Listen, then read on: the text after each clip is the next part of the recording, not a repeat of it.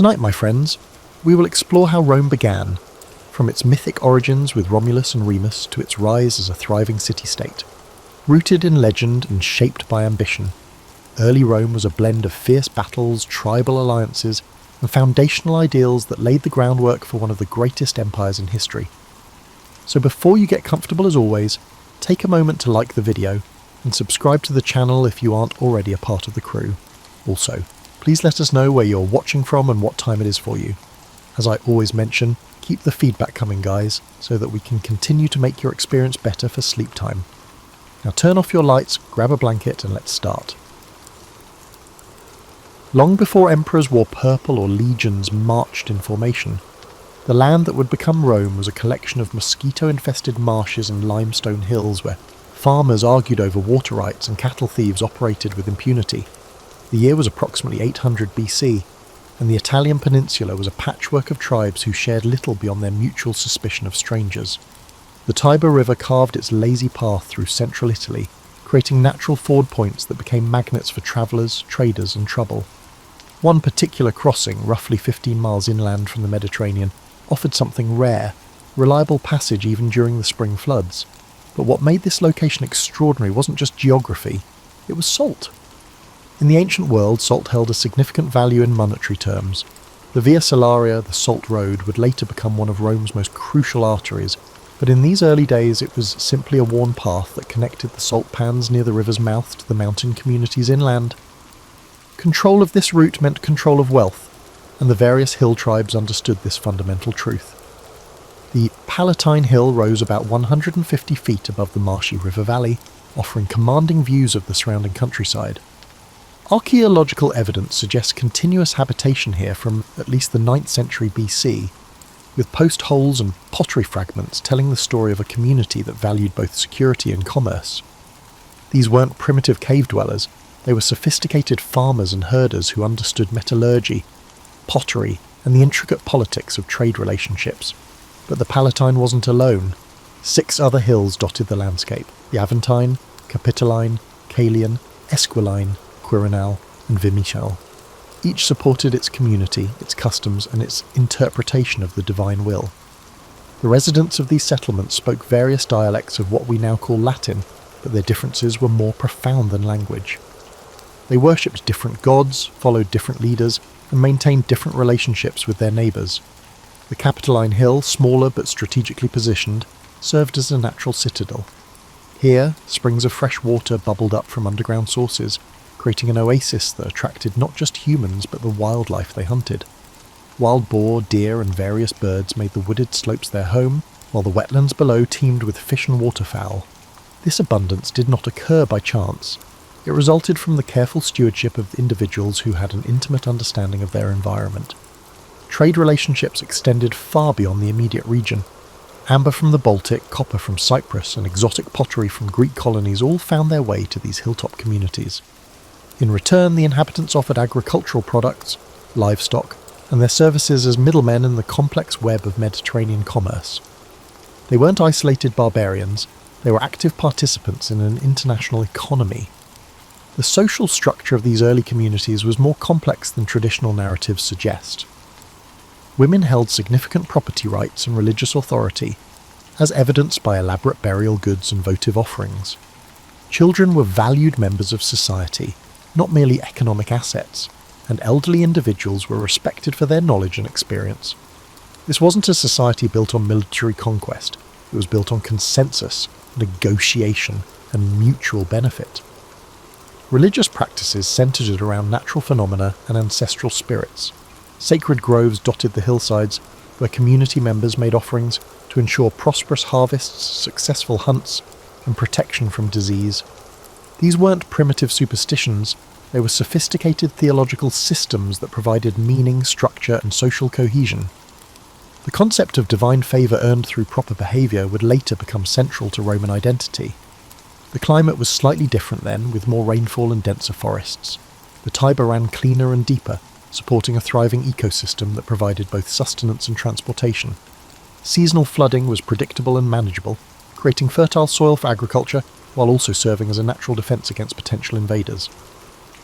By 750 BC, these 7 hills supported a combined population of perhaps 3,000 people, enough to create a vibrant community, but small enough that most residents knew each other by name and reputation. Leadership was fluid based on achievement, wisdom, and the ability to build consensus rather than hereditary privilege or military prowess.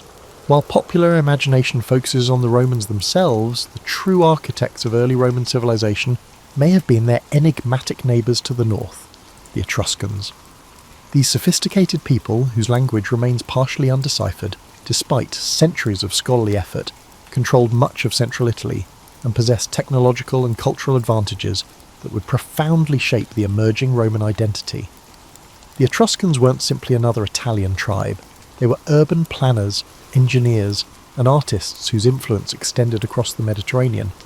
Their cities featured sophisticated drainage systems, multi-storey buildings, and public spaces that demonstrated in us an advanced understanding of civic organisation. Most importantly for the Roman story, the Etruscans understood that the concept of confederation refers to independent city-states united by common interests while still maintaining their local autonomy. Etruscan merchants regularly travelled the salt roads, bringing with them not just goods but ideas. They introduced improved metallurgy techniques, advanced pottery methods, and architectural innovations that transformed the primitive hill settlements into something approaching true towns. The distinctive red tile roofs that would become synonymous with Roman architecture were actually Etruscan innovations, as were the sewage systems that made dense urban living possible.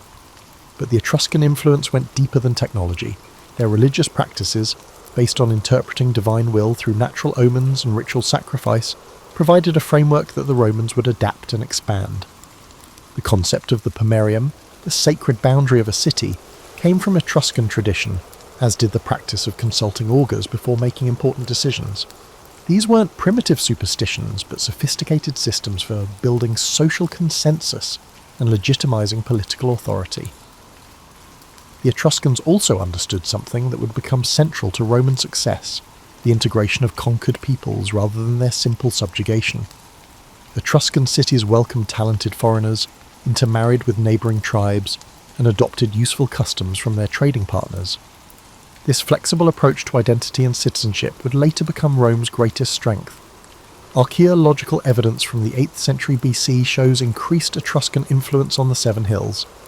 Pottery styles change, burial practices evolve, and architectural techniques become more sophisticated, but the result wasn't simple cultural colonization. It was selective adoption of useful innovations by communities that maintained their essential character and independence. The political structure of Etruscan cities provided a model for Roman development. Rather than autocratic kingship, the Etruscans practiced a form of limited monarchy, where rulers were chosen by councils of elders and held accountable for their decisions. Kings were expected to consult advisors, respect traditional customs, and justify their actions through religious ritual. This balance between authority and accountability would become fundamental to Roman political theory. Etruscan women enjoyed remarkable freedom and influence, participating in public banquets, attending religious ceremonies, and maintaining their names and property after marriage. These behaviours contrasted sharply with Greek practices and may explain why Roman women, despite later restrictions, retained more legal rights and social influence than their counterparts in other ancient civilizations. The Etruscan economy was sophisticated and diversified. They controlled iron mines, operated international trading networks, and developed advanced agricultural techniques that increased both productivity and sustainability. Their influence on Roman farming methods was profound. It introduced crop rotation, improved ploughing techniques, and the systematic use of fertilizers.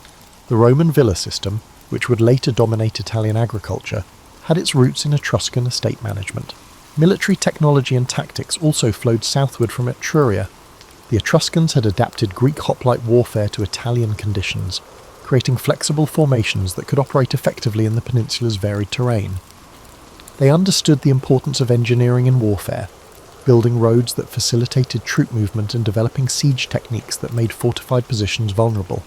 These innovations would later become hallmarks of Roman military superiority. By 700 BC, the Seven Hills had become a regional centre that attracted attention from Etruscan city-states looking to expand their influence. Rather than direct conquest, however, the Etruscans seemed to prefer a more subtle approach: intermarriage with local elite families, the establishment of trading partnerships, and the gradual introduction of Etruscan customs and technologies.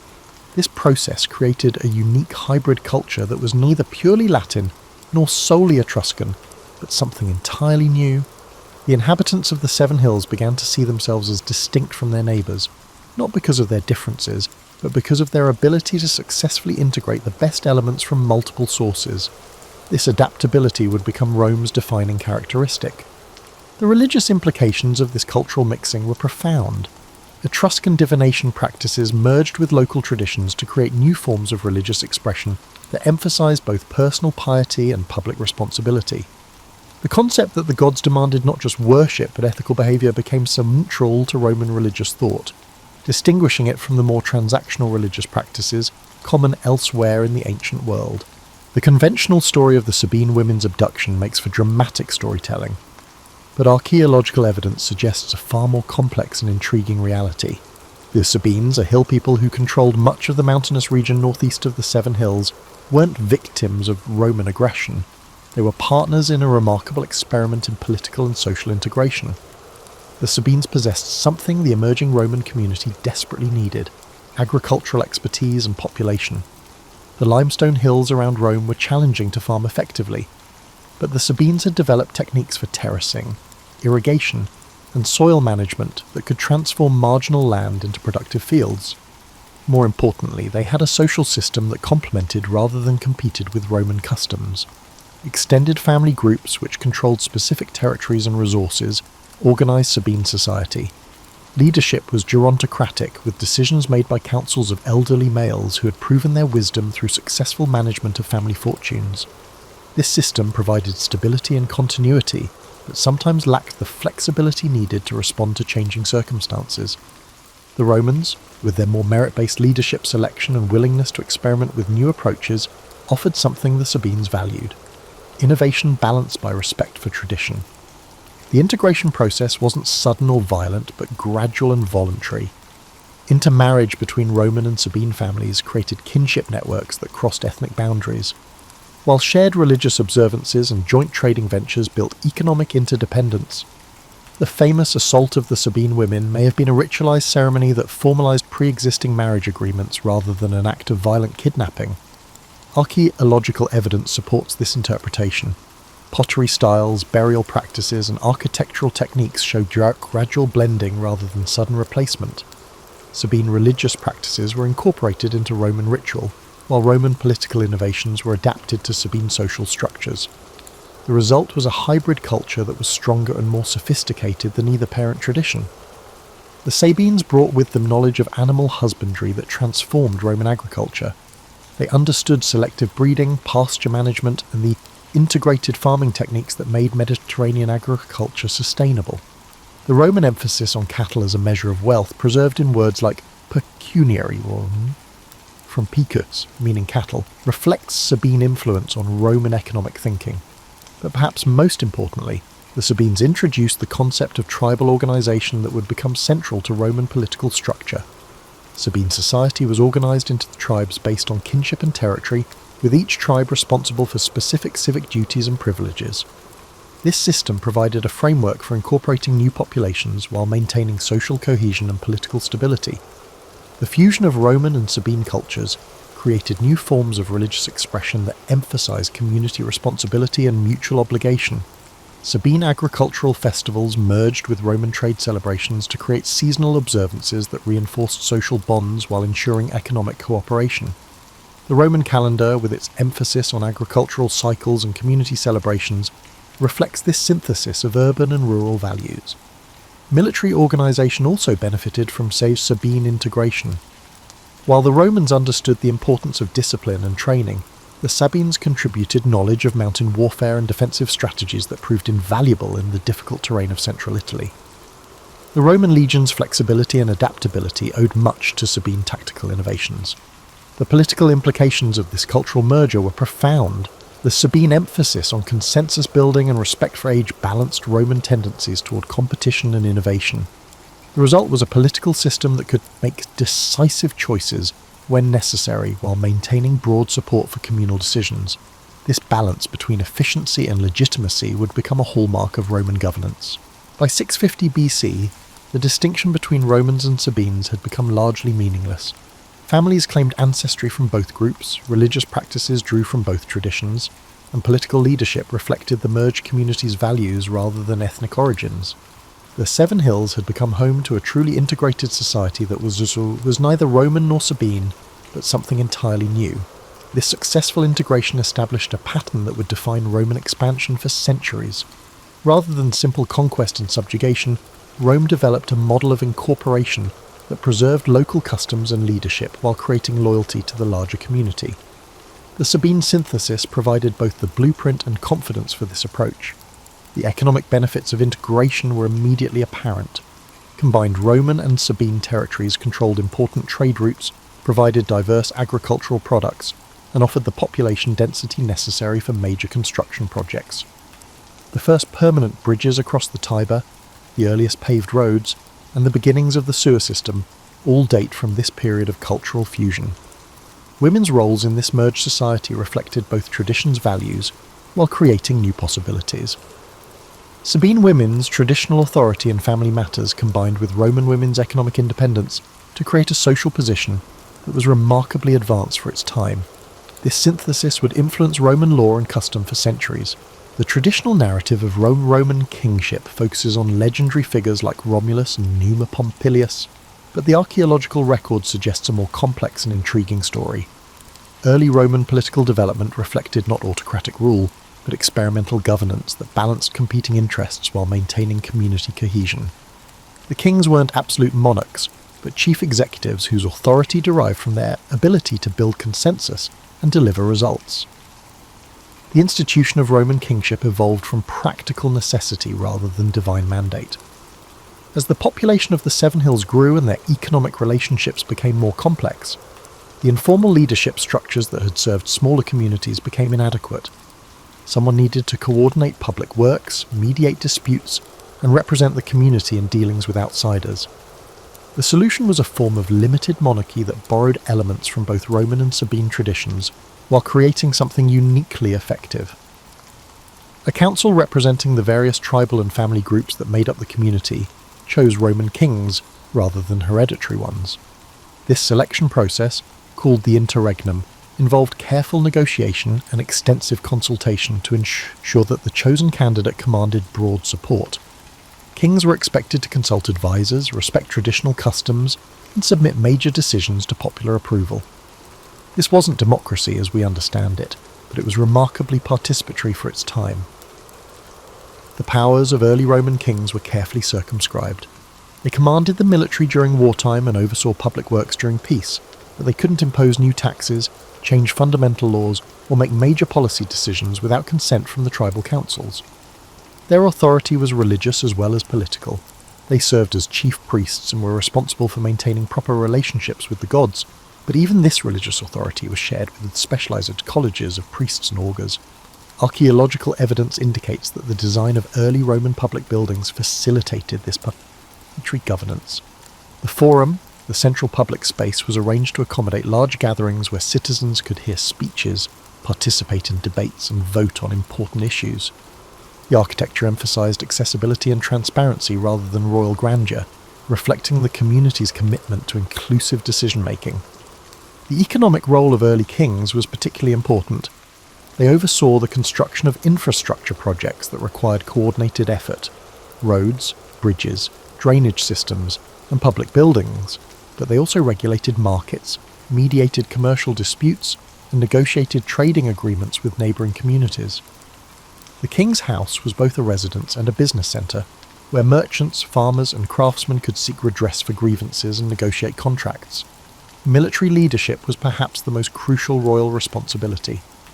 The early Roman army wasn't a professional force but a citizen militia organised by tribal affiliation and led by elected officers.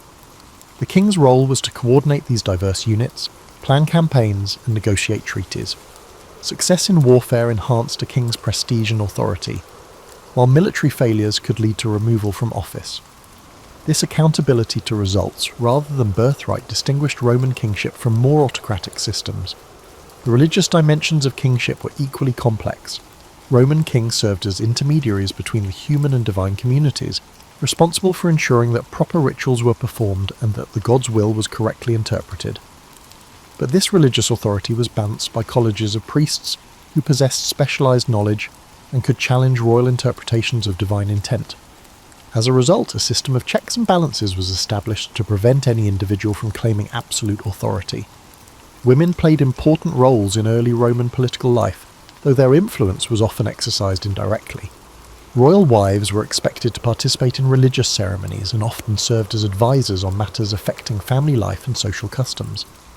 Elite women from powerful families could influence the selection of kings through their kinship networks and their control of economic resources. This female influence would persist throughout Roman history, even as formal political participation became more restricted. The transition between kings was carefully managed to prevent civil conflict. When a king died or was removed from office, power reverted to the tribal councils until a new candidate could be selected. This interregnum period emphasised that royal authority came from the community rather than from divine appointment or hereditary right. The new king received his power through formal installation ceremonies that required popular approval and religious sanction. By 600 BC, this system of limited monarchy had created a stable and prosperous community that controlled a significant portion of central Italy. The population had grown to perhaps 10,000 people, living in increasingly sophisticated settlements that featured permanent buildings, paved streets, and public amenities. Trade relationships extended throughout the Mediterranean, while agricultural productivity supported both population growth and urban development. The success of early Roman political innovation attracted attention from neighbouring communities, some of which adopted similar systems of consensual monarchy. What took place wasn't cultural imperialism but voluntary imitation of effective governance techniques. The Roman model demonstrated that authority could be both effective and accountable, powerful and legitimate, and concentrated and responsive to popular will. The legal system that developed during this period reflected the same balance between authority and participation. Kings could issue edicts and make judicial decisions, but these were expected to conform to traditional customs and could be appealed to tribal councils. The emphasis was on practical problem-solving rather than abstract legal theory, creating a flexible system that could adapt to changing circumstances while maintaining fundamental principles of fairness and reciprocity. The period from 600 to 500 BC marked a dramatic transformation in the character and ambition of the Seven Hills. Under kings who were either Etruscan by birth or heavily influenced by Etruscan culture, the loose confederation of hill communities became a true city with the infrastructure, institutions, and imperial ambitions that would define Rome for centuries to come. The arrival of Etruscan-influenced leadership wasn't a foreign conquest, but the logical result of increasing integration between Roman and Etruscan elites. Intermarriage, business partnerships, and cultural exchange had created a cosmopolitan aristocracy that moved freely between Roman and Etruscan cities. When these individuals assumed leadership in Rome, they brought with them the urban planning expertise, architectural knowledge, and political sophistication that transformed a collection of hilltop villages into a Mediterranean metropolis. The most visible changes were architectural and engineering. The Cloaca Maxima, Rome's enormous sewer system, was begun during this period, a massive undertaking that required sophisticated understanding of hydraulics, engineering, and project management. This development wasn't just a practical improvement, but a statement of ambition. Rome intended to support a population density that would make it competitive with the great cities of the Mediterranean world. The Forum was completely redesigned during this period, transforming from an informal gathering place into a monumental civic centre. The new Forum featured permanent buildings for government functions, covered markets for commerce, and ceremonial spaces for religious observances. The architecture was distinctly Etruscan in style, but adapted to Roman social customs, creating public spaces that facilitated the participatory governance that remained central to Roman identity. Temple construction during this period reveals both the wealth and the religious sophistication of the transformed community. The Temple of Jupiter Optimus Maximus on the Capitoline Hill, begun around 580 BC, was one of the largest religious buildings in the Mediterranean world. Its construction required the importation of materials and craftsmen from across the region, demonstrating Rome's growing commercial reach and economic strength. But the most significant transformation was demographic. The population of Rome grew from perhaps 10,000 to over 50,000 during this century, making it one of the largest cities in Italy. This growth came not just from natural increase but from immigration. as Rome attracted merchants, craftsmen and farmers from across central Italy. The city's reputation for tolerance, opportunity and effective governance made it a magnet for ambitious individuals from throughout the region. The social implications of this rapid growth were profound. Traditional kinship-based organisation became inadequate for managing such a large and diverse population. The solution was the development of more sophisticated administrative systems that combined territorial and functional organisation. Citizens were registered by both tribal affiliation and residential district, creating multiple forms of identity and belonging that helped maintain social cohesion despite increasing diversity. Military organisation evolved dramatically during this period. The citizen militia of earlier times was supplemented by more professional units that could campaign for extended periods. The famous Roman manipular system, with its emphasis on flexibility and unit cohesion, was developed during this period as a response to the complex military challenges facing an expanding city-state. Rome was no longer just defending its immediate territory, but pursuing active expansion throughout central Italy. Economic structures became increasingly sophisticated. Rome developed the first true banking system in Italy, with institutions that could finance large-scale construction projects, international trade ventures, and military campaigns. The city's strategic location at the intersection of major trade routes made it a natural commercial centre, while its growing population provided both a market and a labour force for increasingly complex economic activities. The legal system was formalised during this period, with the first written laws replacing the informal customs that had previously governed community life. These laws reflected the cosmopolitan character of the transformed city, incorporating elements from Roman, Sabine, and Etruscan legal traditions, while creating new approaches to problems that arose from urban density and cultural diversity. The 12 Tables, which were likely compiled a bit later, reflected the legal thinking that evolved during this transformative century. Religious life became more organised and institutionalised.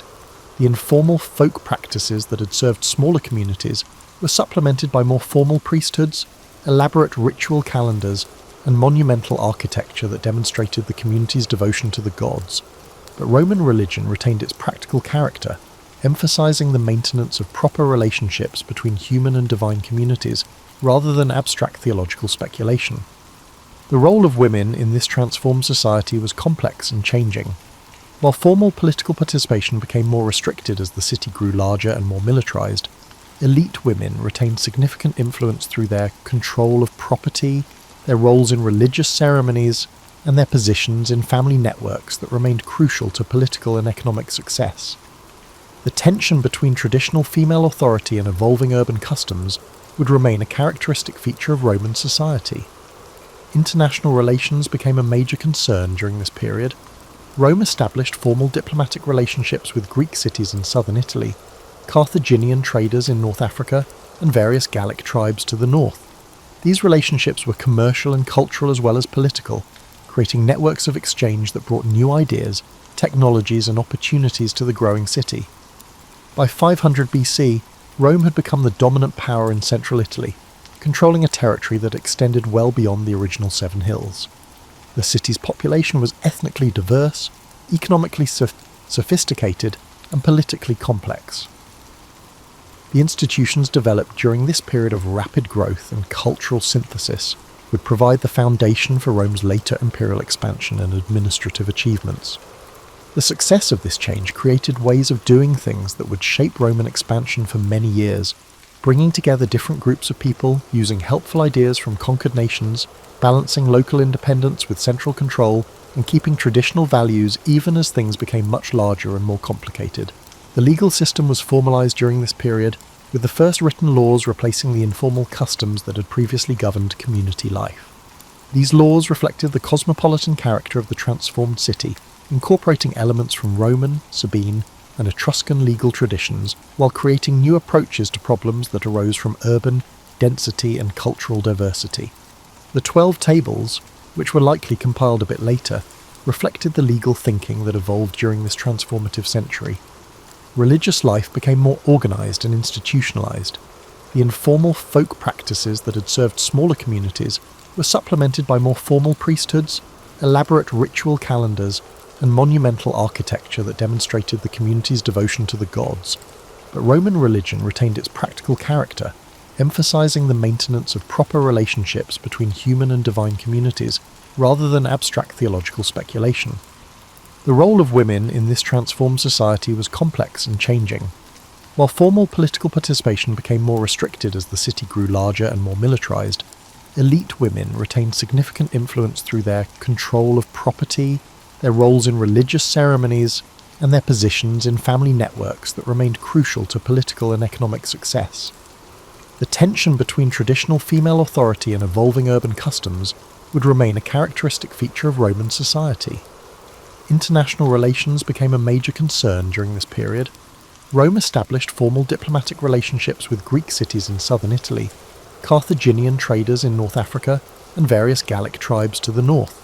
These relationships were commercial and cultural as well as political, creating networks of exchange that brought new ideas, technologies, and opportunities to the growing city.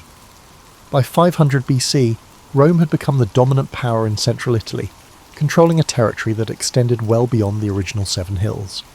The city's population was ethnically diverse, economically sophisticated, and politically complex. The institutions developed during this period of rapid growth and cultural synthesis would provide the foundation for Rome's later imperial expansion and administrative achievements.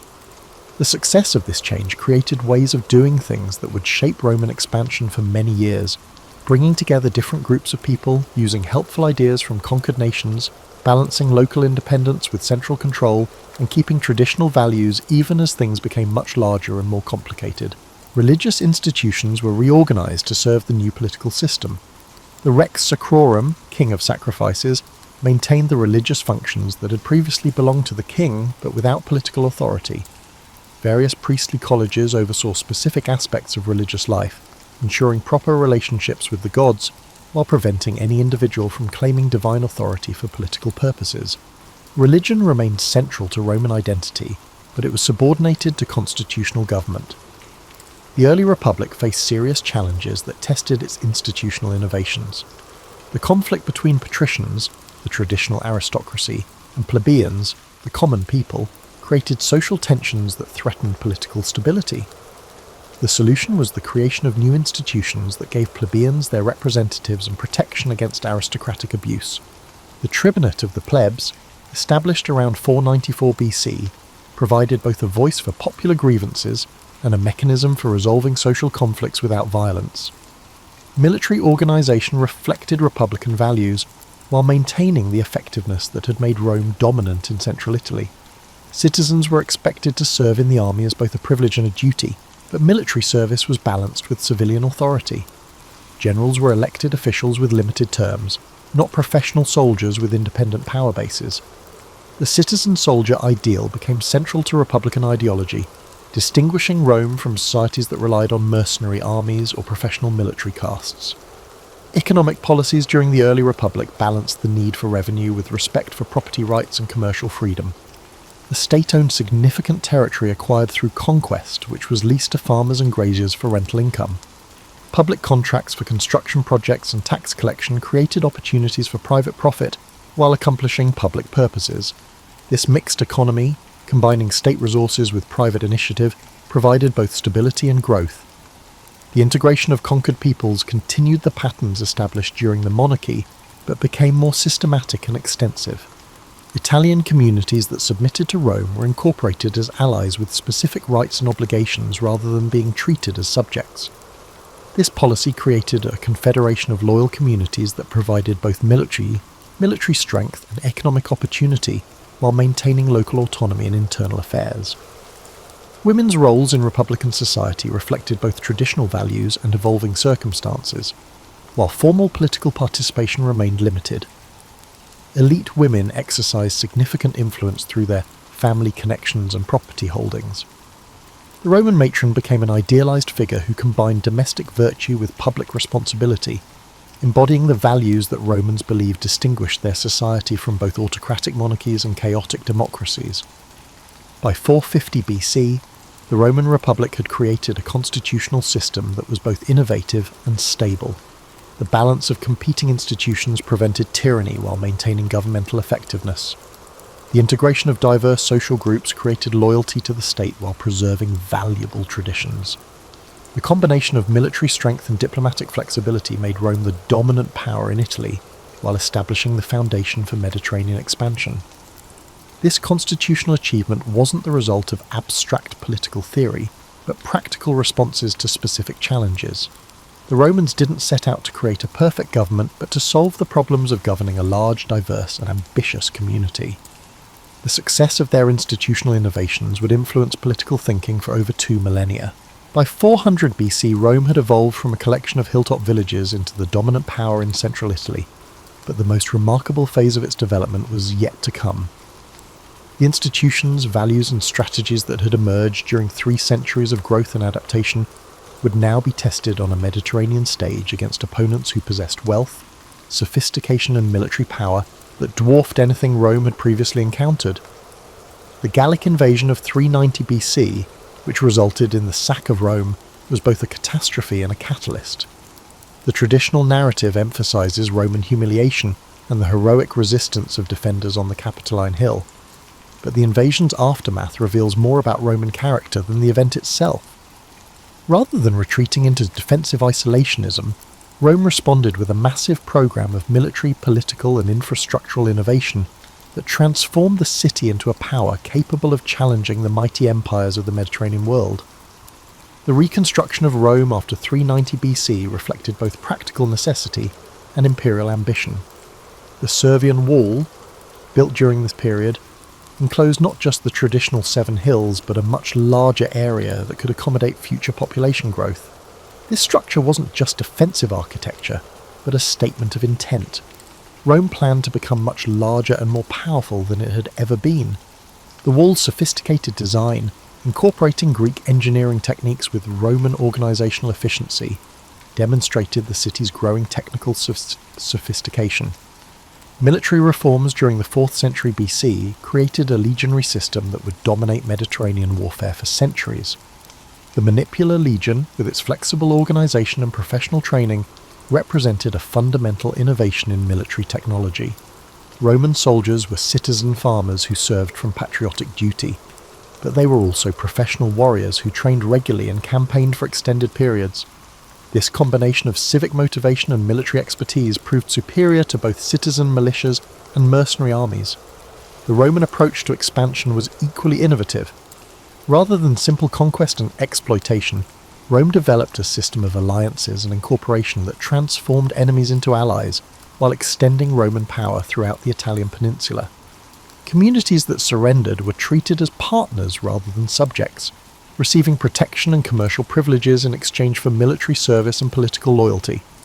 This policy created a confederation of over 150 allied communities that provided Rome with resources and manpower that no single city-state could match.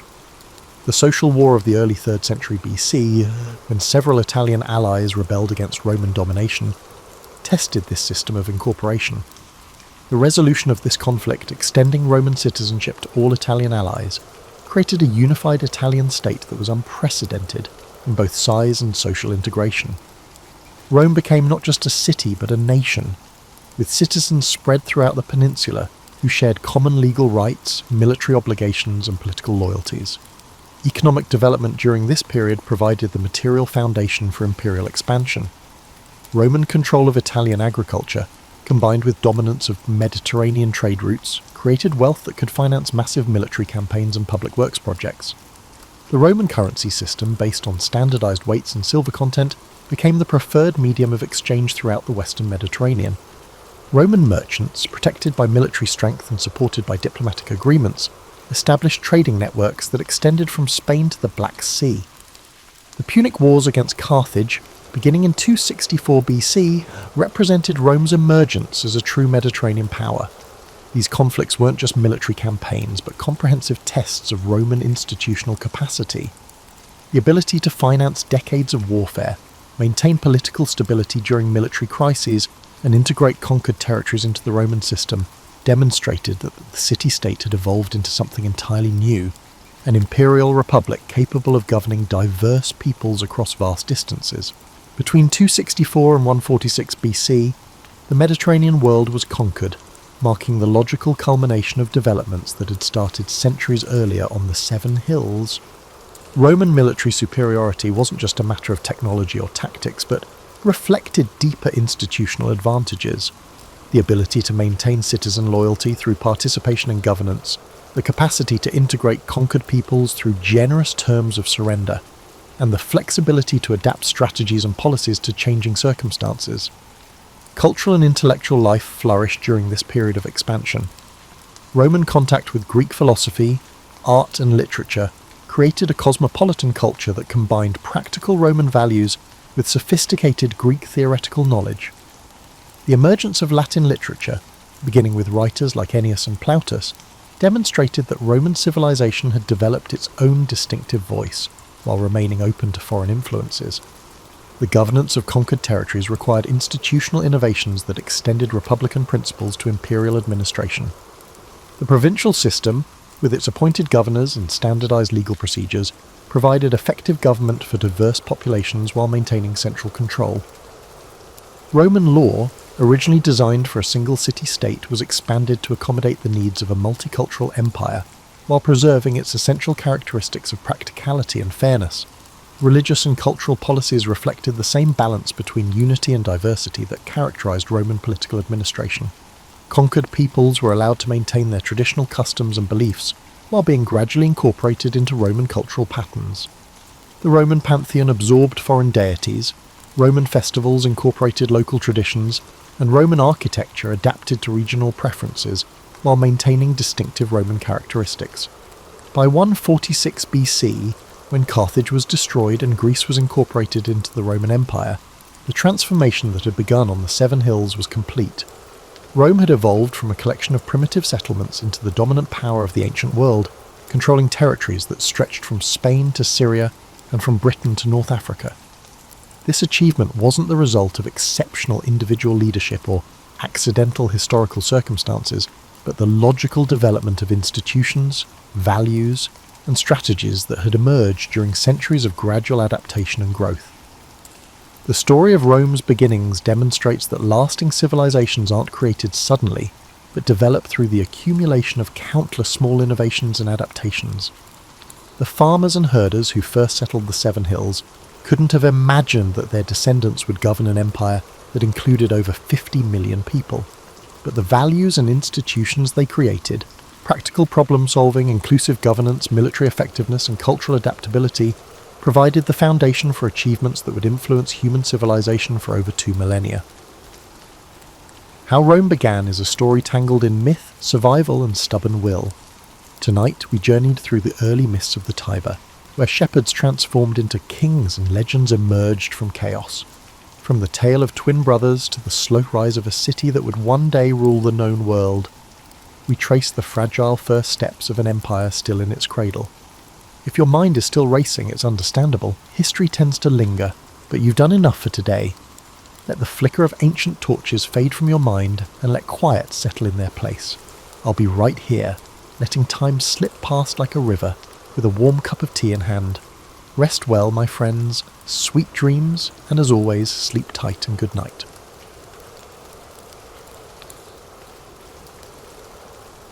In the late 17th and early 18th centuries, France was a land of contrasts. By candlelight in a grand chateau's garden, a curious noblewoman listens as a witty philosopher describes the stars above. He explains that those stars are suns like our own, each perhaps circled by the worlds of their own. A radical idea in an age when questioning the heavens could be dangerous. The scene could be lifted from Bernard de Fontenelle's Conversations on the Plurality of Worlds, 1686, a clever book where a lady and a scientist stroll nightly under the sky discussing Copernicus's sun-centered universe. Fontenelle's charming prose made the latest scientific discoveries accessible to the layperson, planting seeds of curiosity, even as Louis XIV's strict rule cast long shadows. His ideas, along with those of fellow thinker Pierre Bayle, formed a foundation for what would soon be called the Enlightenment. At the turn of the 18th century, official France was still firmly absolutist and devoutly Catholic. Louis XIV, the Sun King, had revoked the Edict of Nantes in 1685, driving Protestants like Bailey into exile. Yet even as the king insisted on religious unity, dissenting ideas quietly took root. In his Safe Haven Abroad, Bayle wrote a sceptical historical and critical dictionary, 1697, that poked holes in dogma and advocated tolerance. These volumes, printed in Amsterdam and London, were smuggled over the borders in barrels of cloth and hidden compartments, finding eager readers in Paris and Lyon. A tradition was beginning. Forbidden ideas could not be easily extinguished. Bayle's call for a society of pluralistic views, a daring notion that people of different beliefs might live together in peace, resonated with a small but growing circle of French minds. Quietly, the monopoly of church and crown on truth was being challenged by pamphlets and letters passed hand to hand. After Louis XIV's death in 1715, the atmosphere in France relaxed somewhat, allowing these early sparks to flare up. In Paris, coffee houses and literary clubs buzzed with talk. One towering figure of this early Enlightenment was Baron de Montesquieu, a provincial nobleman with a dry wit and keen insight. In 1721, Montesquieu published The Persian Letters, a playful novel of letters in which two fictional Persian travellers lampoon French customs. Nothing was sacred in its pages. Parisian high society, the pretensions of the king's court, the absurdities of the Catholic clergy, all were held up to gentle ridicule through these eyes of outsiders. Readers were amused and intrigued. Beneath the satire lay serious critiques of absolutism and religious hypocrisy. The book, though published anonymously, created a stir. It was passed from salon to salon, read aloud in amused whispers. France's own institutions were being examined as if under a foreign lens, and many found them wanting. Montesquieu's success emboldened others. Soon he would take his analysis further. Retiring to his estate, he quietly toiled on a magnum opus about laws and governments around the world. By the 1730s, the term philosophy was coming into use. Not quite the same as philosopher, it meant a man, or occasionally a woman, of ideas who applied reason to all areas of life. These Enlightenment thinkers saw themselves as bringing light into the dark corners of ignorance and oppression. They drew inspiration from English writers like John Locke and scientists like Isaac Newton, whose works were now circulating in French translation. In fact, a fashionable young writer named Voltaire had travelled to England and returned in 1729 bubbling with enthusiasm for Newton's physics and the English spirit of free debate. He set about spreading both. With his vivacious lover Émilie du Châtelet, herself a brilliant mathematician, Voltaire explained Newton's findings in French and praised England as relatively liberal society in his letters on the English. Though the French authorities condemned his book and briefly imprisoned its author for it, the ideas could not be unread. The taste of intellectual freedom abroad only sharpened French appetites for more. Thus, in the decades before the Revolution, the early stirrings of Enlightenment thought took hold. A handful of bold voices, Fontenelle with his popular science, Bayle with his sceptical erudition, Montesquieu with his satire, and Voltaire with his sharp pen, prepared the ground. Their writing circulated in manuscript and in contraband print, fertilizing minds from Paris to the provinces. Over supper tables and university halls, people began asking new questions. Could reason, not tradition, guide human affairs? Must religious uniformity trump individual conscience? Could a king's authority have limits set by natural law? These questions, sown in the early 1700s, would sprout dramatically as the century progressed. For now, they were still whispered.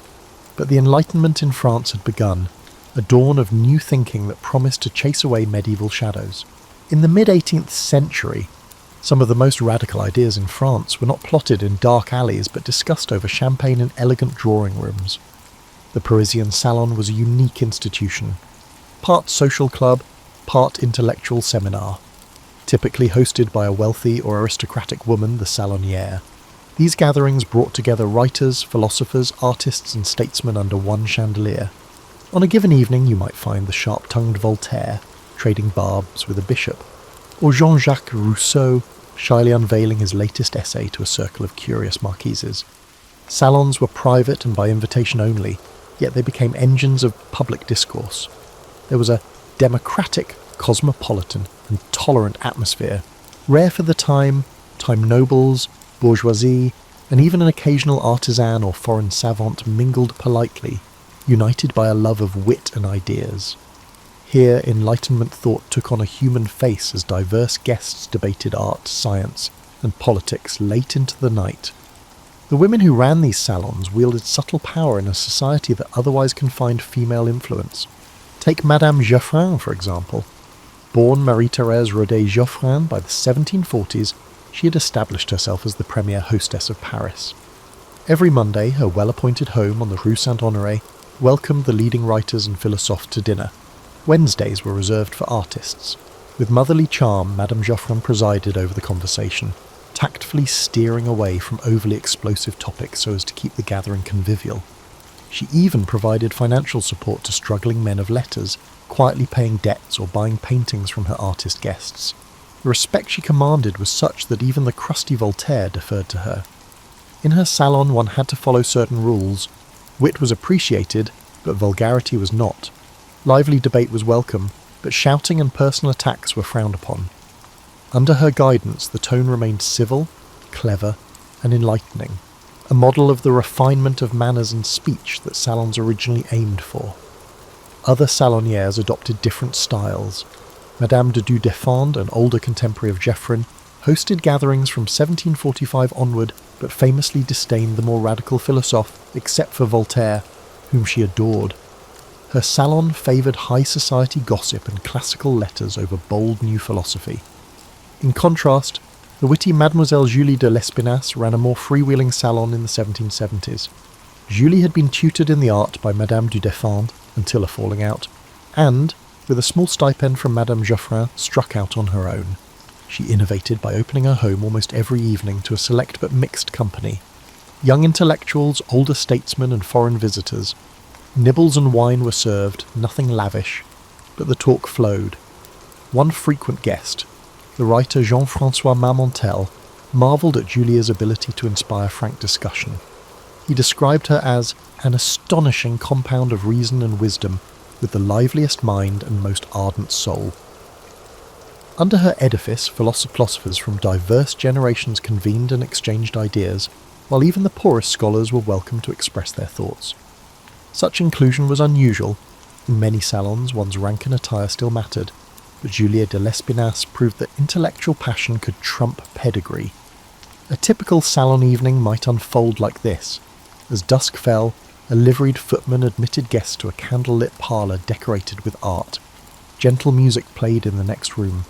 Elegant women in silks and men in embroidered coats formed small clusters, exchanging news and bons mots. The hostess circulated, deftly introducing a young poet to a renowned scientist or drawing a shy scholar into a lively debate about the latest play.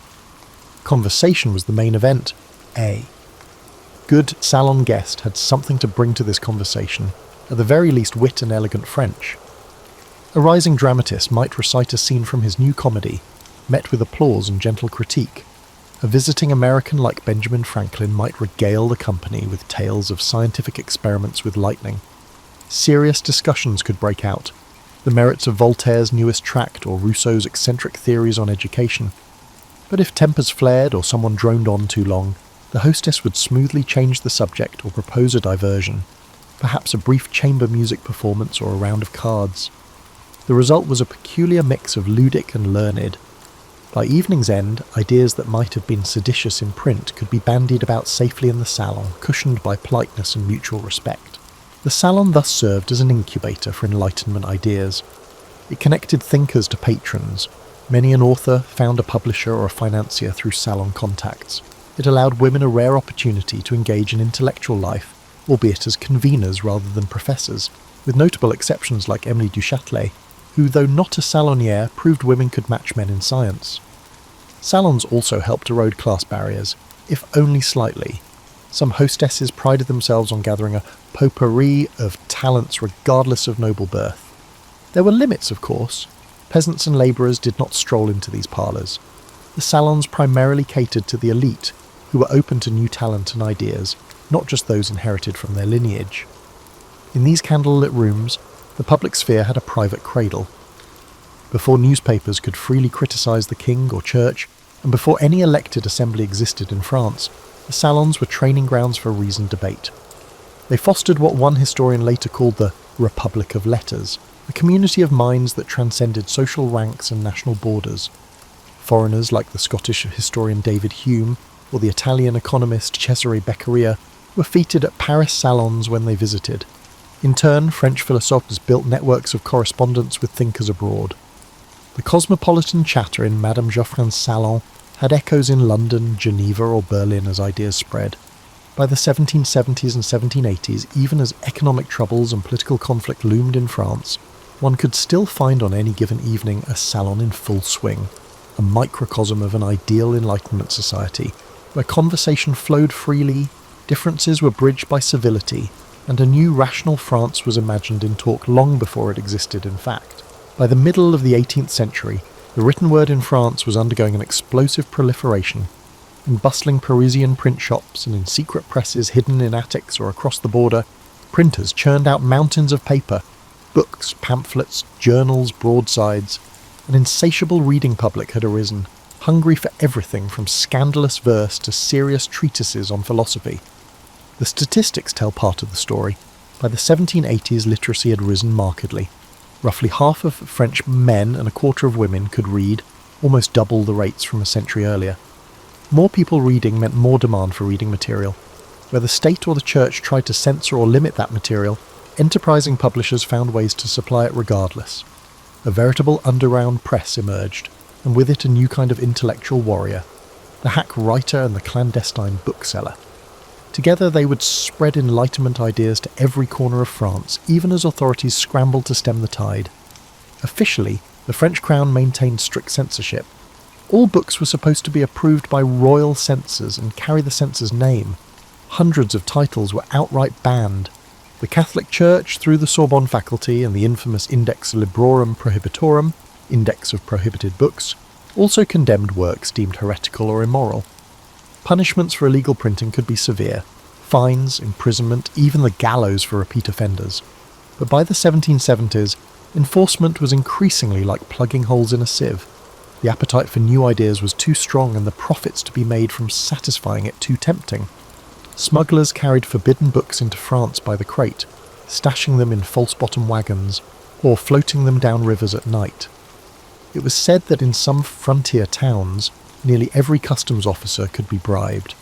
Meanwhile, within France, pirate printers secretly duplicated popular works without permission. One way or another, what was officially banned often ended up widely read. A few examples illustrate the cat-and-mouse game of publishing. In 1759, the monumental project of the Encyclopédie, the great encyclopedia of sciences, arts, and trades edited by Denis Diderot, was banned by King Louis XV after the first 7 volumes, under pressure from church authorities who found its articles too impious. But Diderot did not abandon it. Thanks to sympathetic insiders, not least the enlightened censor Malgerbe, Diderot continued the work in secret, finishing 10 more volumes of articles and plates under a false imprint in Switzerland. Officially, the encyclopedies were suppressed. In reality, subscribers received the remaining volumes clandestinely by 1765. As one contemporary quipped, the authorities had winked at the enterprise. They pretended to shut it down to appease the church, but turned a blind eye to its continued existence because it employed hundreds of workers and had powerful supporters. This delicate dance, ban in name, tolerate in practice, typified the later old regime's lax censorship. By 1780, Diderot's encyclopédie stood complete at 35 volumes, an astonishing trove of Enlightenment knowledge made available to the public, despite all edicts to the contrary. In addition to the Encyclopédie, Geneva, Amsterdam, London, and the Rhineland produced illicit literature. Scholars believe that around 600 prohibited books circulated in France before the Revolution. These included philosophical books, scurrilous political pamphlets, and censored novels. According to historian Robert Darnton, several were forbidden bestsellers, books too filthy or seditious for the censors, but eagerly read by everyone who could. Rousseau's Emile on education and the social contract were prohibited in 1762, but pirated volumes spread and made him famous. Obscene leaflets criticising the royal family's morals and crazy stories about the king's ministers were other underground bestsellers. Grub Street writers, hack authors living hand-to-mouth in Paris who wrote whatever sold, specialised in libelles, libellous pamphlets. To get money, such writers might mock the king's mistress one week, compose a natural rights tract the next, and spy for the police the next. Voltaire and Diderot mocked this literary underworld. Voltaire called hack writers things. Ironically, radical ideas sometimes spread through these less recognised venues. The hackers, hungry and alienated from the previous regime, hated authority and fueled the revolution. print circulation is immense. A recent police inventory of a seized bookstore or the Bastille's confiscated shipment documents shows thousands of illegal books. Popular illegal titles have been republished many times. In the 70s, the Swiss underground publisher Société Typographique de Neuchâtel transported tens of thousands of volumes into France, from Voltaire's philosophical fables to prohibited novels. By 1796, 20 sanctioned and 50 pirated volumes of the forbidden anti-colonial work History of the Two Indies 1770 surfaced. Abbé Raynal's History of the Two Indies, which boldly denounced slavery and tyranny, was banned by the French government and exiled, while the clergy despised him as one of the most seditious writers, which only piqued readers' interest.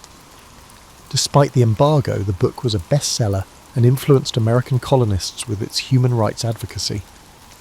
The paradox of French Enlightenment publishing was that repression often increased a work's fame and audience. Reading revolutions spread outside the capital. Provincial cities developed lending libraries and reading societies, where members pooled funds to buy books and newspapers under the watchful eye of a suspicious bishop or magistrate. Literature was available to many residents and artisans by the 1780s. Budget-friendly Bibliothèque Bleue books simplified Enlightenment ideals, fairy tales, and practical information. Peddlers sold chapbooks in local marketplaces, spreading new ideas. In a tavern, a peasant may hear a hot story about the king's mistress, or a Voltaire joke. Of course, not everyone liked this print deluge. Conservative voices argued that excessive reading, especially forbidden materials, was corrupting ordinary people. One booklet at a time, some worried that authority was losing respect. They were partly right. Before 1789, printed words affected French public opinion. Pamphlet avalanche swayed public opinion after high-profile scandals or trials, like the Diamond Necklace Affair, 1785, involving Queen Marie Antoinette. Enlightenment authors inform and influence public opinion. They thought education and critical thinking could improve society. It worked, but it also fueled high expectations and simmering discontent. A Parisian kiosk sold a cheap Rousseau leaflet on the eve of the revolution stating, "Man is born free and everywhere he is in chains." A bawdy song mocking the fat archbishop or a broadsheet celebrating America's successful uprising against its ruler were available. Rights, liberty and equality, formerly discussed in salons, have permeated common consciousness. The future was printed on legal and unlawful presses. Despite their efforts, the old order's guardians could not unprint it. The clatter of the printer's type and the rustle of secretly turned pages shook a changing France. In a modest Paris apartment in the 1750s, two brilliant men sit exchanging letters, not amicably, but as rivals locked in intellectual combat. On one side is Voltaire, the most famous wit of the age, now in his 60s, polished, urbane, a skeptic who relishes skewering folly. On the other, Jean-Jacques Rousseau, 2 decades younger, intensely earnest, a loner who distrusts the very society Voltaire so enjoys. They rarely meet in person, but across miles they trade barbs in print. Upon reading Rousseau's latest work, Voltaire cannot resist sending a withering reply. "I have received, sir, your new book against the human species, and I thank you for it," Voltaire writes with biting sarcasm. "No one has ever employed so much intelligence to make us all stupid. Reading your book inspires a strong desire to take action." His words drip with mock praise. Rousseau's idealization of primitive man, Voltaire implies, is absurd. Civilization may be flawed, but it's far better than the savage life Rousseau extols. This famous quip that Rousseau's philosophy is enough to make a man want to become a beast epitomizes the clash between two towering Enlightenment thinkers whose visions of human nature and society were worlds apart. The Enlightenment was not a singular entity, rather, it represented a multitude of diverse perspectives, frequently engaged in intense debate. Voltaire and Rousseau's rivalry is legendary. Voltaire championed reason, science, and a certain cosmopolitan elitism. He believed enlightened monarchs, ideally advised by philosophers like himself, could gradually improve society. Religion, to Voltaire, was useful as a social glue, but needed purging of superstition. Écraser l'infâme, crush the infamous thing, a fanaticism he would famously declare of the church's abuses.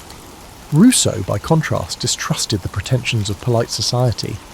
He thought civilization had corrupted man's originally good nature.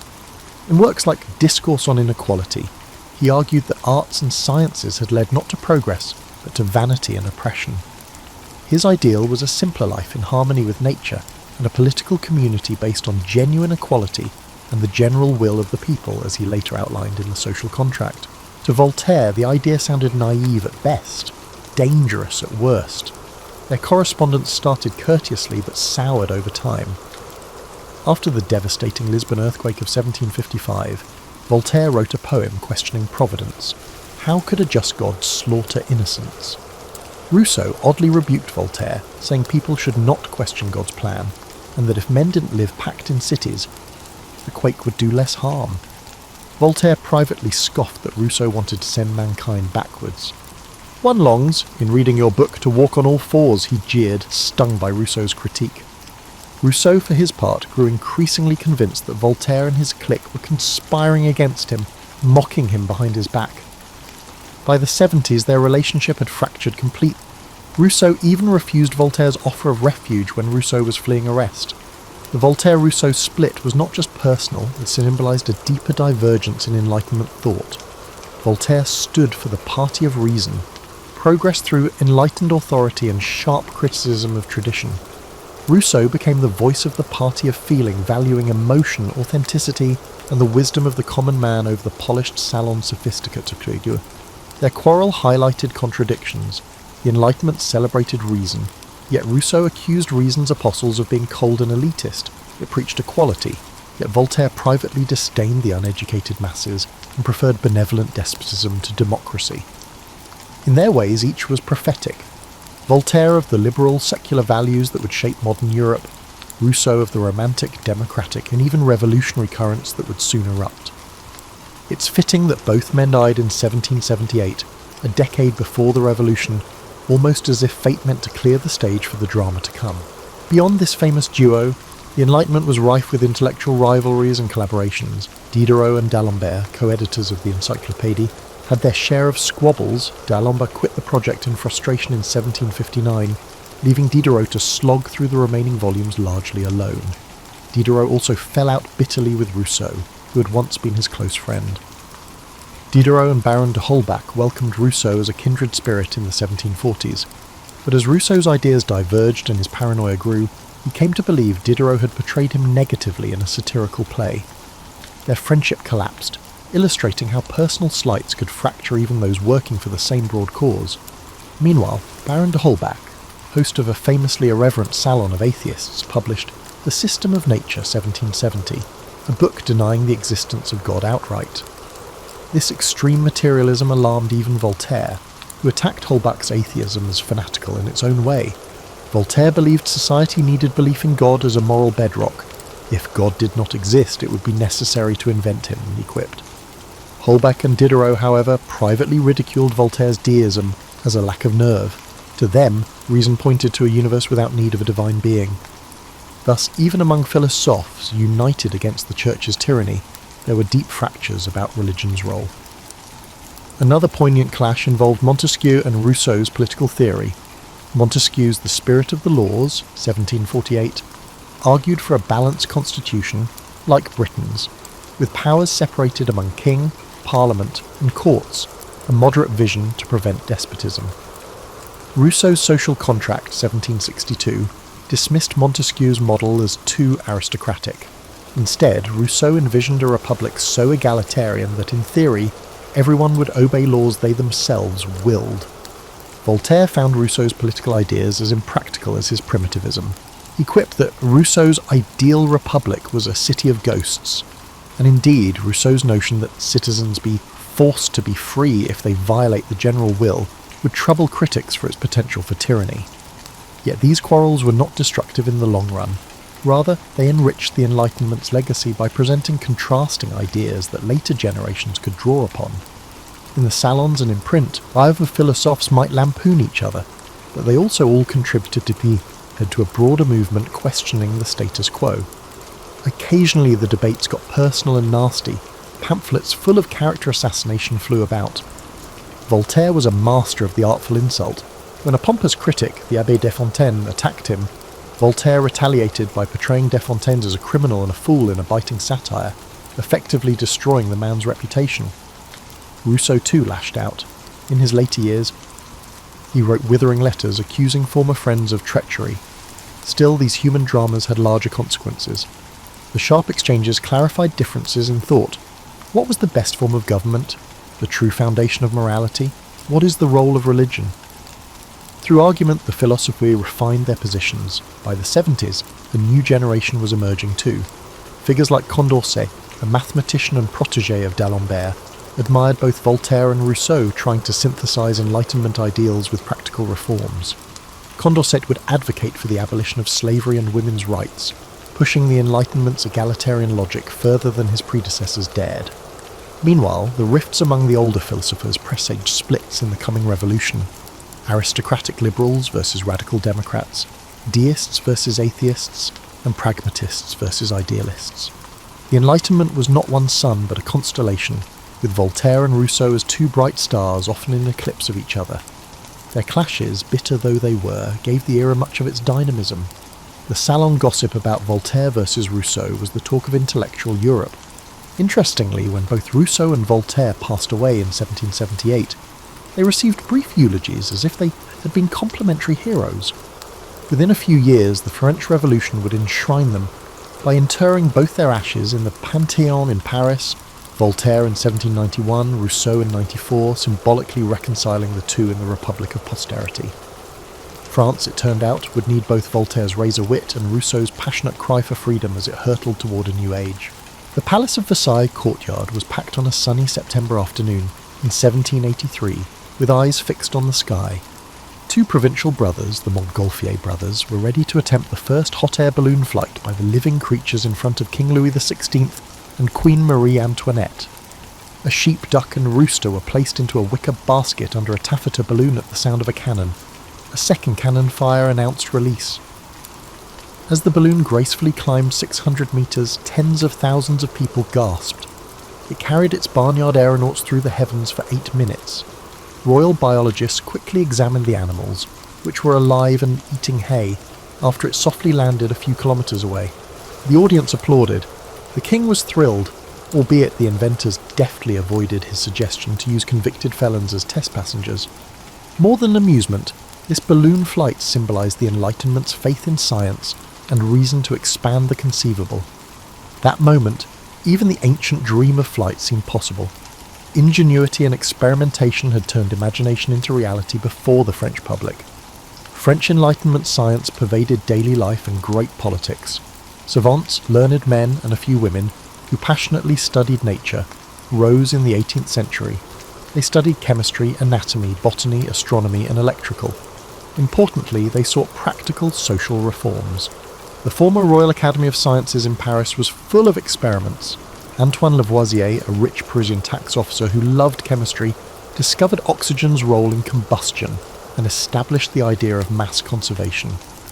Lavoisier and his wife Marie, who illustrated and took notes, measured gases and metals with astonishing precision in their home laboratory.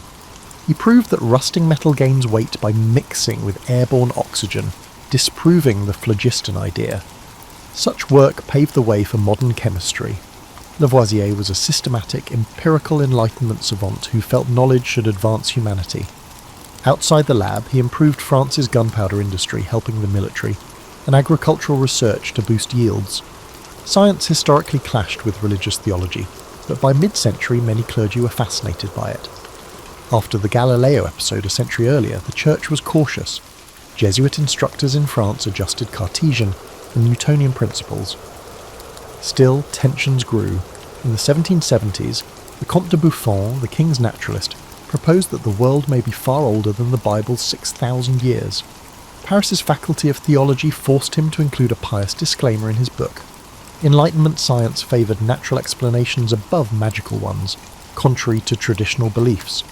Many devout Christians saw scientific findings as proof of God's laws. Medicine and public health were where science and belief intersected most. The introduction of smallpox inoculation, a predecessor to vaccination, was noteworthy. Millions, including royalty, pindurized or scarred by smallpox. After Louis XV died brutally of smallpox in 1774, the new King Louis XVI decided to undergo inoculation, a risky, purposeful infection to bestow immunity. Marie Antoinette supported it. Parisian milliners produced the pouf à l'inoculation, a hairdo with symbols of medicine and victory, a serpent-entwined rod, a rising sun for the king, and an olive branch for peace, to commemorate the royal inoculation's success. Fashion and science were linked. The pouf made inoculation look cool and calm public worries. After the monarchy's high-profile sponsorship, what many considered a dubious, possibly impious activity, deliberately infecting someone, gained legitimacy. It was the moment when empirical knowledge, inoculation success in England and the Ottoman Empire, triumphed superstition. People's veins were filled with Enlightenment notions. Enlightenment science influenced common devices and advances. The elite enjoyed mechanical and scientific exhibitions. Salons had electrical machines with spinning glass globes that generated static electricity, sparking and raising arm hair. These machines were novelty but important research tools. When American scientist Benjamin Franklin showed lightning was electrical by harnessing it with a kite, Europe was enthralled. France copied the experiment. Franklin was a star in Paris as a revolutionary diplomat and scientist, and his lightning rod creation was praised as a reasoned defense against nature. By the 1780s, even churches were putting lightning rods, possibly recognizing that saving a steeple from blowing up was worth it. Some churchmen first opposed them, believing that it was blasphemous to meddle with the artillery of heaven. So science quietly challenged the idea that disasters were divine will by treating them as mechanical issues. No subject was too obscure for the philosophers to probe. Enlightenment thinkers compared doctors' discussions about the heart to a state's circulation of commerce. Philosophy considered classifying human civilizations like naturalists did species. The encyclopedia includes many scientific articles and images, from anatomical diagrams to windmill improvement designs, aiming to gather and disseminate essential knowledge. To catalogue and communicate practical information was an Enlightenment ideal. Knowledge should not be hidden or guild-bound, but shared for the common good. Diderot published on metallurgy, music theory and other subjects because he believed nature and art might liberate minds and enhance life. During this era, the state often linked scientific development to its goals, fostering a culture of enlightened absolutism. Louis XVI and his ministers wanted to use science to improve armaments, maps and agriculture. In the 1760s, the French government supported the enormous meridian voyages to estimate the Earth's form, reflecting Enlightenment curiosity and state pride.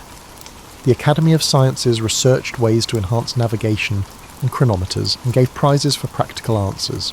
Nutritionists like Parmentier staged meals featuring potato dishes to convince aristocracy it could prevent starvation.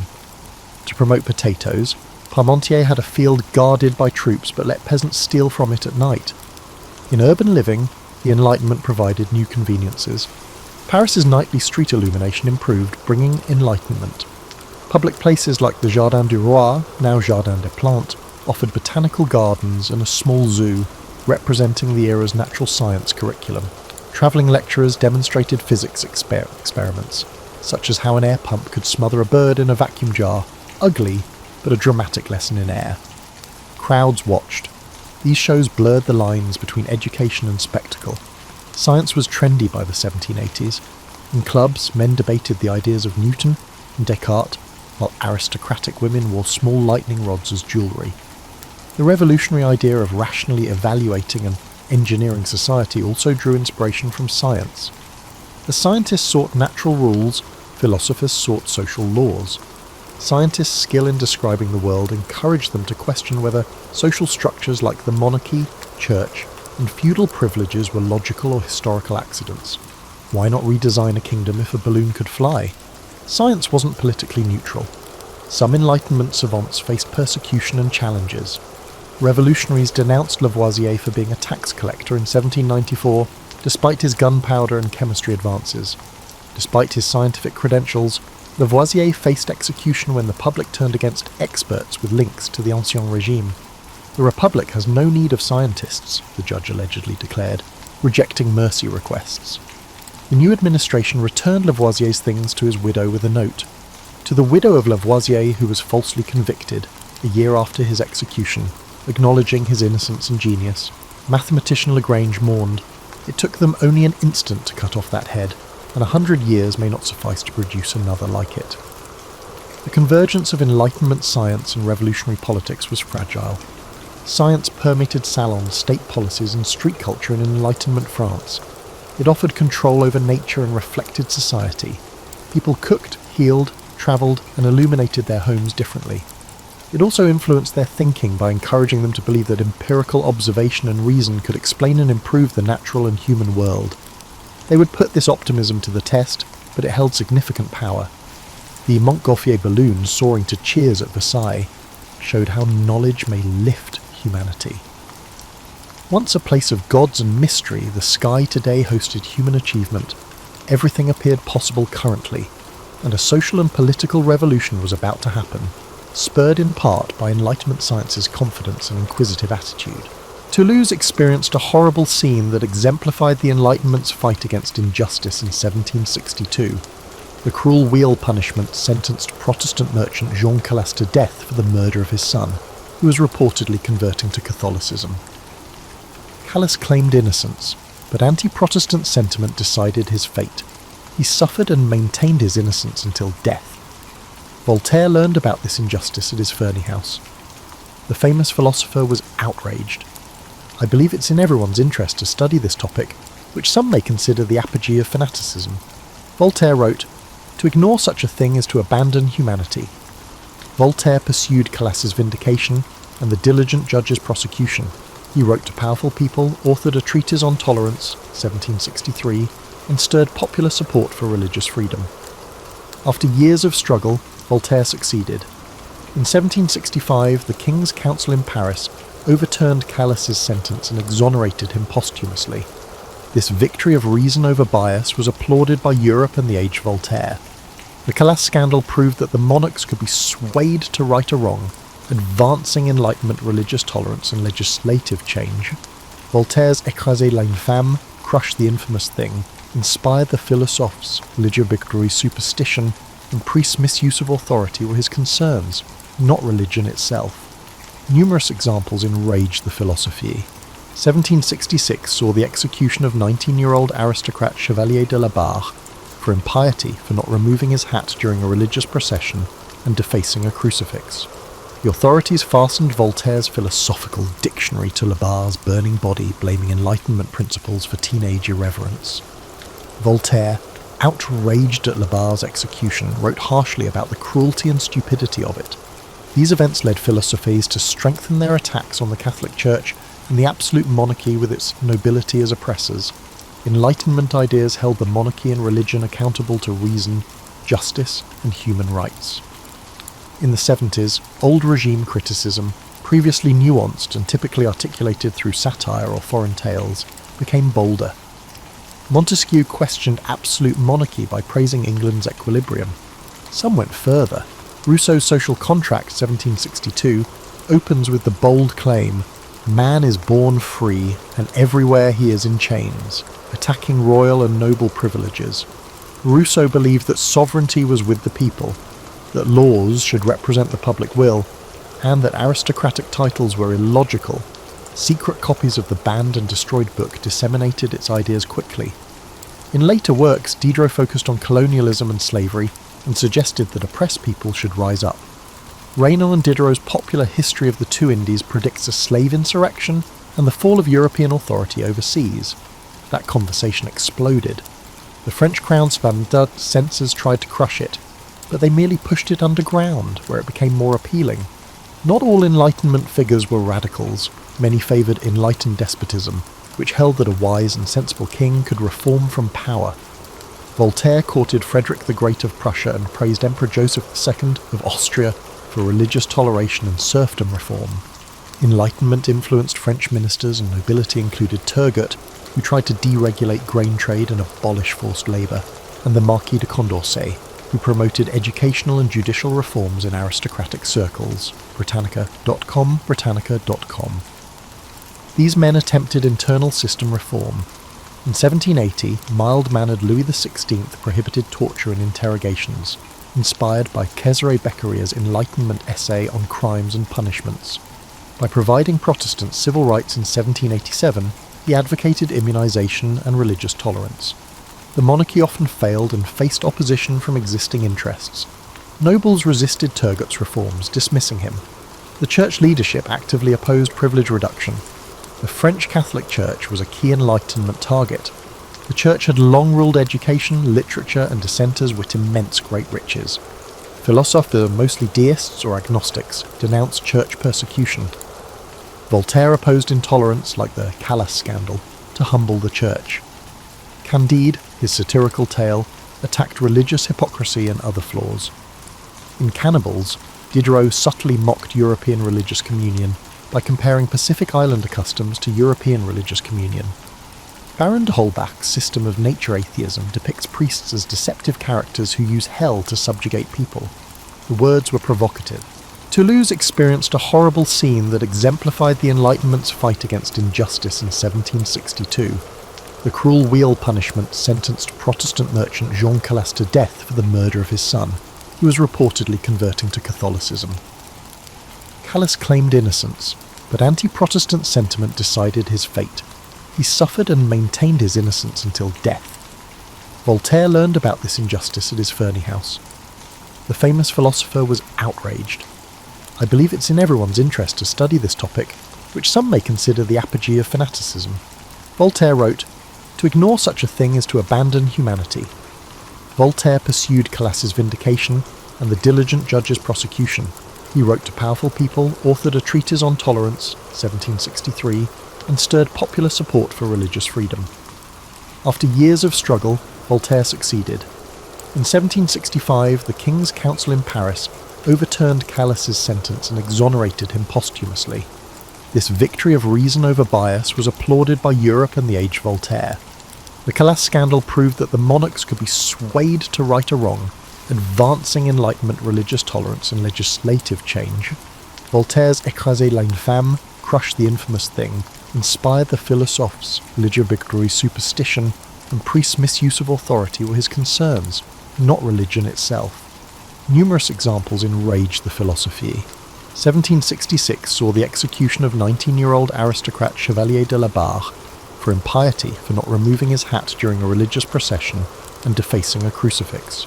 The authorities fastened Voltaire's philosophical dictionary to La Barre's burning body, blaming Enlightenment principles for teenage irreverence. Voltaire, outraged at La Barre's execution, wrote harshly about the cruelty and stupidity of it. These events led philosophes to strengthen their attacks on the Catholic Church and the absolute monarchy with its nobility as oppressors. Enlightenment ideas held the monarchy and religion accountable to reason, justice, and human rights. In the 70s, old regime criticism, previously nuanced and typically articulated through satire or foreign tales, became bolder. Montesquieu questioned absolute monarchy by praising England's equilibrium. Some went further.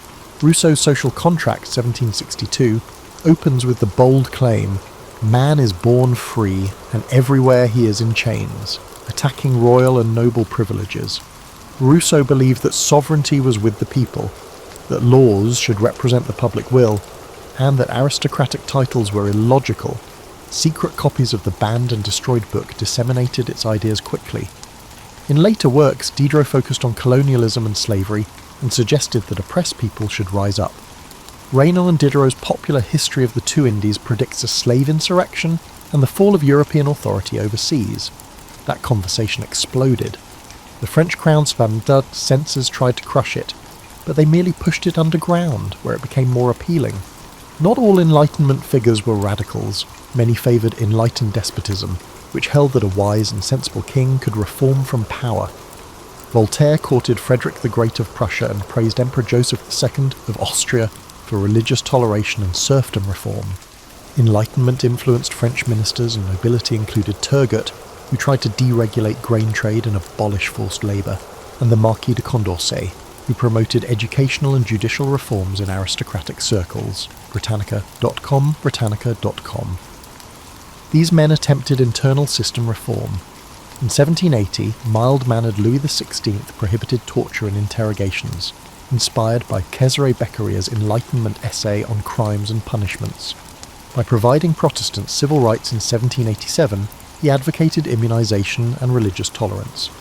The monarchy often failed and faced opposition from existing interests. Nobles resisted Turgot's reforms, dismissing him. The church leadership actively opposed privilege reduction. The French Catholic Church was a key Enlightenment target. The church had long ruled education, literature, and dissenters with immense great riches.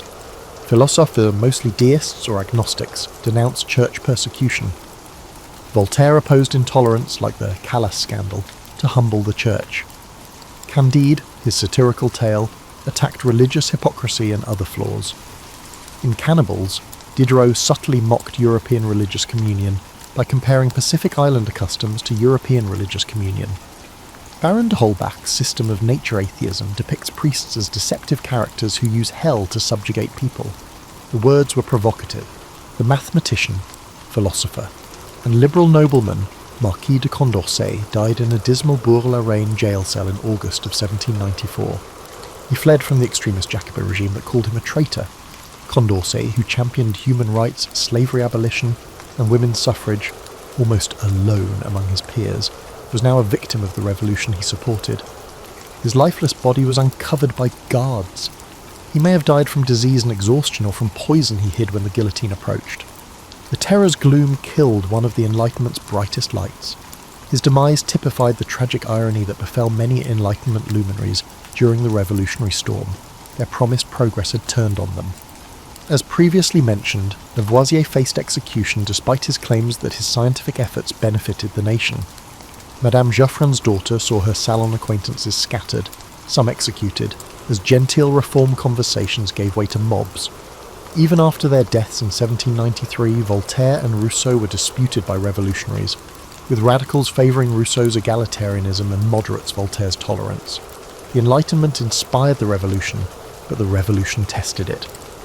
The French Revolution both upheld and undermined Enlightenment values. On one hand, it formalised many philosophers' essential ideas.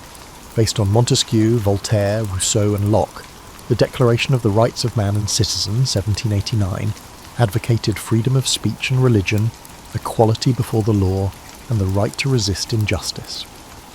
The philosopher's dream of a meritocratic society was realised on August 1789, when feudal privileges and tithes were abolished in one night. The Constitution of 1791 established a constitutional monarchy with a Montesquieu-like division of powers. The Revolution fulfilled Voltaire's calls for toleration by seizing church property in 1790 and awarding full citizenship to Protestants and Jews in 1791.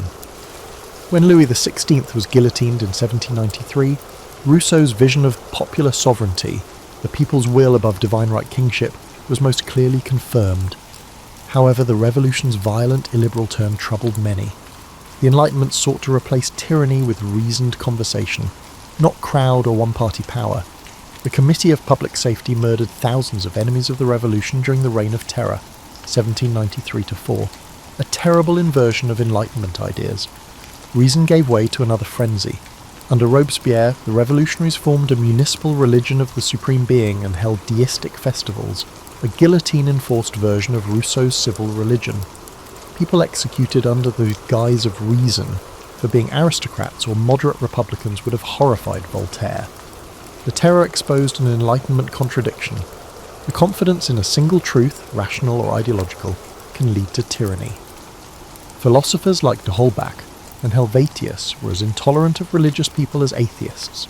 The revolution showed how abstract enlightenment may become dogmatism. No one shall spread darkness, on pain of death. Many Enlightenment thinkers did not want democracy. Voltaire favoured an enlightened monarch over an uninformed mob.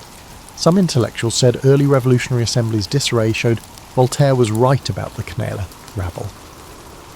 Before his 1784 death, Diderot had become pessimistic, arguing that despotism might only cease when the last monarch was strangled with the last priest's entrails, a dismal hyperbole the revolutionaries half-jokingly repeated. Diderot probably wouldn't have celebrated the 1793 mass guillotining. Philosophers had not solved how to justly implement principles. This gap existed between theory and practice. Enlightenment supporters faced social contradictions. Few addressed women's condition directly, although they promised equality. Though a proponent of democracy, Rousseau believed women should be educated exclusively to please men and stay at home, contrary to Olympe de Gouges and Condorcet, who authored an essay in 1790 advocating for women's political rights. After writing a Declaration of the Rights of Woman, The revolutionary authority guillotined de Gouges.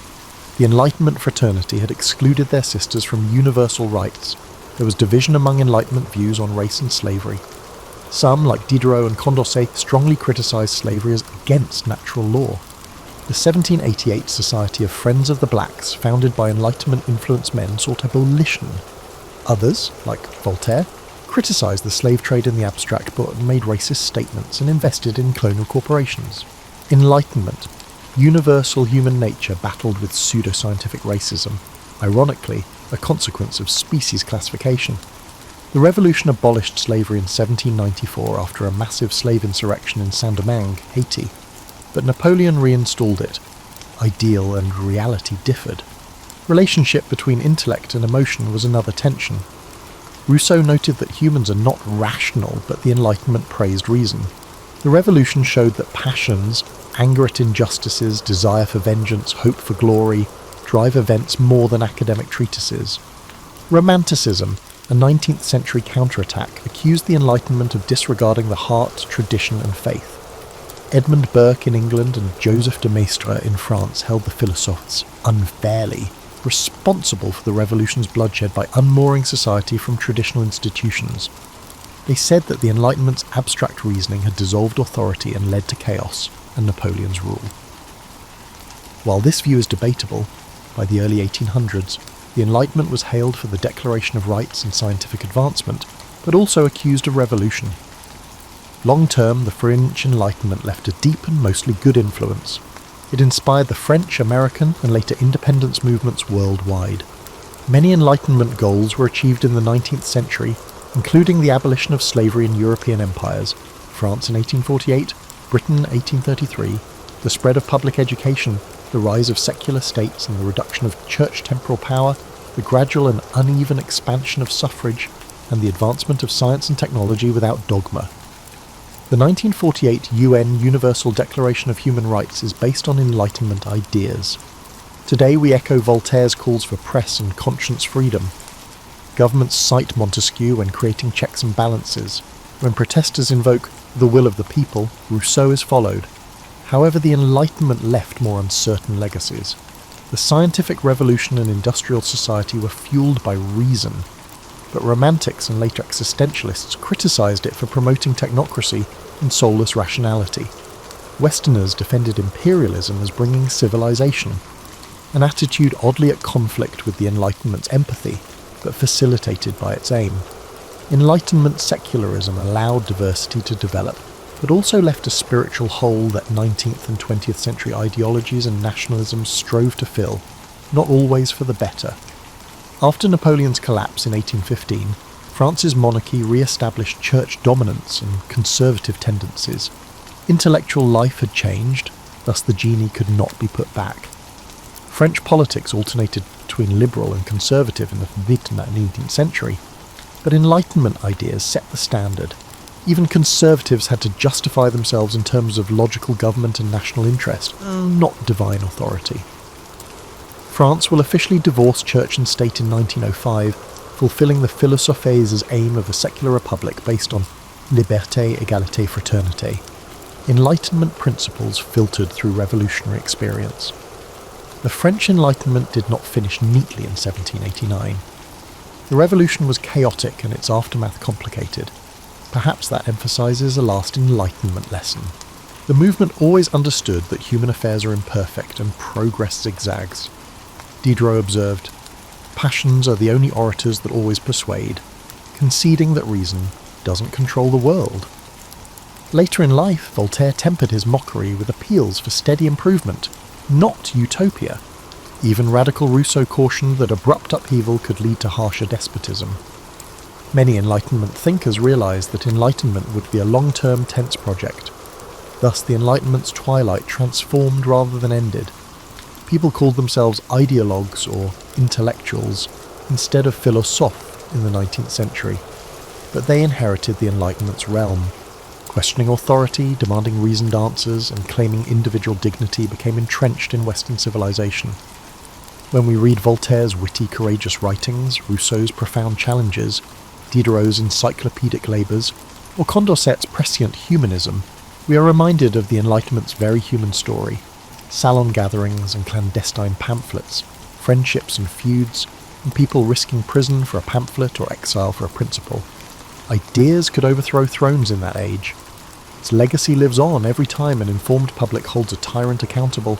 A youngster is taught science without superstition, various individuals sit down to talk and debate rather than fight, and we choose light over darkness. The French Enlightenment was truly a turning point in human history. In the mid-13th century, Venice was not simply another Mediterranean port. It was the nexus of an economic empire built on salt, ships, and shrewd diplomacy. When Marco Polo entered the world in 1254, he was born into a city undergoing profound transformation. The Venice of Marco's childhood existed in a perpetual state of reinvention, balancing between Byzantine heritage and an increasingly independent identity. The Polo family themselves exemplified this complex position. Niccolo and Maffeo Polo weren't merely merchants, but sophisticated entrepreneurs operating within intricate networks of commerce and politics. The traditional narrative often portrays young Marco as simply a merchant's son awaiting his destiny. The reality proved considerably more nuanced. While his father and uncle embarked on their initial journey to the Mongol Empire in 1260, Marco remained with his mother, Donna Polo. Her influence on the boy's development typically receives minimal attention in historical accounts, yet contemporary Venetian records suggest she belonged to a family with connections to the naval administration. These early exposures likely shaped Marco's later attentiveness to maritime matters, in his accounts of Asian waterways and naval technologies. Marco's education reflected Venice's peculiar position between East and West. Unlike Florence or Bologna with their classical curriculum, Venetian education emphasized practical knowledge, mathematics for commerce, languages for the negotiation, and geography for navigation. Young patricians studied Arabic numerals rather than Roman calculations, a pragmatic choice that outraged traditionalists, but prepared Venice's next generation for global trade.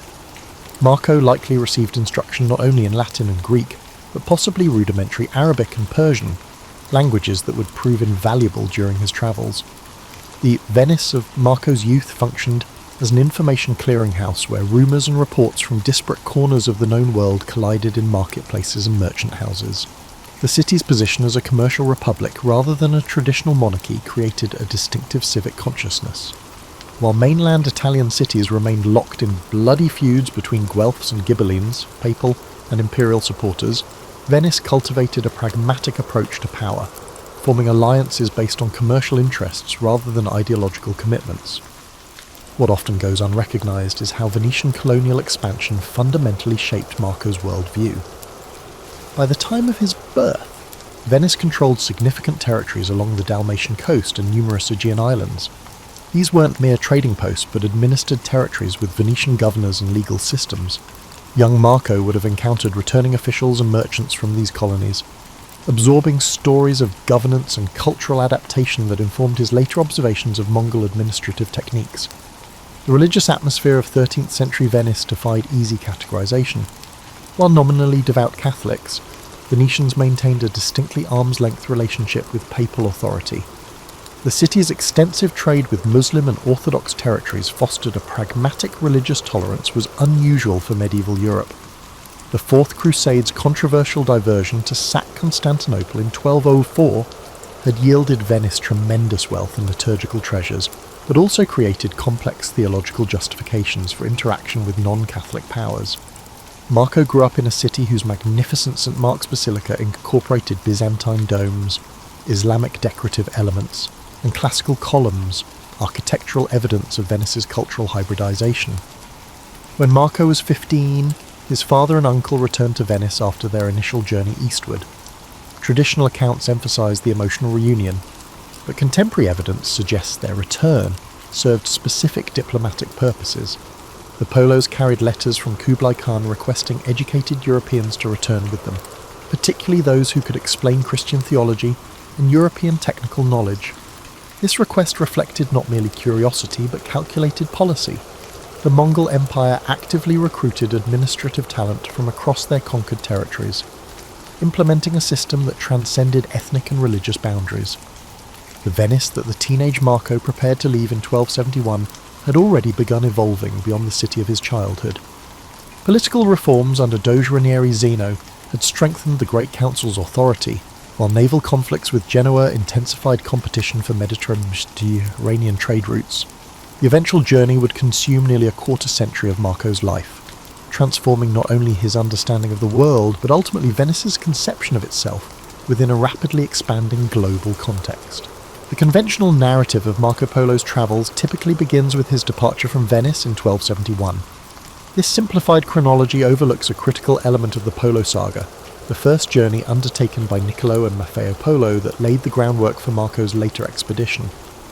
This initial voyage, occurring between 1260 and 1269, remains curiously under-examined despite its profound influence on subsequent events. When Niccolo and Maffeo first ventured eastward, they weren't pioneering an unknown route, but rather extending established Venetian commercial networks. However, what distinguished their journey was the remarkable timing. They departed during a unique geopolitical window, after the initial Mongol conquests had stabilised into the administrative structure known as the Pax Mongolica, but before European knowledge of Asian political realities had crystallised. The brothers originally intended a conventional trading expedition to Constantinople and the Crimean port of Soldaia, modern Sudakin, where Italian merchants maintained trading posts. What forced the Polos to deviate from their intended route was not adventurous spirit, but pragmatic necessity. Civil war between Mongol factions had temporarily closed their planned return path. Rather than retreat, they pressed eastward to Bukhara in modern Uzbekistan, where they remained for 3 years. This extended stay, often treated as a mere precursor to later events, actually provided the linguistic and cultural immersion that would prove invaluable for the subsequent journey with young Marco. In Bukhara, the brothers encountered an ambassador from Hulagu Khan, grandson of Genghis Khan, travelling to the court of his brother, the great Khan Kublai. The ambassador's invitation to join his embassy represents a frequently misunderstood aspect of Mongol diplomatic practice. The Mongols actively collected knowledgeable individuals from across their territories, viewing diverse expertise as valuable intelligence assets. The Mongols did not select the Polos for their individual importance, but rather as representatives of Latin Christendom, who could provide valuable information about European politics and technology. Their journey to Kublai's court at Shangdu, immortalised as Xanadu in European literature, traversed the Eastern Silk Road through regions no Venetian had previously documented. Contemporary accounts suggest they travelled as members of an official Mongol embassy, which granted them access to the imperial post system with its relay stations and official protection. This status explains how merchants of modest standing managed to traverse thousands of miles of territory safely. They moved within administrative infrastructure designed to facilitate official communication across the empire. Upon reaching Kublai's court, the brothers encountered not an exotic, oriental despot of later European imagination, but a sophisticated ruler preoccupied with governance challenges. The Mongol Empire of 1266 was experiencing substantial administrative evolution, incorporating Chinese bureaucratic practices while maintaining nomadic military traditions. Kublai's questions for the Polos focused primarily on practical matters: European military capabilities, political structures, and technical innovations. The Khan's famous request for 100 learned men from Europe reflected not mere curiosity, but strategic intelligence gathering about potential Western allies or adversaries. What's often overlooked is that the Polos' return journey to Venice carried specific diplomatic communication. They transported formal letters from Kublai to Pope Clement IV requesting Christian teachers. This diplomatic component transformed what might have been merely an extraordinary commercial venture into an unofficial embassy between powers. Upon reaching Accra in 1269, they learned of Pope Clement's death 2 years earlier, which complicated their diplomatic mission. Rather than proceeding immediately to Rome, they returned to Venice, where Niccolo discovered his wife had died during his absence, leaving his son Marco in the care of extended family. These 3 years in Venice between journeys, 1269 and 1271, represented a crucial period of preparation for Marco. Traditional accounts depict him merely waiting to depart, but evidence suggests this interlude involved intensive education tailored to the planned eastern journey. He likely received specialised instruction in languages, astronomical navigation, and manuscript preparation, skills that would prove invaluable for documenting the subsequent travels. The Polos also arranged commercial partnerships and credit instruments to finance their second journey, developing complex arrangements that allowed them to transport valuable goods while minimizing physical carrying of currency. When the three Polos finally departed in 1271, they carried not only papal letters from the newly elected Gregory X, but also diplomatic credentials and commercial contracts representing multiple interests. The foundation laid by Niccolo and Maffeo's first journey, establishing relationships, understanding routes, and gaining imperial favour, provided the essential framework that made Marco's subsequent journey and chronicle possible. This overlooked first expedition represents not merely a prologue, but the essential foundation for the epic that followed. The departure of the three Polos from Venice in 1271 marked the beginning of a journey frequently reduced to a simplistic east-west trajectory in popular accounts.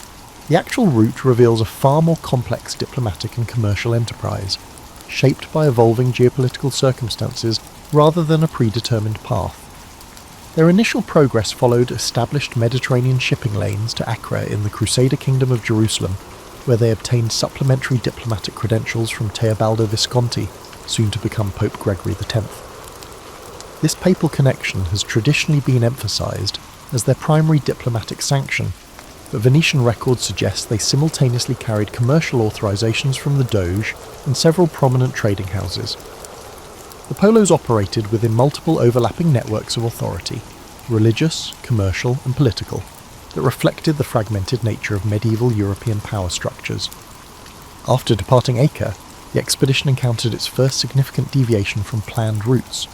Traditional accounts mention briefly that war conditions forced them to turn northward, but the story dramatically understates the historical context. The Mamluk Sultan Baybars was actively campaigning against remaining Crusader territories and Mongol forces in Syria, making direct eastward travel impossible.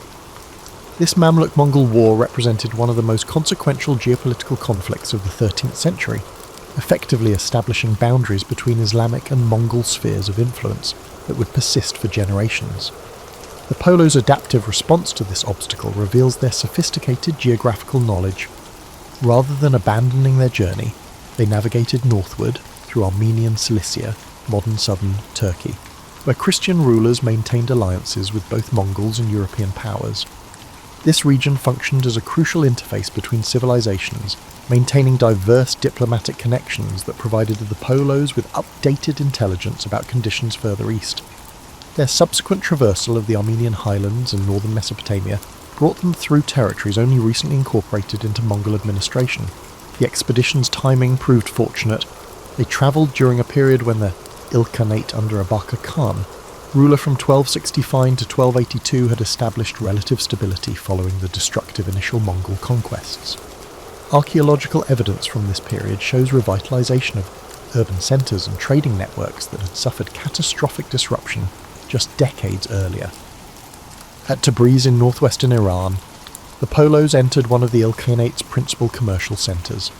Marco's later accounts of this city's international markets reveal his growing awareness of transcontinental trade patterns. Here he first encountered merchandise from India, Central Asia, and China circulating alongside Russian furs, Byzantine textiles, and European metals. His detailed observations of currency exchange mechanisms and credit instruments used by merchants from diverse backgrounds reflect a sophisticated understanding of commercial operations, rather than the wide-eyed wonder often attributed to him in romanticised accounts. The journey's eastern progression through Persia followed not the most direct route, but rather a network of recently secured trade corridors. Near Kerman in southeastern Iran, archaeological evidence from the period shows way stations, caravanserais, being restored and expanded under Mongol patronage after years of neglect. These structures weren't simply convenient accommodations, but represented systematic infrastructure investment that facilitated administrative control and commercial exchange across the empire. The Polos' traversal of the Pamir Mountains, often characterized as a heroic passage through an inhospitable wilderness, actually followed carefully maintained routes regularly travelled by diplomatic missions and merchant caravans. Marco's descriptions of high-altitude terrain and climate demonstrate careful observation, but shouldn't be interpreted as evidence of pioneering exploration. His accounts of highland peoples and their customs show particular attention to practical matters like animal husbandry techniques and local commodities, reflecting his growing commercial acumen. Upon reaching Kashgar in what is now western China, the expedition entered the Tarim Basin, where Marco documented not only trade goods but also agricultural techniques and water management systems. His observations about irrigation networks reveal an appreciation for the administrative systems maintaining these complex infrastructures across political boundaries, a perspective reflecting his distinctly Venetian understanding of how governance enables commerce. The crossing of the Taklamakan Desert, often portrayed as the journey's most arduous segment, followed established caravan routes that had functioned for centuries. What distinguished Marco's account of this crossing was his attention to the economic niches occupied by different ethnic groups along the route: Uyghur merchants operating trading posts, Tangut herders supplying livestock, and Chinese officials administering taxation and security. This multi-ethnic commercial ecosystem operated under Mongol oversight, but maintained distinctive local practices that Marco documented with unusual detail. As the expedition approached the Chinese heartland, they encountered increasingly sophisticated administrative control. At Dunhuang, they entered a region where Mongol rule had been superimposed upon existing Chinese bureaucratic structures. Marco's accounts reveal his fascination with this hybrid governance system, particularly the imperial postal relay network that facilitated rapid communication across vast distances. This infrastructure enabled the Mongol Empire to maintain administrative cohesion across disparate regions while accommodating local governing traditions. Throughout the 3-year eastward journey, the Polos traversed not wild, unknown territories but a carefully administered network of trade routes, experiencing substantial integration under Mongol governance. Their achievement wasn't discovering new paths, but successfully navigating complex political, commercial, and cultural boundaries during a period of unprecedented transcontinental connectivity. The skills they developed, linguistic adaptation, diplomatic flexibility, and commercial awareness, prepared them for effective service in Kublai Khan's cosmopolitan court. When Marco Polo arrived at Kublai Khan's court in 1275, he encountered not the exotic oriental paradise of later European imagination, but a sophisticated administrative machine grappling with the challenges of governing the world's largest contiguous land empire. The traditional narrative emphasizes Marco's personal relationship with Kublai, suggesting the young Venetian became a trusted confidant almost immediately. Contemporary evidence suggests a more nuanced integration into court life, one that reflected the Mongol Empire's systematic approach to utilizing foreign expertise. Shangdu, the Xanadu of European literature, operated not merely as an imperial pleasure dome, but as a seasonal administrative capital within a complex governing system. The court regularly migrated between multiple capitals, including Beijing, then called Khanbalik or City of the Khan, allowing the ruler to maintain a personal presence across different regions while accommodating both Chinese administrative tradition and Mongol nomadic heritage. This mobile governance model, incomprehensible to stationary European bureaucracies, enabled direct imperial supervision across vast territories while symbolically maintaining Mongol traditions of movement. Marco's integration into this system began not with immediate elevation to imperial advisor, but through a typical assessment process applied to foreigners with useful skills. The Mongol administrative approach emphasized meritocratic utilization of talent regardless of ethnic or religious background, a pragmatic necessity for governing diverse populations across Eurasia. Chinese bureaucrats managed civil administration, Persian astronomers directed scientific research, Central Asian Muslims controlled financial operations, and Uyghur scribes handled diplomatic correspondence. Within this multicultural framework, Western Europeans like Marco occupied specialized niches based on their particular knowledge and capabilities. The traditional narrative suggesting Marco learned 4 languages oversimplifies the complex linguistic environment of the Mongol court. Contemporary evidence indicates communication occurred through layered translation processes, with documents often passing through multiple languages before reaching their final form. Administrative documents initiated in Mongolian might be translated to Uyghur, then Persian, then Chinese, depending on their intended audience and purpose.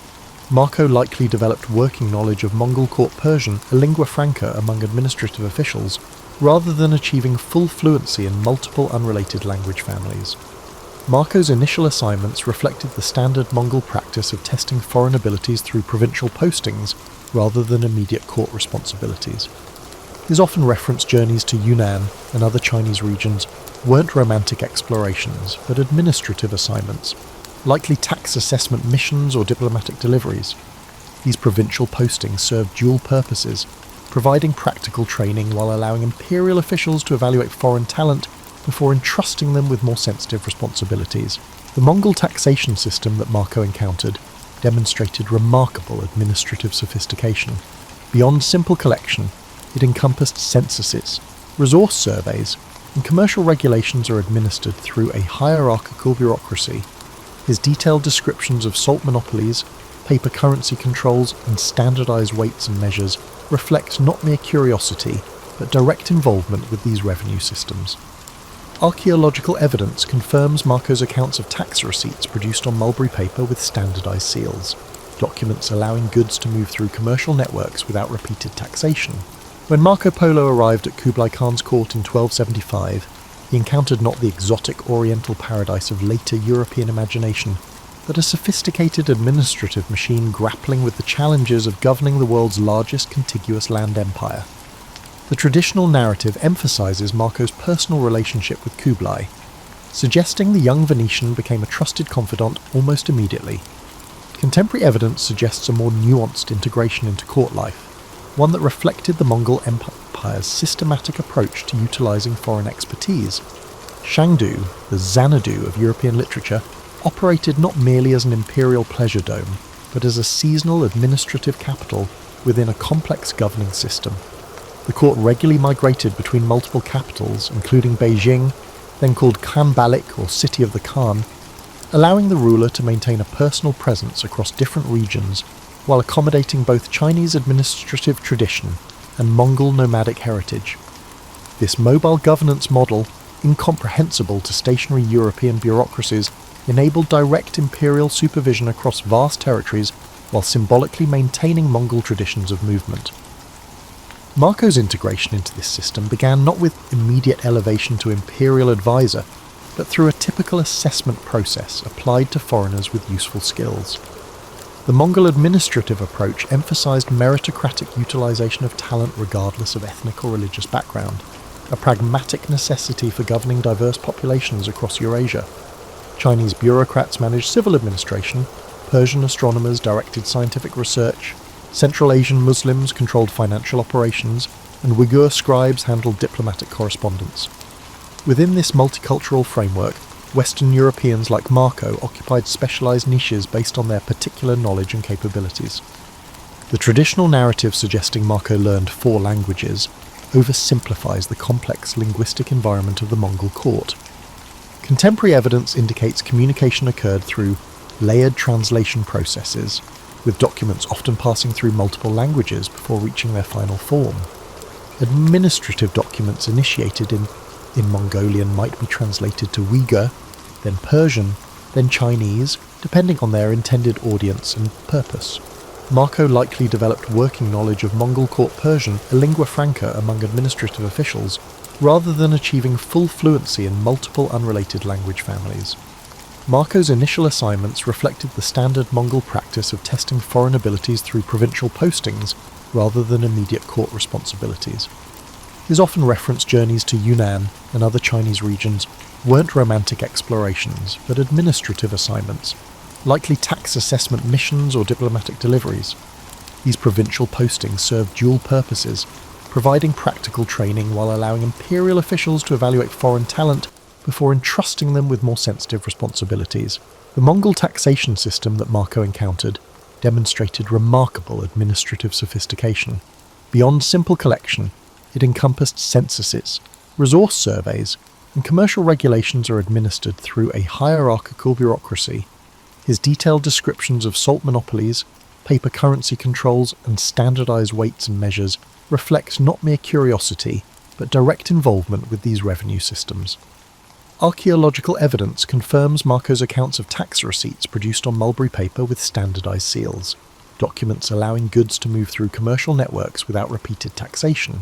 The popular imagination typically places Marco Polo on camels traversing endless deserts, yet some of his most significant observations concerned maritime networks that connected East Asian economies.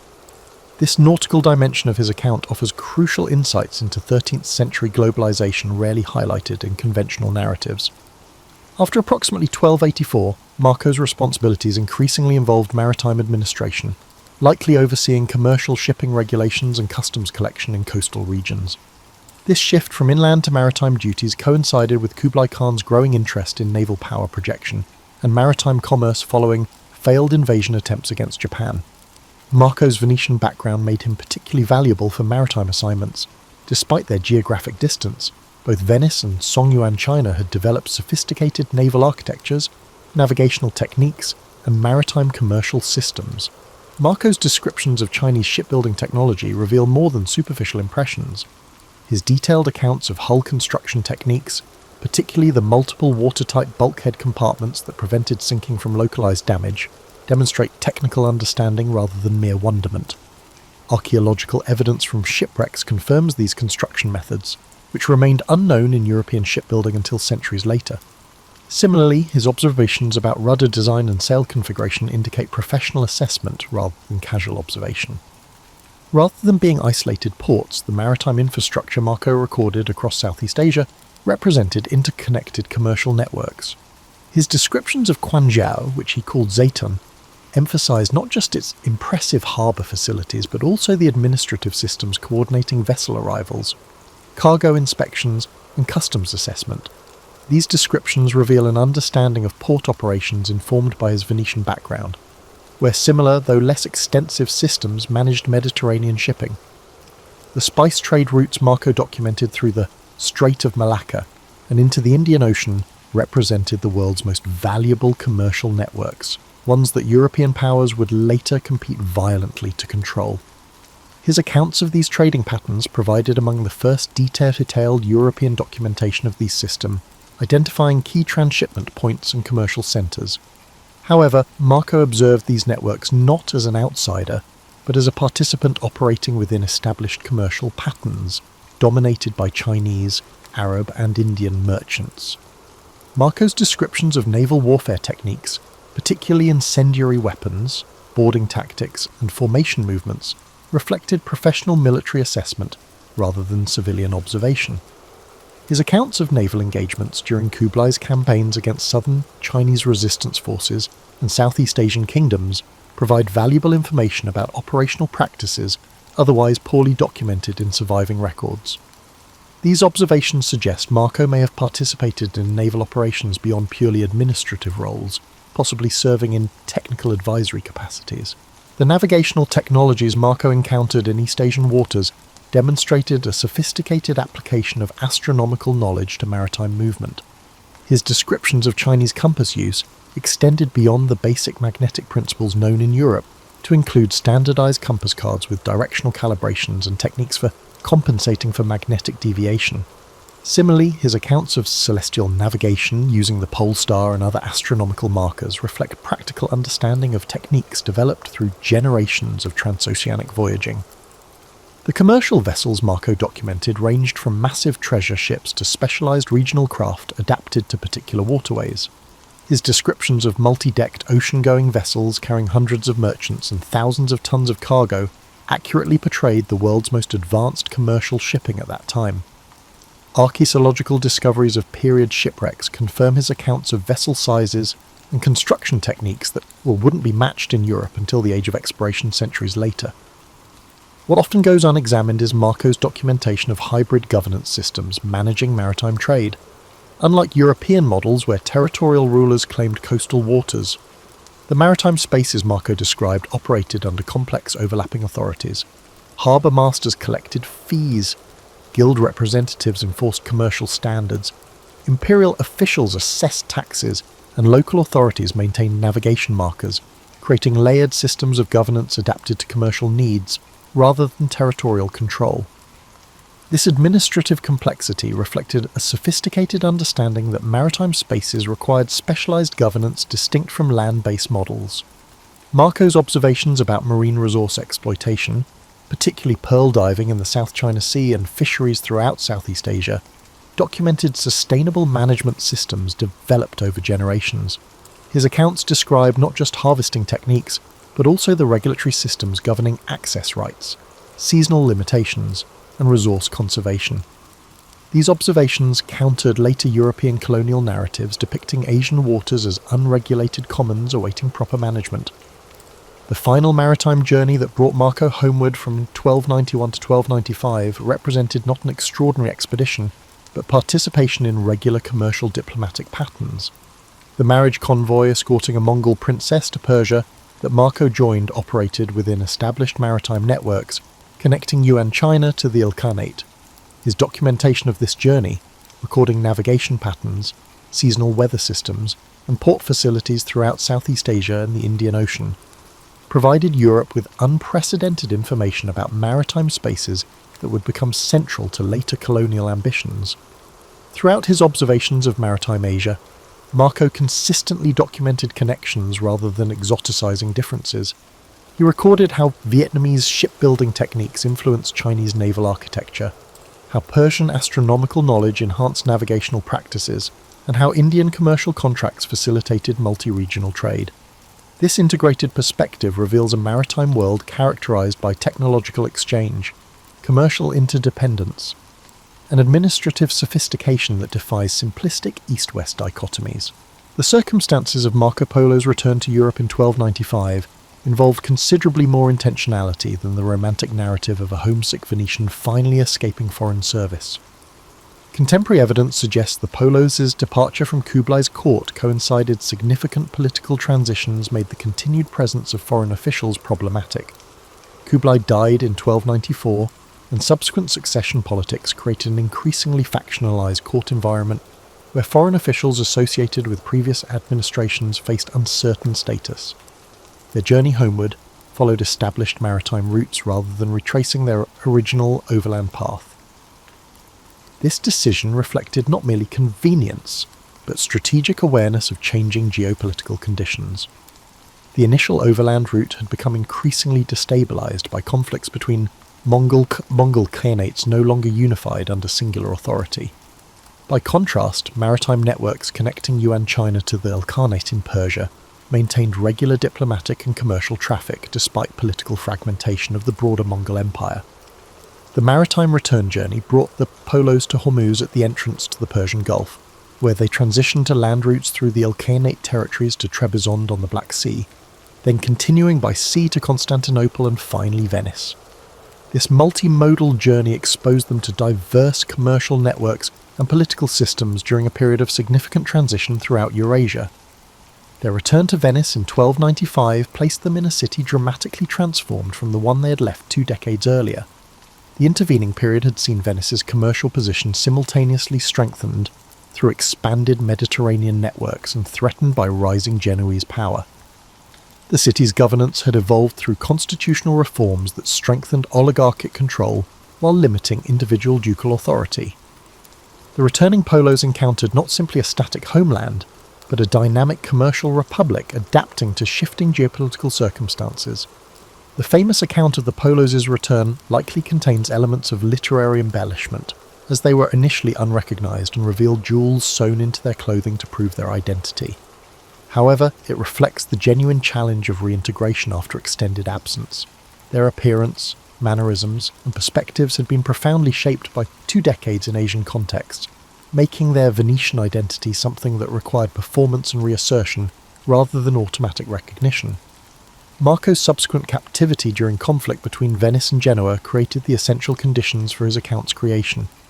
Imprisoned in Genoa around 1298, he encountered Rustichello of Pisa, a writer of chivalric romances also held as a prisoner of war. Their collaboration produced the text known variously as The Description of the World, The Travels, or Il Milione. This unusual cross-cultural literary partnership united Marco's first-hand observations with Rustichello's literary frameworks, creating a hybrid text that defies simple categorization. The conventional narrative portrays Rustichello merely as Marco's scribe, faithfully recording dictated memories. Contemporary textual analysis suggests a far more complex collaborative process. The manuscript exhibits characteristics of Rustichello's established literary style, particularly narrative frameworks drawn from Arthurian romances and rhetorical conventions from chivalric literature.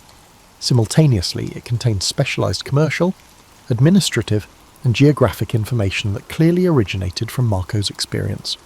The resulting text represents neither pure memoir nor pure romance, but a sophisticated fusion of formats addressing multiple audiences simultaneously.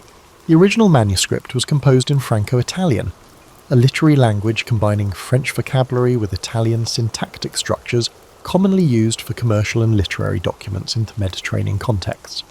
This linguistic choice reflected pragmatic concerns about audience and distribution rather than either author's native language.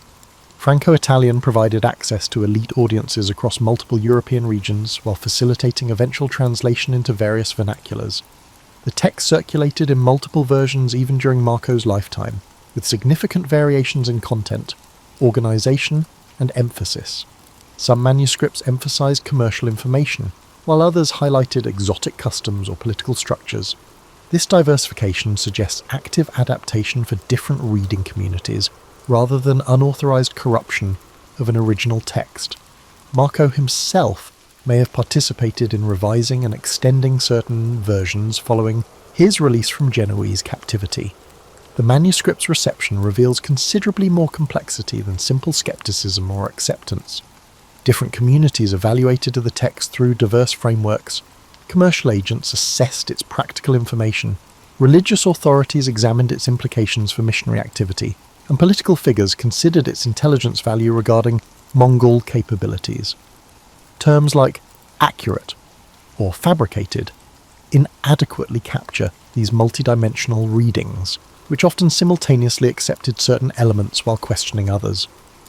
Marco's subsequent life in Venice after his return showed active engagement with the city's commercial and political networks, rather than retirement into obscurity. Legal documents from 1300 to 1324 show him engaged in commercial partnerships, property transactions, and family financial arrangements. He appears as a witness to legal agreements, in business ventures, and as a manager of family assets, functions requiring community recognition of his identity and capabilities. His will, dictated on January 1324, shortly before his death, revealed a substantial estate with diverse assets, including cash, jewellery, and commercial partnerships distributed among family members, religious institutions, and freed servants. These provisions reflect successful reintegration into Venetian economic networks, rather than marginalised existence.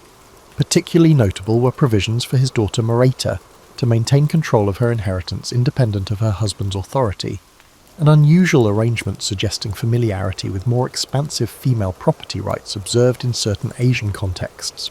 Throughout his later life, Marco maintained connections with travellers and merchants engaged in Asian trade, providing consultation and information based on his experiences. This ongoing engagement with transcontinental networks suggests he viewed his Asian experience not as a closed episode but as a continuing resource. Rather than simply narrating past adventures, he actively applied his knowledge to contemporary commercial and political questions, helping shape Venetian engagement with evolving trans-Eurasian networks during a period of significant reconfiguration following Mongol imperial fragmentation. The posthumous influence of Marco Polo's account extends far beyond the simplistic inspiration for European exploration. Its reception and utilization followed multiple distinct trajectories that reveal the complex interplay between knowledge, transmission, and cultural adaptation across diverse societies. In the immediate aftermath of the account's creation, its primary audiences were not visionary explorers but practical commercial agents seeking actionable intelligence about distant markets. Venetian and Genoese merchant houses consulted the text not for exotic curiosities but for specific information about commodity sources, exchange rates, taxation systems, and seasonal trading patterns. Annotations in surviving manuscripts from commercial archives highlight passages concerning customs duties, commercial regulations, and market conditions rather than sensational cultural observations. This pragmatic utilization underscores how the text functioned within existing commercial networks rather than inspiring entirely new directions. The manuscript's religious reception followed similarly practical trajectories. Franciscan and Dominican missionaries preparing for Asian journeys studied Marco's observations about Buddhist, Confucian, and various Central Asian religious practices. However, they approached this information not merely as curiosities but as intelligence for developing conversion strategies.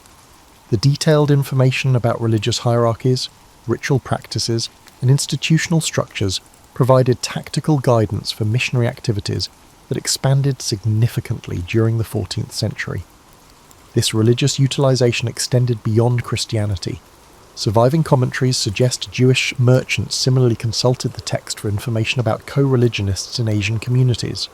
The transformation of Marco's account from practical document to literary phenomenon occurred gradually through multiple adaptations. As manuscript copies proliferated across Europe, translators and copyists modified the text to suit local interests and literary conventions. German translations emphasized commercial information relevant to Hanseatic trade networks, while Iberian versions highlighted potential military intelligence about Mongol capabilities. These weren't corruptions of an original text, but active adaptations for specific use contexts. The account's cartographic influence manifested not in immediate revolutionary change, but through gradual incorporation into existing geographical frameworks. Early 14th century Mappe Mundi show selective integration of Marco's geographical information rather than wholesale revision. The famous 1375 Catalan Atlas incorporated details about inland Asian cities and routes while maintaining traditional cosmological frameworks. This selective utilization reflects how new information was evaluated against established knowledge systems, rather than automatically displacing them. The narrative that Columbus carried Marco's book on his voyages oversimplifies a complex intellectual genealogy. Columbus indeed possessed an annotated copy, but his geographical understanding derived from multiple sources synthesized through particular interpretive frameworks.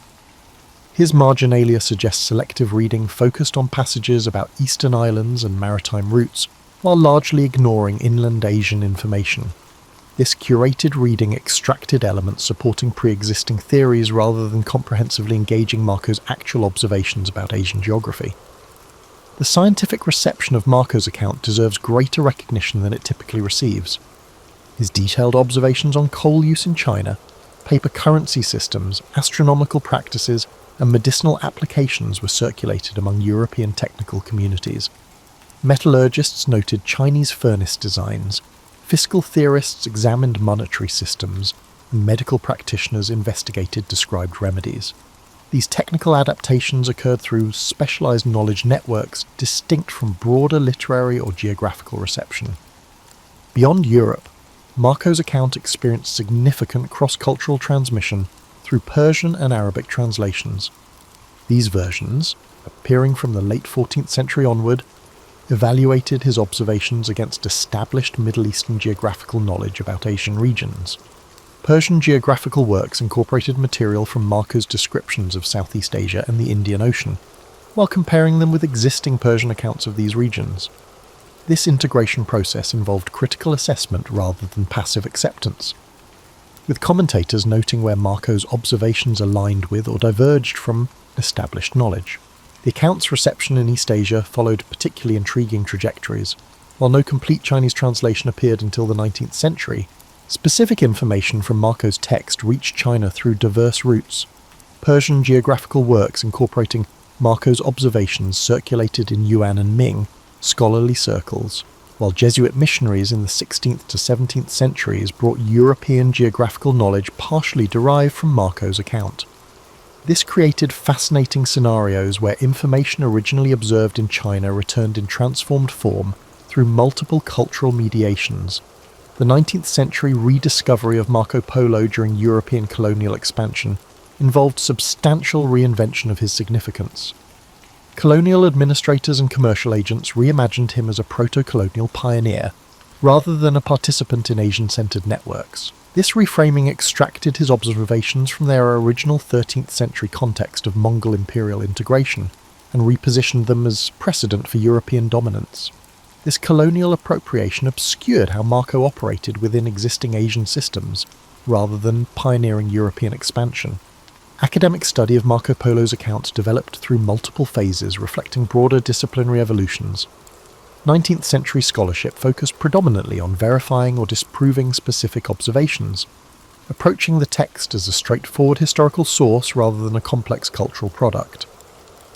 Mid-20th century analysis shifted toward understanding its literary construction and transmission history. recent scholarship increasingly examines the text within transcultural frameworks, analysing how information moved between cultural systems and underwent transformation through multiple mediations. Archaeological discoveries throughout the 20th and 21st centuries have provided physical evidence confirming numerous specific observations in Marco's account. Excavations of Yuan period cities have verified architectural details, recovered examples of paper money matching his descriptions, and uncovered administrative documents reflecting systems he documented. These material confirmations do not turn the text into mere factual reporting. Instead, they show how it blends precise observation with literary structures to present this information to European audiences. The enduring value of Marco Polo's account lies not in pioneering discovery or initiating European expansion, but in documenting a critical moment of Eurasian connectivity. His observations captured complex commercial, cultural, and administrative systems during a period of unprecedented integration under Mongol imperial frameworks. The continuing relevance of his account derives from this documentation of interconnection rather than exploration, providing insight into how diverse societies engaged in exchange networks that transcended cultural boundaries while remaining embedded in local contexts. He was truly one of the greatest to ever do it. Catherine of Aragon's birth coincided with the emergence of the modern world.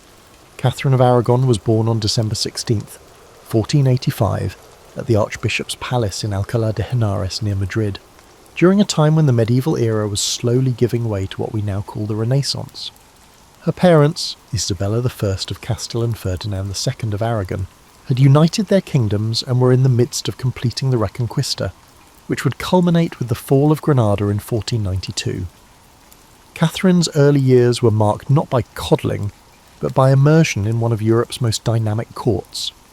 While most historical accounts focus on her later marriage to Henry VIII, Catherine's formative years in Spain reveal a woman groomed for far more than matrimony. Her mother, Isabella, ensured Catherine received an education that surpassed what most royal daughters could expect. The tutelage of Alessandro Geraldini and the humanist Antonio Geraldini gave her fluency in multiple languages, including Spanish, Latin, French, and Greek. She studied canon and civil law, genealogy, heraldry, and history, subjects typically reserved for male heirs. Catherine's childhood unfolded against the backdrop of her parents' military campaigns against the Moorish kingdom of Granada. Rather than shielding their children from state affairs, Isabella and Ferdinand brought them along.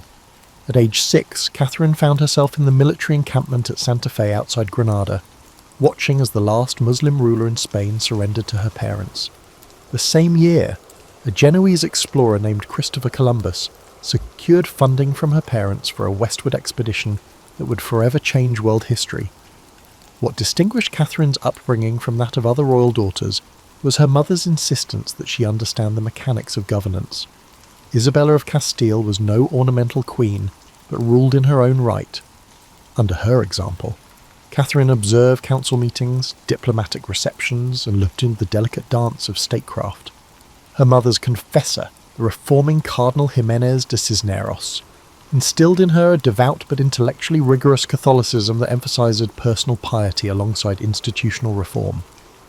By age 15, Catherine had absorbed more practical knowledge of rulership than most royal sons twice her age. Yet the Spanish court that shaped her remained largely invisible in later English accounts, which preferred to cast her as a passive victim of Henry VIII's marital machinations rather than acknowledge the sophisticated political actor who arrived on English shores. When Catherine sailed from Spain in 1501, she brought with her not just a trousseau and dowry, but a distinctly Iberian worldview. Her household included 50 Spanish attendants, including her lady-in-waiting, Doña Elvira Manuel, who would serve as both companion and cultural bridge. These Spaniards brought with them customs and practices that would seem alien to English courtiers, different standards of personal hygiene, so Spaniards bathed more frequently than the English, different dining habits, and different musical traditions. The journey itself, frequently reduced to a footnote in historical accounts, proved harrowing. Records from her fleet commander, Admiral Don Pedro de Ayala, reveal that Catherine's ship nearly sank in a ferocious Bay of Biscay storm. For 3 days, the princess remained in her cabin praying while waves threatened to overturn the vessel. When land was finally sighted, Catherine insisted on recording her impressions of her new country. Her letters home described the English countryside as verdant but melancholy, and noted the curious custom of commoners approaching the royal party to present petitions directly, something unthinkable in the more rigid Spanish court hierarchy. What awaited her in England was not her future husband, Henry, but his brother Arthur, Prince of Wales, a slender 15-year-old whose frail health stood in stark contrast to Catherine's robust constitution. Their first meeting at Dogmersfield in Hampshire became legendary for Catherine's insistence on Spanish protocol despite English objections. When the Earl of Surrey demanded to see her face before she proceeded to London, Catherine refused, maintaining that only her betrothed would first glimpse her uncovered countenance, a stance that revealed both her adherence to Spanish custom and her early determination to assert herself in an unfamiliar land. The death of Arthur, Prince of Wales, in April of 1502 at Ludlow Castle, transformed Catherine of Aragon's trajectory in ways that conventional narratives often simplify. The 17-year-old widow faced not just grief but a political quagmire that would shape the next 7 years of her life. While history has primarily cast these as years of passive waiting, Catherine's correspondence reveals a young woman actively navigating the treacherous waters of international diplomacy. Arthur's death threw Catherine into what historians have called diplomatic purgatory.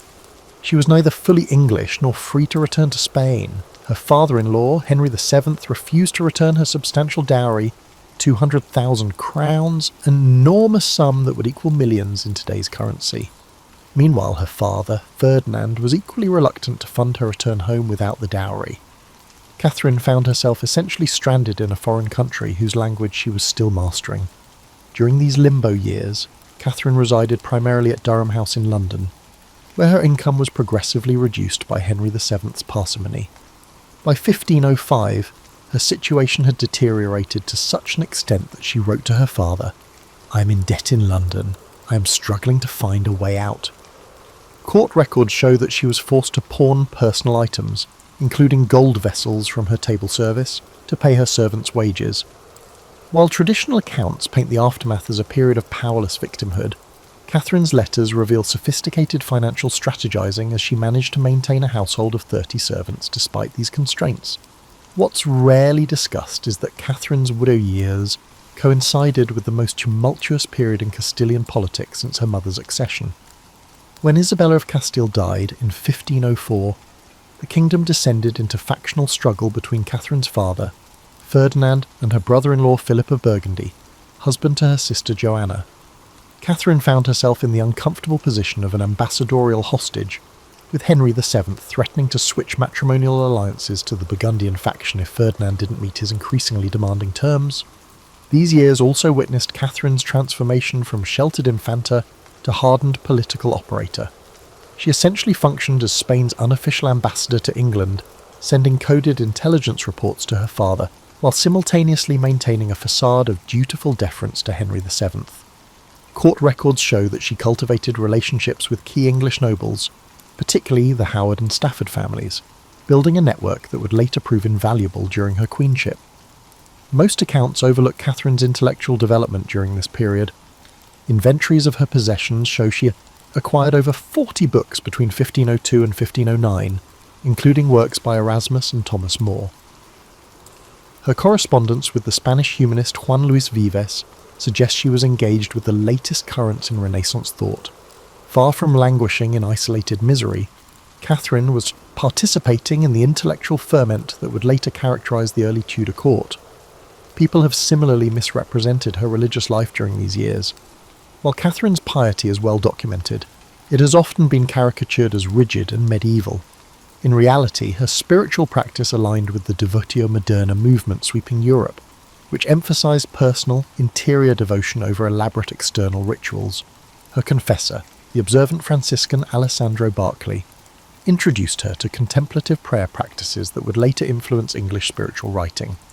Catherine's relationship with the young Prince Henry, later Henry VIII, during this period deserves re-examination. Court records indicate regular contact between them, including shared musical performances and participation in court festivities. The future king, 6 years her junior, appears to have genuinely enjoyed Catherine's company, particularly her knowledge of Spanish literature and her skill at the virginals, a keyboard instrument she had mastered. When court chronicler Edward Hall later wrote that Henry had cast eyes of affection on Catherine before their marriage, he was likely recording more than propaganda. By 1507, Catherine had become adept at managing not just her reduced circumstances, but the complex diplomatic machinations swirling around her. When Henry VII attempted to create a pretext for breaking the betrothal by demanding Catherine confess whether her marriage to Arthur had been consummated, she outmanoeuvred him with a carefully worded response that satisfied Spanish honour while preserving the possibility of marriage to the younger Henry. When Henry VIII ascended the throne in April of 1509, one of his first acts was to marry Catherine of Aragon, a decision that historical accounts have variously attributed to youthful infatuation, political expediency, or simple duty. However, contemporary sources reveal a more nuanced reality. The 18-year-old King's Council was initially divided on the match, with some favouring a French alliance instead. Henry's decision to marry Catherine represented his first significant assertion of royal will against advisory opinion, a pattern that would characterise his reign. Catherine's transformation from marginalised widow to queen consort was swift and deliberate. Their joint coronation on June 24th, 1509, broke with tradition by according Catherine equal ceremonial prominence with Henry. She insisted on wearing her hair loose, a Spanish symbol of virginity, to publicly emphasise that her first marriage was unconsummated. Londoners, treated to pageants portraying Dame Catherine as the embodiment of truth triumphing over adversity, understood the symbolism. The early years of Catherine's queenship reveal a woman whose political influence extended far beyond conventional narratives that focus exclusively on her reproductive struggles. As early as 1510, diplomatic correspondence shows Catherine serving as an informal member of the King's Council, particularly on matters relating to Spanish and imperial relations. The Venetian ambassador reported with surprise that the Queen attends all council meetings and exerts considerable influence. Perhaps Catherine's most overlooked contribution to Tudor governance came in 1513, when Henry appointed her Governor of the Realm and Captain General of the Armed Forces during his absence in France. This regency granted Catherine powers that went beyond ceremonial authority. She could sign documents with the king's authority, issue proclamations, and even raise armies. When James IV of Scotland invaded while Henry was abroad, Catherine organised the English defence with remarkable efficiency. She commissioned ships, ordered troop movements, and sent a stirring letter to the Earl of Surrey before he defeated and killed the Scottish king at Flodden Field. After the victory, Catherine sent James's bloodied coat to Henry in France as a battle trophy, writing with martial pride that she would have sent the king's body too, but English soil would not bear a traitor's burial. This action, rarely emphasised in popular accounts, demonstrates Catherine's embrace of Tudor political culture and her evolution from Spanish infanta to English queen. Catherine's domestic policy during her regency revealed priorities that would shape her later patronage. She issued orders relaxing enforcement of sumptuary laws that disproportionately punished working-class women for dressing above their station. Court records indicate she personally intervened in at least 14 cases where women faced prosecution under these statutes, arguing that female industry shouldn't be penalised by archaic restrictions. Her intellectual patronage has been similarly underappreciated.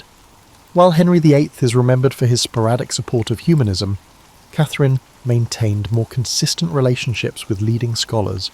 She commissioned translations of devotional texts from Spanish into English, supported Richard Hurdy's arguments for women's education, and maintained correspondence with Erasmus, who dedicated his commentary on the Gospel of Matthew to her. When Juan Luis Vives published The Education of a Christian Woman in 1523, he acknowledged Catherine's influence on his thinking about female intellectual capacity. Catherine's queenly authority extended to cultural diplomacy as well. She introduced Spanish theatrical traditions to the English court, particularly the morality plays known as autos sacramentals. Court records document her commissioning performances that blended English and Spanish performance styles, creating hybridized entertainments that historian Sidney Anglo has termed the first truly cosmopolitan court culture in English history.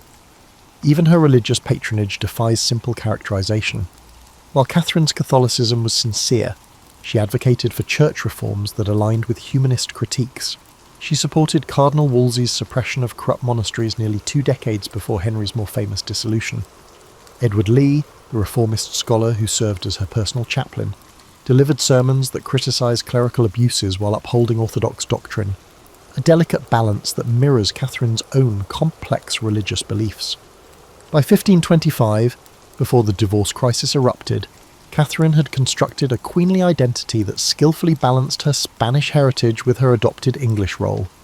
She wore English fashions but maintained Spanish eating habits. She spoke English fluently but continued to write personal devotions in Spanish. She honoured English Sacerdotal saints while introducing Spanish religious customs like the 40-hour devotion. This cultural hybridity made her popular with both courtiers and commoners, who affectionately called her Queen Caterina, in a blend of her Spanish name and English title. The unravelling of Catherine's marriage to Henry VIII, who was euphemistically called the King's Great Matter, has traditionally been presented as a contest between an increasingly desperate king and a stubbornly principled queen. This narrative, while not entirely false, obscures the sophisticated legal battle Catherine waged to defend her position. Far from being a passive victim of Henry's machinations, Catherine mounted a defence that utilised every legal and diplomatic weapon at her disposal. When Henry first raised doubts about their marriage in 1527, citing Leviticus 20:21 as evidence that he had sinned by marrying his brother's widow, Catherine responded not with mere emotional appeals, but with precise canonical arguments. Her initial legal position rested on 3 points: that her marriage to Arthur had never been consummated, that Pope Julius II's dispensation had specifically addressed and overridden any impediment, and that the passage in Leviticus was contradicted by the levirate principle in Deuteronomy 25, which actually commanded a man to marry his brother's widow. Document evidence from Spanish archives reveals that Catherine personally drafted many of the legal arguments her representatives would later present. Her annotated copy of the decretals, papal legal pronouncements, shows her meticulous research into precedent cases. She identified 13 prior instances where papal dispensations for affinity had been granted and never subsequently revoked, creating a legal pattern that strengthened her case. Catherine's legal team, assembled through her personal connections rather than royal resources, represented an impressive coalition of canonical expertise. While Henry retained the services of Cardinal Wolsey and later Thomas Cranmer, Catherine secured representation from William Warham, Archbishop of Canterbury, Cuthbert Tunstall, Bishop of London, and, most importantly, John Fisher, Bishop of Rochester, whose treatise defending the validity of her marriage became the definitive opposition text. The Blackfriars trial of 1529 provided Catherine with her most dramatic moment of resistance. Her famous speech before the Legatine court, "I call God and all the world to witness that I have been to you a true, humble, and obedient wife," has been celebrated for its emotional power. Less recognised is its legal cunning. By appealing directly to Rome before the court could render judgment, Catherine executed a sophisticated canonical manoeuvre called exceptio spolii, which argued that she couldn't receive fair judgment while deprived of her rights as queen. This legal tactic effectively suspended the English proceedings. Catherine's appeal to Rome wasn't merely procedural obstruction, but reflected her understanding that the case would receive a more favourable hearing there.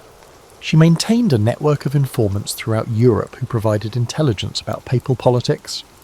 When imperial forces sacked Rome in 1527, placing Pope Clement VII under the influence of her nephew Emperor Charles V, Catherine strategically intensified her appeals to Rome, understanding that geopolitical circumstances now favoured her position. Even as Henry isolated Catherine physically, moving her from palace to palace with ever-decreasing household staff, she maintained communications with supporters through an underground network. Royal account books reveal the king's frustration at discovering Catherine had smuggled letters to imperial ambassadors via servants disguised as vegetable sellers. One particularly effective channel involved Catherine's Spanish ladies-in-waiting, who would carry messages braided into their hair when visiting London markets. When Henry separated from Catherine and banned her from court in 1531, she had effectively transitioned from being the queen consort to the opposition leader. From her reduced household at the Moor in Hertfordshire, she continued directing legal resistance through coded correspondence. She instructed her representatives in Rome to challenge every procedural motion, effectively creating years of delays that prevented Henry from legally remarrying while she lived. Catherine's strategic acumen extended to public relations. Understanding the power of popular sentiment, she deliberately appeared before crowds when travelling between her various places of confinement, dressed plainly but with the royal arms prominently displayed. Contemporary accounts describe commoners lining roads to cheer the true queen, demonstrations that so concerned Henry that he eventually confined her to increasingly remote locations. What's rarely acknowledged is how Catherine's resistance provided the legal template that later English Catholics would use to challenge Henry's religious policies. Her insistence on the supremacy of papal authority over the king in matters of marriage created precedents that evolved into broader arguments against royal supremacy. The network of supporters she cultivated, particularly among university scholars and clergy, formed the nucleus of what would become recusant resistance during Elizabeth's reign. Perhaps most remarkable was Catherine's maintenance of dual loyalties throughout the dispute. While adamantly defending her position as England's rightful queen, she refused multiple opportunities to escape to imperial territories, or to authorise her nephew Charles V to invade England on her behalf. When Charles's ambassadors suggested military intervention in 1532, Catherine reportedly responded, "I will not be the cause of war in Christendom, nor against the country that is now my own." Catherine of Aragon's diplomatic significance has been consistently undervalued in historical assessments that focus primarily on her domestic role. In reality, she served as the linchpin of Anglo-Spanish relations for nearly 3 decades, wielding influence that extended far beyond ceremonial functions. Her diplomatic career commenced prior to her queenship, as her father, Ferdinand, utilised her as a living pawn on the European diplomatic arena. From her arrival in England, Catherine maintained what we would now call a parallel diplomatic channel alongside official ambassadors.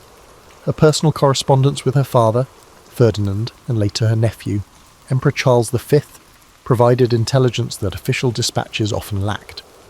The Spanish ambassador, Rodrigo de Puebla, frequently complained that Catherine had more accurate information about English court politics than he did. Writing to Ferdinand in 1505, "The princess knows more of the king's mind in 1 hour than I learn in a month of careful observation." During Henry VIII's early reign, Catherine functioned as the architect of the Anglo-Spanish alliance that defined English foreign policy until the divorce crisis.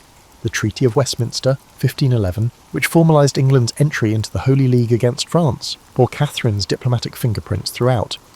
Spanish archives contain her draft suggestions for the treaty terms, many of which appeared verbatim in the final document. This hands-on approach to treaty formation went well beyond the conventional role of a consort. Catherine's influence extended beyond Spanish relations. She maintained regular correspondence with her sister Joanna in Castile, her nephew Charles in the Low Countries, and her niece Isabella in Denmark, creating a familial intelligence network spanning Europe. When Margaret of Austria, regent of the Netherlands, needed to communicate sensitive information to England without alerting French spies, she often routed messages through Catherine rather than formal diplomatic channels. The Field of Cloth of Gold in 1520 is typically presented as a watershed in Anglo-French relations, marking the legendary summit between Henry VIII and Francis I of France. Less discussed is Catherine's behind-the-scenes diplomatic counterweight. While publicly supporting the French rapprochement, she simultaneously strengthened ties with Charles V, hosting his ambassadors for private audiences, where she emphasised England's continuing commitment to imperial friendship. This dual-track diplomacy allowed England to maximise its negotiating position between Europe's 2 dominant powers. Catherine's diplomatic value became evident in 1522, when Charles V visited England for 6 weeks, an unprecedented diplomatic coup. Court records reveal Catherine's personal management of the visit's logistics, from menu planning that accommodated Spanish tastes to entertainment that subtly emphasised Anglo-imperial commonalities. During political discussions, Catherine often served as a cultural interpreter, explaining English customs to her nephew and contextualising English positions for Henry. The resulting Treaty of Windsor, highly favourable to English interests, was widely attributed to Catherine's skillful mediation. The Queen's diplomatic relevance wasn't limited to European affairs. Catherine took particular interest in the nascent transatlantic explorations, likely influenced by her mother's sponsorship of Columbus. Documents in the Spanish archives show she personally intervened to protect the rights of indigenous peoples in Spain's American territories. In 1529, she wrote to officials in Hispaniola, warning against the mistreatment of native inhabitants and endorsing the humanitarian arguments of Bartolomé de las Casas. This early advocacy for indigenous rights represents an underappreciated aspect of her international influence. Catherine's approach to international relations was characterised by what diplomat Eustace Chapuys called her long view of dynastic interests. Unlike Henry, whose foreign policy often responded to immediate opportunities or slights, Catherine consistently advocated for policies that supported long-term strategic interests. She opposed popular but wasteful French instead. They encouraged commercial treaties that would strengthen English trade. When the Protestant Reformation began fracturing European politics, Catherine advised Henry to position England as a potential mediator rather than an entrenched partisan. Even during the divorce proceedings, Catherine maintained her diplomatic engagement, transforming her personal predicament into an international issue. Through carefully timed appeals to Rome and the imperial court, she ensured that Henry couldn't resolve the matter as a domestic concern. Her letter to Charles V in 1531, recently discovered in the Simancas archives, reveals a sophisticated understanding of European power dynamics. She advised her nephew to pressure the Pope through diplomatic rather than military means, arguing that the Holy Father responds better to gentle persuasion than to threats. In her final days at Kimbolton Castle in 1536, Catherine executed a crucial diplomatic manoeuvre. Understanding that her death would reshape Anglo-imperial relations, she dictated letters to both Henry and Charles V that emphasised reconciliation rather than recrimination. To Henry, she reaffirmed her love despite their differences. To Charles, she explicitly requested he maintain peaceful relations with England. This final diplomatic act reflected her lifelong balancing of loyalties to her native and adopted countries. Perhaps the clearest evidence of Catherine's diplomatic significance came after her death, when Anglo-imperial relations rapidly deteriorated without her moderating influence. Within months, Henry faced increasing hostility from Charles V, culminating in an imperial-papal alliance that threatened England with invasion. The diplomatic architecture Catherine had maintained for decades collapsed in her absence, revealing how central she had been to England's international standing. Catherine of Aragon's cultural patronage established patterns that would define the Tudor Renaissance long after her death. Yet this aspect of her legacy remains curiously underexplored. Unlike the spectacular but sporadic patronage of Henry VIII, Catherine's cultural investments were systematic and transformative, particularly in education, literature, and the textile arts. Her vision helped shift English court culture from its medieval foundations toward Renaissance humanism. Education stood at the centre of Catherine's patronage strategy. In 1523, she established the Queen's Scholarships at St John's College, Cambridge, which specifically funded students focusing on Greek and Latin classics. University records indicate that 27 scholars benefited from these grants during Catherine's lifetime, including Robert Pember, who later became a leading translator of classical texts. Unlike most contemporary patronage, Catherine's educational funding carried the unusual stipulation that recipients commit to teaching for at least 5 years after completing their studies, creating a multiplier effect for humanist learning. Catherine's commissioning of translations significantly expanded the range of texts available in English. Court payment records document her sponsorship of at least 14 translation projects, including the first English versions of Seneca's moral essays and portions of Plutarch's Lives. Her most significant literary commission came in 1516, when she engaged Juan Luis Vives to write De Institutione Feminae Christianae, on the education of a Christian woman, which argued for women's intellectual capabilities at a time when female education remained controversial. Catherine ensured the work was quickly translated into English and distributed to noble households with daughters. The education of her daughter Mary reflected Catherine's pedagogical principles. She recruited humanist scholars like Thomas Linacre and Richard Pace as tutors, developing a curriculum that mirrored those of male heirs.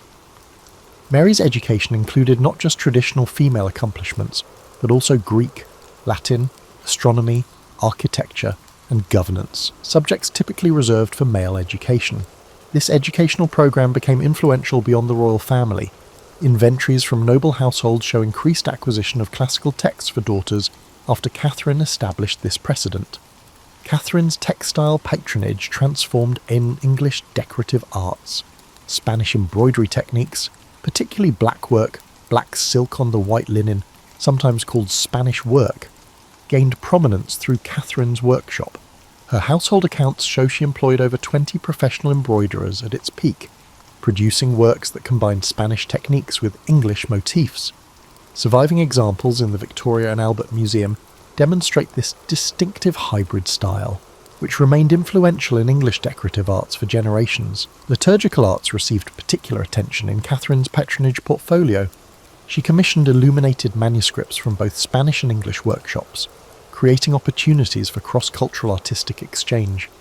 The Catherine of Aragon prayer book, now in the British Library, exemplifies this fusion, with Spanish-influenced illumination techniques applied to English devotional texts.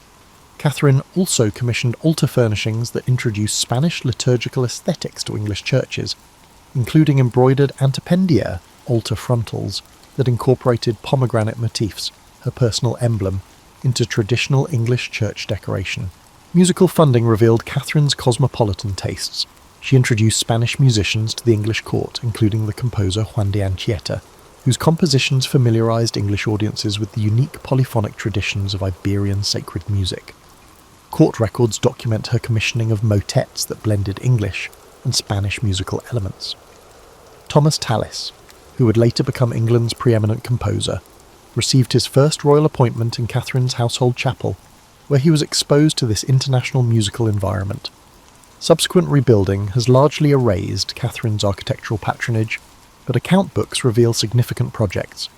She redesigned the Queen's apartments at Greenwich Palace to include a Spanish-style inner courtyard with a fountain, creating spaces for humanist conversation modelled on Iberian precedents.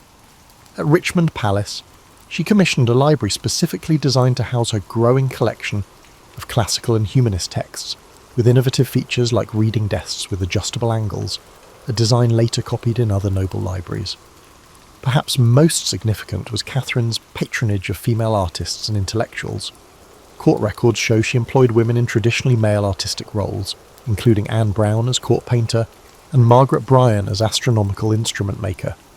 These appointments created rare professional opportunities for talented women and established precedents for female intellectual achievement. When Catherine established her daughter Mary's household at Ludlow Castle in 1525, she deliberately recruited educated women as attendants, creating what historian Maria Dowling has called the first female humanist circle in England. Catherine's cultural patronage established a distinctively English Renaissance identity that outlived her personal downfall.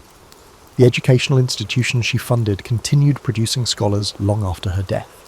The artistic styles she introduced became naturalised as traditional English forms. Even her architectural innovations influenced subsequent royal building projects. When Elizabeth I later positioned herself as a Renaissance monarch, she drew upon cultural foundations that her mother's rival had established. Catherine of Aragon died at Kimbolton Castle on January 7, 1536, officially downgrading her to Princess Dowager, despite her insistence on her royal title until the end. Traditional narratives often conclude her story here, presenting her as a tragic figure whose significance waned after Anne Boleyn's ascension. This interpretation fundamentally misunderstands Catherine's enduring influence on Tudor England and beyond. Her legacy operated through multiple channels, some obvious and others more subtle, shaping English history long after her physical presence had ended. The most immediate aspect of Catherine's legacy manifested in popular resistance to Henry's religious policies. Her steadfast defence of papal authority provided both intellectual framework and emotional inspiration for those opposing the nascent English Reformation. The Pilgrimage of Grace, the largest uprising of Henry's reign, explicitly invoked Catherine's cause among its grievances. Northern rebels carried banners depicting her royal arms alongside traditional religious images, symbolically linking loyalty to Rome with loyalty to the displaced queen. Catherine's influence persisted through networks of scholars and clerics she had patronised. John Fisher, Bishop of Rochester and her most prominent defender, became a martyr for rejecting royal supremacy.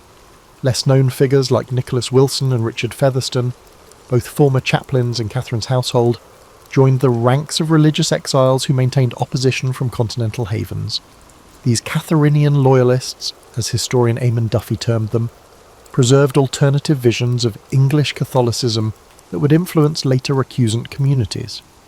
Through her daughter Mary, Catherine's political and religious values gained renewed expression during Mary's brief reign, 1553 to 1558. Mary's restoration of Catholicism represented not just personal conviction, but conscious continuation of her mother's stance. Royal proclamations during Mary's reign frequently referenced the virtuous example of our most noble mother, explicitly connecting government policies to Catherine's principles. Mary's efforts to restore diplomatic relations with Spain similarly reflected Catherine's lifelong commitment to an Anglo-Spanish alliance. Catherine's educational philosophy proved remarkably durable. The curriculum she developed for Princess Mary, emphasising classical languages, history, and governance alongside religious instruction, became influential in noble female education. Household accounts from families like the Howards, Percys, and Seymours show daughters receiving increasingly substantial educations modelled on Catherinian principles. By Elizabeth's reign, a generation of noble women had benefited from this educational transformation, creating what scholar Lisa Jardine called a female intellectual elite unprecedented in English history. The legal arguments Catherine mounted in her defence established precedents that resonated far beyond her personal case. Her insistence that valid marriages could not be retroactively invalidated by royal decree established important protections for aristocratic marriages, and by extension, aristocratic property settlements. When Elizabeth I faced parliamentary pressure to clarify the succession in the 1560s, her resistance partly reflected awareness that questioning her parents' marriage would reopen the controversial legal principles Catherine had fought to uphold. Catherine's diplomatic legacy operated in complex ways. While Anglo-Spanish relations deteriorated after her death, the diplomatic networks she had cultivated provided channels for continued communication even during periods of official hostility. Spanish diplomats used contacts they had made in Catherine's home to stay in touch with English Catholics during Edward VI's rule. These unofficial channels proved crucial during Mary's accession crisis in 1553, when Spanish diplomatic support, arranged through Catherine's former ladies-in-waiting, helped secure Mary's throne. In cultural terms, Catherine's influence remained visible for generations. The distinctive blackwork embroidery she introduced remained fashionable throughout the 16th century, with Elizabeth I herself wearing garments decorated in this Spanish work, despite her political opposition to Spain. Architectural elements Catherine had introduced, particularly the enclosed private garden and the humanist study, became standard features in elite English homes. Even her innovations in court ceremony, like the Spanish-influenced reverence that replaced the medieval nebo, persisted as elements of English court protocol. Perhaps most significantly, Catherine established enduring principles of queenship that influenced subsequent royal women. Her example demonstrated that queens could exercise substantial political authority while maintaining popular affection. She proved that consorts could serve as effective diplomatic agents and cultural patrons. Even in adversity, she established that queens possessed distinct rights that could not be arbitrarily revoked. Elizabeth I, despite her complicated relationship with Catherine's memory, adopted many aspects of Catherine's queenly performance, particularly her careful balance of foreign and domestic identities. The culmination of Catherine's legacy arrived with the accession of James I in 1603, which reunited the English and Scottish crowns and restored peaceful relations with Spain. The 1604 Treaty of London, ending nearly 2 decades of Anglo-Spanish conflict, explicitly referenced Catherine's earlier diplomatic work as a model for renewed friendship. When Philip III's ambassador presented James with Catherine's portrait as the diplomatic gift, he symbolically acknowledged what historians have often overlooked, that Catherine of Aragon's vision of England's place in Europe had ultimately prevailed. Catherine's story extended far beyond the divorce crisis that dominates popular perceptions. She was not merely Henry VIII's discarded first wife, but a consequential historical figure whose influence shaped Tudor England in profound and lasting ways. Her legacy encompassed religious principles, educational innovations, diplomatic relationships, legal precedents, and cultural transformations that continued influencing English society long after her death. The true measure of Catherine's historical significance lies not in the marriage that ended, but in the many ways her life's work continued shaping the nation she had adopted as her own. It was a dominant power in East Asia. Through rapid industrialization and military expansion, it asserted its influence. By the 1930s, Japan's imperial ambitions clashed with the interests of Western powers. Among these, the United States sought to maintain its influence in the Pacific. In 1937, Japan's invasion of China began its aggressive campaign for territorial control. This conflict brought atrocities, including the infamous Nanking Massacre. The international community condemned Japan's actions. In response, the United States imposed economic sanctions. Vital resources like oil and steel were cut off. For Japan, these sanctions were crippling. Its military and industrial capabilities were under threat. The Japanese government saw the sanctions as an existential crisis, and so they began to prepare for war. On December the 7th, 1941, Japan launched a surprise attack on Pearl Harbor. This devastating strike crippled the US Pacific Fleet in Hawaii. The goal? Eliminate American naval power in the Pacific. This would give Japan free rein to expand its empire. While the attack dealt a significant blow, it galvanized the United States. Within days, America declared war on Japan. This marked the nation's full entry into World War II. After Pearl Harbor, Japan's military advanced rapidly. Territories like the Philippines, Singapore, and parts of Indonesia fell to their forces. The Japanese seemed unstoppable, dominating the Pacific with unrelenting campaigns. But in May 1942, cracks began to show. The Battle of the Coral Sea became a turning point. This costly engagement marked the first time Japan's expansion was checked. The United States stopped Japan from capturing Port Moresby in New Guinea. This preserved a critical Allied position. Despite this setback, Japan remained confident. Its military leaders, particularly Admiral Isoroku Yamamoto, planned a decisive battle. Yamamoto's strategy was ambitious. He aimed to lure the US fleet into a trap by attacking Midway Atoll.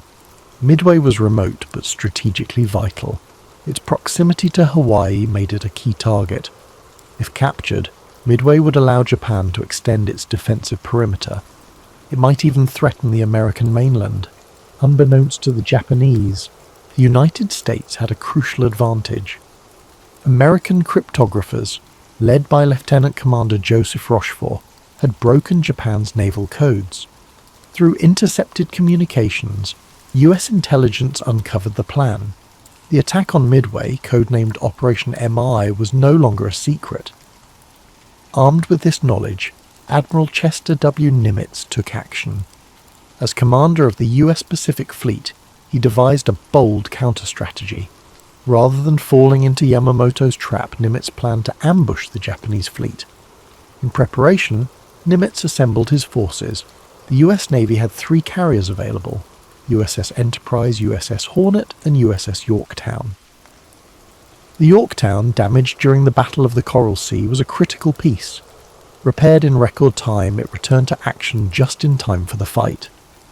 These carriers, along with their escorts and aircraft, represented America's best hope. This was their chance to turn the tide in the Pacific. On the morning of June 4th, 1942, the battle began. Japanese aircraft launched waves of attacks on Midway Atoll. Bombs rained down, targeting airstrips and defences. The defenders, though heavily outnumbered, fought valiantly. Anti-aircraft fire and fighter planes took a toll on the attackers. Yet Midway suffered significant damage. Even so, the Japanese failed to achieve their primary goal, neutralising Midway's air power. As the Japanese prepared for a second wave, the Americans struck back. Carrier-based aircraft launched a bold counterattack. The first waves of US torpedo bombers faced devastating losses. Their slow, outdated planes were no match for the agile Japanese Zero fighters. Many brave crews were lost, but their sacrifice distracted the Japanese defences. This left the enemy fleet vulnerable. At a critical moment, American dive bombers arrived. They found the Japanese carriers, Akagi, Kaga, and Soryu, completely exposed. The ships were refueling and rearming planes. Their decks were crowded with explosives. The American bombers struck with devastating precision. Direct hits ignited explosions and fires. Akagi, Kaga, and Soryu were consumed by flames. This was a catastrophic blow to Japan's naval power. The 4th Japanese carrier, Hiryu, launched a counterstrike. It managed to severely damage the USS Yorktown, but the Americans regrouped quickly. They launched a final attack, sinking Hiryu by the end of the day. All 4 Japanese carriers were destroyed. This marked a turning point, not just in the battle, but in the war itself. The fighting continued for several days. The Japanese attempted to regroup and retreat. By June 7th, it was over. The United States had achieved a decisive victory. Japan's primary carriers were sunk. Their ability to project power in the Pacific was crippled. The loss was catastrophic for Japan. Over 3,000 sailors and airmen were killed. Their fleet suffered irreparable damage. The Battle of Midway marked a turning point. Japan, once seemingly invincible, was now on the defensive. The United States began a bold campaign of island hopping. Strategic locations were captured one by one. Step by step, they pushed closer to Japan. Midway reshaped the nature of naval warfare. The battle proved the central role of aircraft carriers. It signaled the end of the battleship era. Beyond its strategic significance, Midway is remembered for its human cost. The courage of American pilots was extraordinary. They faced overwhelming odds with determination. The resilience of sailors aboard the Yorktown and other ships was inspiring. Their sacrifices showed the strength of the human spirit, even in the face of adversity. Today, Midway Atoll is a wildlife refuge. Its calm waters and quiet shores stand in contrast to the chaos it once endured. This peaceful place is a testament to those sacrifices. It reminds us of the price paid for peace. The story of Midway teaches us many things: the power of strategy, the importance of intelligence, and the unity needed to overcome the greatest challenges. As you rest tonight, reflect on this story. Picture the vast Pacific Ocean. Imagine its waves, now peaceful and still. Think of the bravery of those who fought for a brighter future. Let their sacrifices bring you calm and hope. The impact of Midway did not end with the sinking of Japan's carriers. Its effects echoed across the Pacific and beyond. For Japan, the loss was a strategic disaster. 4 carriers were destroyed: Akagi, Kaga, Soryu, and Hiryu.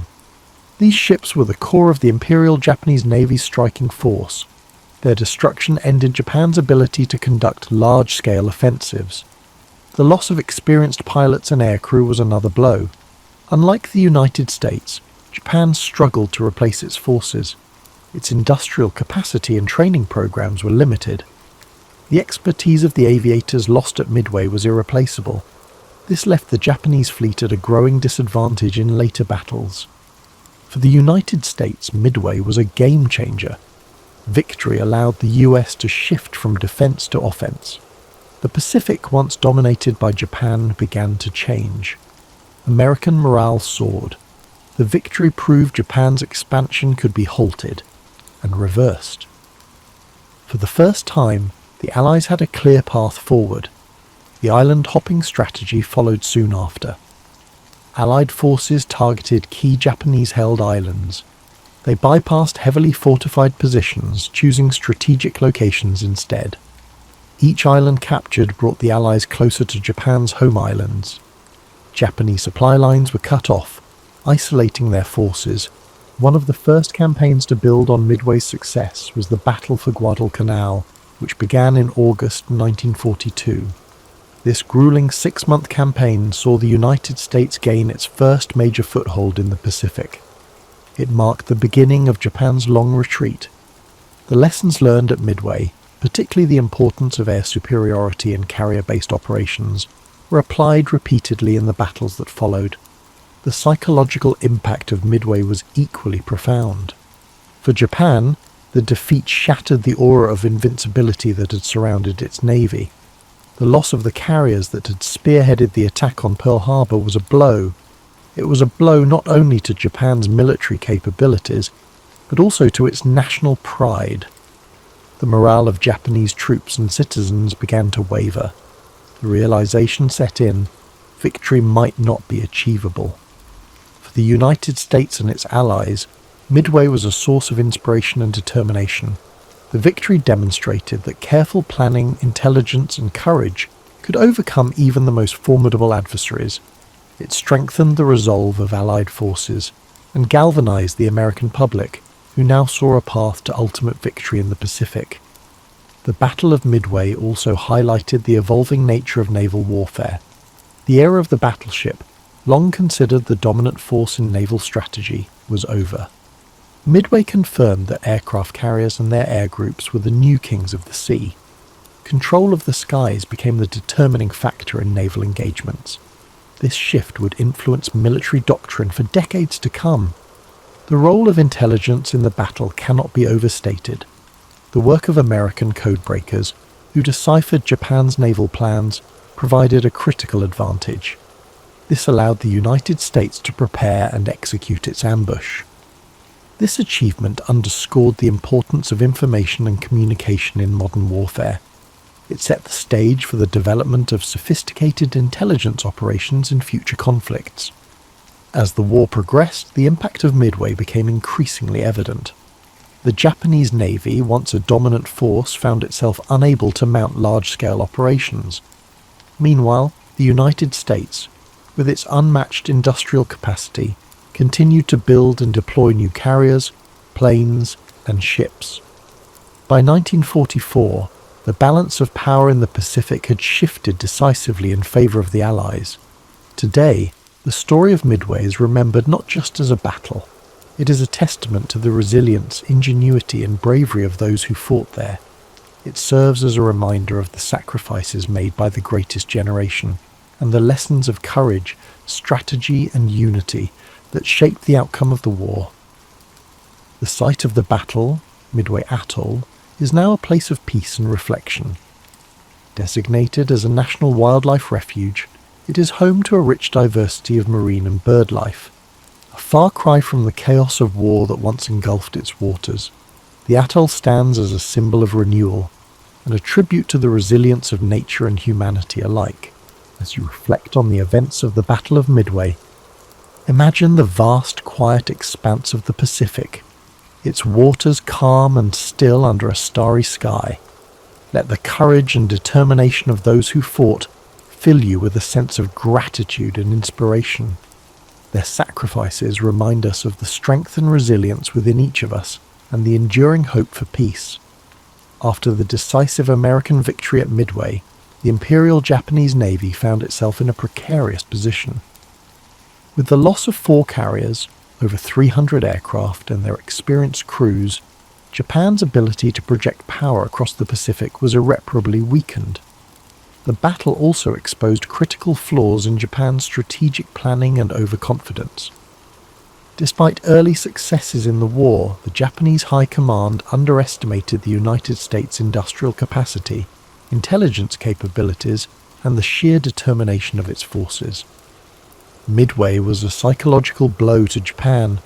The once dominant Japanese Navy now faced a growing and increasingly confident American fleet.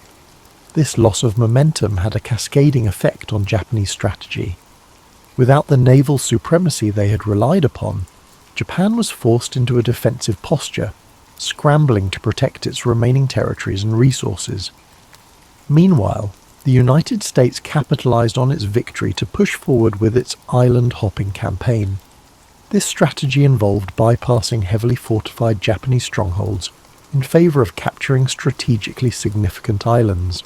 Each island seized became a stepping stone toward Japan itself, providing bases for air operations, supply lines, and staging areas for future assaults. One of the first major campaigns following Midway was the Battle for Guadalcanal, which began in August 1942. Guadalcanal was a grueling and protracted campaign, lasting 6 months and testing the endurance of both American and Japanese forces. The lessons learned at Midway played a crucial role in this battle, particularly the importance of air superiority and naval coordination. Guadalcanal marked the first significant offensive by Allied forces in the Pacific and further demonstrated Japan's inability to sustain its initial advances. The importance of logistics and industrial capacity, highlighted by Midway, became even more apparent as the war progressed. The United States, with its vast industrial resources, was able to replace ships, aircraft, and personnel at a pace that Japan could not match. For every carrier Japan lost at Midway, the US was building multiple new carriers, along with the planes and crews needed to operate them. This overwhelming production capacity allowed the Allies to maintain pressure on Japan across multiple fronts. The Battle of Midway also influenced the development of naval warfare tactics and technology. The battle demonstrated the importance of aircraft carriers as the centerpiece of naval strategy, relegating battleships to a secondary role. The lessons learned at Midway shaped the way future naval engagements were fought, with an emphasis on air power, intelligence, and mobility. Intelligence gathering, which had played such a pivotal role at Midway, continued to be a critical factor in the Allied war effort. The success of American cryptographers in breaking Japanese codes allowed the US to anticipate and counter Japanese moves throughout the war. This advantage helped secure victories in battles such as the Philippine Sea and Leyte Gulf, further eroding Japan's ability to wage war. As the war drew closer to Japan's home islands, the effects of Midway became even more pronounced.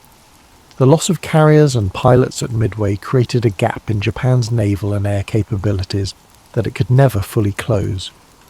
By the time of the Battle of the Philippine Sea in 1944, often referred to as the Great Marianas Turkey Shoot, Japanese pilots were so inexperienced that American forces decimated them with relative ease. This imbalance in skill and resources can be traced back to the setbacks Japan suffered at Midway. The legacy of Midway extends beyond its military and strategic implications.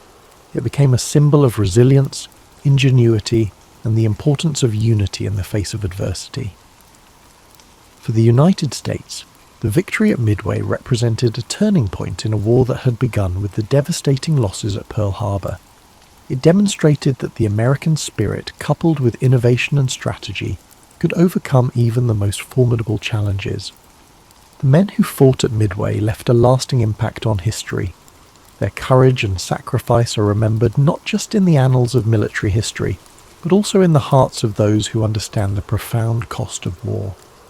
Many of the pilots, sailors, and officers who served in the battle went on to play key roles in subsequent campaigns, carrying with them the lessons and experiences of Midway. Today, the site of the battle remains a place of quiet reflection. Midway Atoll, now a national wildlife refuge, is home to diverse marine and bird life, a stark contrast to the chaos that once engulfed its waters. The peaceful serenity of the atoll serves as a poignant reminder of the cost of war and the enduring hope for peace. The story of Midway is one of triumph and tragedy, of strategy and sacrifice. It is a reminder of the resilience of the human spirit and the importance of standing firm in the face of adversity. As we reflect on this pivotal moment in history, let us remember the bravery of those who fought, the lessons they taught us, and the enduring legacy of their actions. Picture the calm waters of the Pacific, the waves gently lapping against the shores of the atoll. Imagine the bravery of those who took to the skies and seas, their sacrifices shaping the course of history. Let their legacy remind you of the strength and resilience within us all. Thank you for joining us tonight on History and Sleep. May the story of the Battle of Midway bring you reflection, perspective, and a deep sense of gratitude. Sleep well, and may your dreams be filled with the quiet strength of those who came before us, and the enduring hope for a better world. Sweet dreams, and drift off to sleep with rain. Born in 69 BCE, Cleopatra, the seventh Philopator, came from a family that had controlled Egypt for over 3 centuries. These were the Ptolemies, who were descended from a general under Alexander the Great. The Ptolemaic Empire was a peculiar hybrid by the time Cleopatra was born, a Greek-speaking monarchy situated atop a deeply Egyptian terrain. The dynasty itself was plagued by family feuds, political assassinations, and tense truces with growing Roman authority, despite the capital, Alexandria, being a global centre of scholarship. Tradition frequently portrays Cleopatra as a captivating queen who captivated influential men. However, that portrayal disregards her extensive education, linguistic proficiency, and strategic savvy. She pursued studies in philosophy, astronomy, medicine, and mathematics in the renowned Library of Alexandria.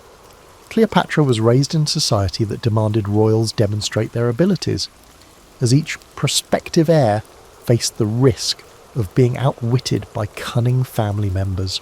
In a court notorious for backstabbing, mental acuity was just as important to survival as birthright. For a large portion of his rule, her father, Ptolemy XII Orleans, had to balance local unrest with Roman favour. Despite the Ptolemies' claims to divine heritage, Roman power actually loomed big. To gain Roman political support, athletes paid hefty prices, which put Egypt's finances in jeopardy. As she observed these discussions, Cleopatra learned early on that money could purchase allies but could never ensure true respect. She also saw how quickly a monarch may lose their position of authority if they made a mistake that alienated those in charge. When Cleopatra was a little girl, she travelled to Rome with Auletes on diplomatic missions and saw a civilization on the verge of enormous growth. She watched the Senate's operations there as well as the moves of powerful people like Julius Caesar and Pompey. She had a first-hand insight from these experiences that few Egyptian royals had ever experienced. Cleopatra's route to the Egyptian throne was uncertain. To maintain the unity of the bloodline, Ptolemaic law encouraged sibling marriage partnerships, and her father had other children. An ancient Macedonian custom that the Ptolemies had taken to extremes, this behaviour was startling to modern ears. As a result, Cleopatra's destiny was intertwined with her brothers, one of whom would, at least in theory, share power with her. Everyone knew that a puppet sibling could be used to overthrow a more ambitious relative, and the tension in the royal family was evident. History frequently reduces Cleopatra to an exotic character who courted Roman rulers, but she was developing her diplomatic abilities from an early age. She acquired multilingual skills, in addition to Greek. She reportedly knew Aramaic, Ethiopian, and probably Hebrew well as an Egyptian, which most of her Ptolemaic predecessors never tried to master. She was able to avoid having her comments misinterpreted by interpreters by speaking to courtiers, merchants, and foreign envoys in their own tongues. Her ability to communicate directly became one of her most powerful assets, enabling her to bridge cultural gaps. The domestic politics of Egypt were very complicated, as they had done for thousands of years. Priesthoods held considerable power. Careful supervision was required of the irrigation system. Grain shipments fueled the kingdom's economy by feeding both Egyptians and international markets. Cleopatra was aware of the fragility underlying the opulence of the court spectacles. In ancient times, grain was valuable, and managing the Nile's resources meant managing the money needed to survive. To keep the Roman bankers happy, the priests placated, and the crop steady, a wise ruler was required. However, when her father passed away in 51 BCE, Cleopatra was still a young woman. She and her younger brother, Ptolemy XIII, were designated as joint rulers in the will. This arrangement was less about true balance and more about ceremonial tradition. Groups in the court tried to influence the young boy king against his sister very immediately. Cleopatra had to decide whether to submit to these power struggles or to stand up for herself at the risk of starting a civil war. Cleopatra's early life prepared her for her eventual decisive actions, even though most people only recall her later involvements with Mark Antony and Julius Caesar. Her background, learning at the library, observing Roman politics, and negotiating a contentious court, formed the foundation of her strategic perspective. She was adamant that ambitious Romans should not use Egypt as a prize or a province. Although the road ahead was dangerous, Cleopatra had been well prepared by her upbringing. She wasn't a passive character. She was already planning ahead and prepared to play a political chess game that would decide her kingdom's destiny. Cleopatra, who was 18 at the time of Ptolemy XII's death, found herself sharing the kingdom with her brother, Ptolemy XIII, who was only 10 or 11 years old at the time. Although they were classified as equals in their official titles, Cleopatra was aware of the covert power structures in the royal court. The young king's advisors saw an opportunity to marginalise her by portraying her as an intrusive sister who posed a danger to the boy's legitimate authority. Political scheming by a flurry of courtiers, including the powerful regent Pothinus and a general by the name of Achilles, soon compelled Cleopatra to leave Alexandria. Cleopatra was sent into exile because she would not concede defeat. Instead of disappearing into obscurity, she gathered a small troop and set up camp east of the Nile Delta to wait. She made appeals to border troops who were devoted to her father's legacy, merchants who were upset over the mayhem in Alexandria, and local allies. Cleopatra closely monitored Rome's internal conflicts during this period. Caesar's previous ally, the Roman general Gnaeus Pompey, was now losing a civil war against his erstwhile comrade. The Alexandrian court made the tragic choice to have Pompey killed when he landed in Egypt in search of resources and safety. The killing was likely done to appease Julius Caesar, who was pursuing Pompey. However, the results of this heinous deed were not what they had hoped for. Caesar personally landed in Alexandria in the fall of 48 BCE. A stable monarchy, or at least a compliant administration that would pay for his wartime expenses, was what he hoped to discover. Instead, he found himself in a country that was embroiled in a fraternal war, with Ptolemy XIII's camp fighting for control of the city and Cleopatra in exile. Caesar was apparently horrified to learn of Pompey's assassination, since he had planned to capture Pompey rather than have him killed by outsiders. Seeing her chance, Cleopatra came up with a bold scheme to meet Caesar in private and make her case. According to legend, to get past Ptolemy's guards, Cleopatra planned to be smuggled into the palace rolled up in a carpet or bag. Although some historians disagree with the precise approach, everyone agrees that Cleopatra's first-hand meeting with Caesar was a persuasive masterstroke. She portrayed herself as a legitimate queen whose brother's court had turned treacherous, rather than as a defenceless exile. She knew Latin well enough to communicate directly with Caesar. He was said to be as fascinated by her intelligence and humour as he was by her royal demeanour. Caesar, a master strategist, believed that Cleopatra was a better ally than her younger brother in ensuring Egypt's stability. The siblings must get back together and rule together again, he said. The councillors to Ptolemy XIII refused to obey because they felt their authority was in jeopardy. As tensions increased, the Alexandrian War broke out. Alexandria's streets and docks became battlefields when Caesar's army engaged in combat with Ptolemy XIII's supporters. Although reports differ on the extent and timing of the destruction, the renowned library itself may have sustained some damage during this fight. Cleopatra remained calm in the face of chaos. She collaborated closely with Caesar, providing local intelligence and resources. She understood that while she required Caesar's help, she also possessed power, because Caesar wanted a stable monarchy, and control over Egypt's grain supply was vital to Rome. They eventually routed Ptolemy XIII's army. While attempting to escape, he himself perished in the Nile.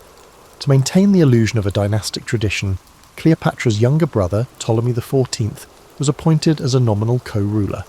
However, Cleopatra held the real power. After the civil war was done, Cleopatra sided with Caesar and, according to many, fell in love with him. Caesarion, the child they would eventually have, symbolized the marriage of Egyptian ancestry with Roman ambition. Nevertheless, Cleopatra never saw herself as a simple consort. Her goal was to bring her kingdom back to life while juggling Roman interests and preserving some degree of autonomy. She lavished Caesar with hospitality, throwing lavish feasts that could only be supported by the Nile's wealth. Beneath these extravagant outbursts, however, she engaged in painstaking negotiations to secure her rule's continuation after Caesar's inevitable departure. Alexandria had been returned to Cleopatra at the end of this turbulent time. She was no longer the helpless fugitive. Instead, she had become Egypt's undisputed monarch, albeit one who was closely associated with Roman authority. She had forged a complicated alliance with the most powerful man in the Mediterranean by navigating war and conspiracies. There were new obstacles in the way, primarily how to balance Egypt's sovereignty with Rome's demands. However, Cleopatra had demonstrated that she was more than capable of skillfully navigating through situations that would shatter a less powerful ruler. Following the Alexandrian War, Cleopatra oversaw a court that combined Roman and Hellenistic elements with old Egyptian customs. She reclaimed trade routes vital to Egypt's growth and dispatched envoys to negotiate border accords to regain control over areas lost during previous crises. Beyond politics, Cleopatra prioritized cultural patronage. She provided financial support for academic pursuits, sponsored building projects, and made sure that Egypt's temples, particularly those honoring the goddess Isis, whom she came to identify increasingly with, received royal backing. She and Julius Caesar's relationship kept changing. Caesar, attracted by Cleopatra's companionship as well as political motives, stayed in Egypt longer than many Roman senators thought was wise. Their well-known Nile cruise, which was later romanticized, served two strategic purposes. Caesar learned about the area's resources and fortifications firsthand, while Cleopatra demonstrated the size of her dominion. Though some Alexandrians questioned the expenditure, Cleopatra recognized the importance of spectacle and heard tales of sumptuous feasts on royal boats. She wanted the Egyptians and Romans to understand that the Ptolemaic throne had not lost its majesty in a time when the ability to dazzle was frequently used to gauge one's level of authority. Caesar and Cleopatra, however, were unable to deny Rome's restlessness. After defeating Pompey's allies, Caesar solidified his hold on power, and his status as dictator was both admirable and vulnerable. He brought Cleopatra back to Rome in 46 BCE, but not as a simple concubine. She successfully positioned herself on the Roman stage by arriving with her retinue, which included the baby Caesarion. Conservative Romans, who disapproved of her alien status and her alleged aspirations, were scandalized by this. Caesar gave Cleopatra a privileged position that no other foreign ruler had, however, by letting her remain at a villa across the Tiber. Within the city's political circles, rumours circulated that Caesar may declare himself king and Cleopatra his queen, a notion that was unappealing to Romans who had vivid memories of overthrowing monarchs centuries before. Both xenophobic animosity and curiosity were stoked by Cleopatra's appearance, her attire, and her entourage of Egyptian courtiers. In the meantime, she researched the tribunes, the Senate, and the network of patronage that connected aristocratic families in Rome. She realised how shaky Rome's acceptance of her was. Nevertheless, she engaged in diplomatic outreach, establishing connections with powerful senators and their spouses, giving presents and organising cultural events that showcased Alexandria's refinement. But Cleopatra's primary goal was to ensure the future of her dynasty. From the Egyptian perspective, she desired Caesarion's recognition as his heir, even if it wasn't official. Caesar gave Caesarion preferential treatment even though he never legally declared him his son under Roman law. Caesar's continuous success appeared to be the key to the future. However, the tide of Roman politics was shifting, and many were disturbed by Caesar's acquisition of awards and display of monarchical accoutrements. Caesar was assassinated on the Ides of March in 44 BCE as a result of a conspiracy. Cleopatra, shocked and exposed, was in a dangerous situation in Rome. She swiftly retreated amid the confusion, returning to Alexandria with Caesarion and her entourage. According to some accounts, she thought about siding with Mark Antony or other groups in the ensuing power war. Cleopatra, however, was realistic. She understood that Romans would fight for the Republic once more, and before making any dangerous agreements, she needed to know who would win. Securely established in Egypt, she concentrated on bolstering the economy and defences of her realm, while she awaited the next Roman ruler to initiate contact. She made a deliberate decision to stay out of Rome during this rough time. If she had stayed,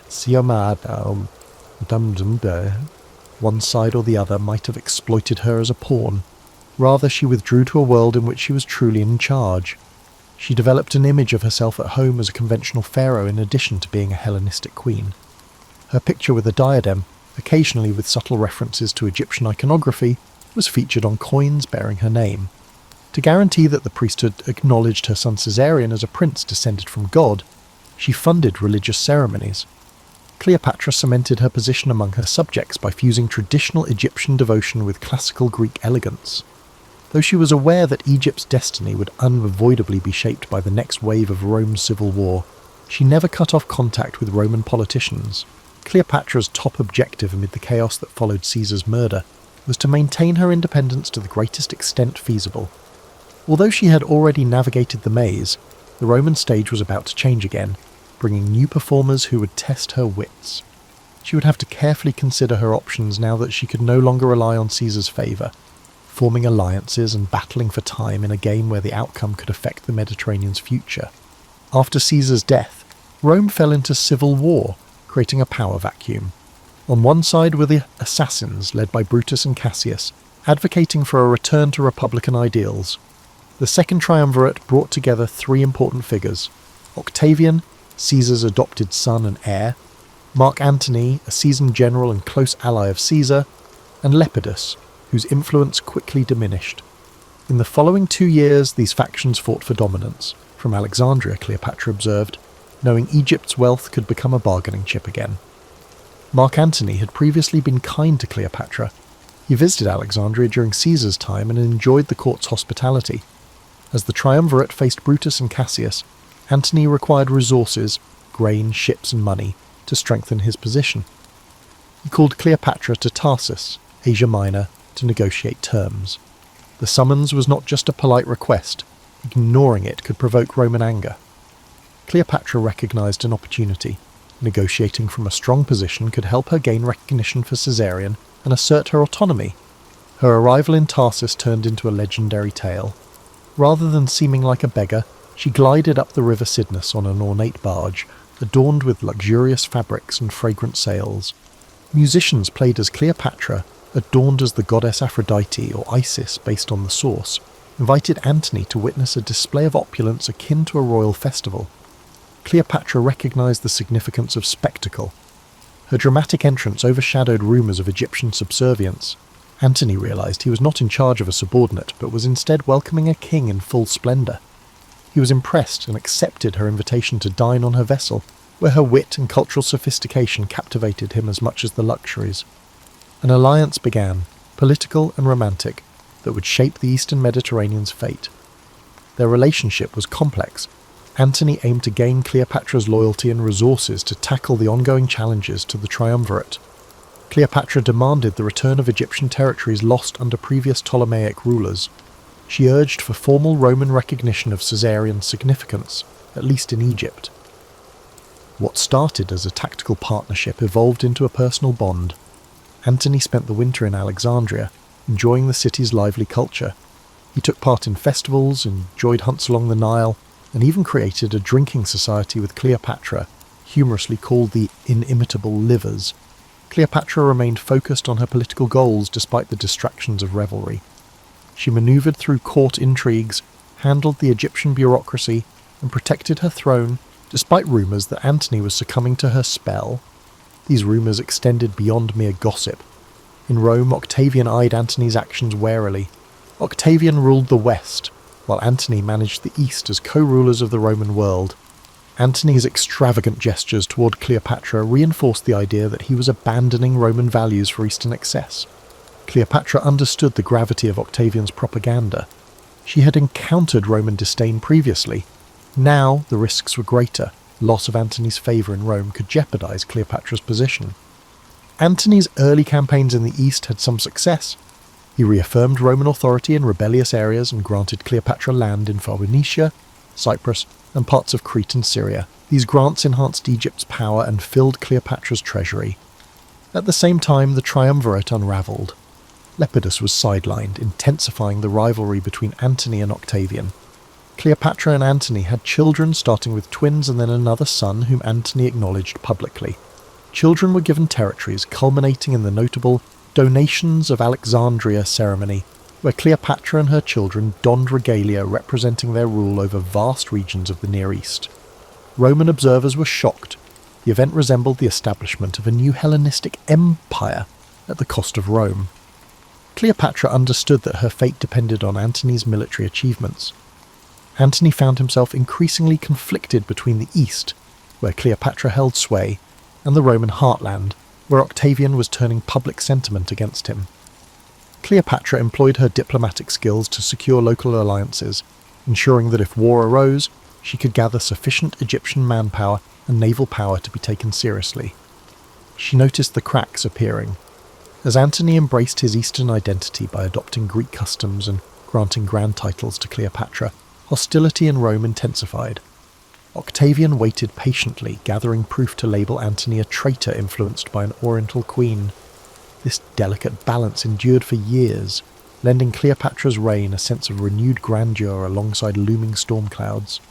She had journeyed from uncertain exile to commanding queen, but the horizon suggested a final confrontation that could overshadow all her previous struggles. By the mid-30s BCE, tensions between Antony and Octavian nearly ensured another Roman civil war. To mend the divide, Antony wed Octavian's first sister, Octavia, while still maintaining his affair with Cleopatra. He attempted to balance these conflicting responsibilities. However, the political alliances proved too weak, and Octavian exploited Antony's ongoing stay in Egypt as proof of treachery. In 32 BCE, after Antony divorced Octavia, Octavian claimed that Antony had turned into Cleopatra's puppet, labelling her as the master manipulator. Cleopatra, sensing Rome's growing animosity, prepared for battle. She strengthened the Egyptian coast, gathered grain, and grew her navy. Despite the strength of Egyptian forces, facing Rome's legionary machine was intimidating. Cleopatra thought that victory relied on Antony's skill in maintaining the loyalty of his legions and uniting Eastern client states under his leadership. As war approached, his support started to weaken. Several allied kings hesitated. Roman senators who once supported Antony switched their allegiance to Octavian. Driven by fear or political strategy, the propaganda war intensified. Octavian depicted Cleopatra as a foreign seductress aiming to enslave Rome, stoking xenophobia among the Roman people. In 31 BCE, the decisive confrontation occurred off Greece's western coast, near Actium. Antony and Cleopatra gathered a significant fleet, but Agrippa, Octavian's admiral and subadmiral, outsmarted them. Historians may argue over specifics, but the result is evident. Antony's navy became desperate, lacking supplies and troubled by Agrippa's better naval strategies. In the climactic battle, Cleopatra, leading her squadron, suddenly broke away and fled to Egypt. Antony, realizing she was leaving, gave up the fight to pursue her. The fleet's fate was sealed. Lacking unified leadership, Antony's naval forces fell apart, allowing Octavian to achieve a decisive victory. Rumours about Cleopatra's escape circulated. Was it panic, strategy, or a prearranged plan if the situation worsened?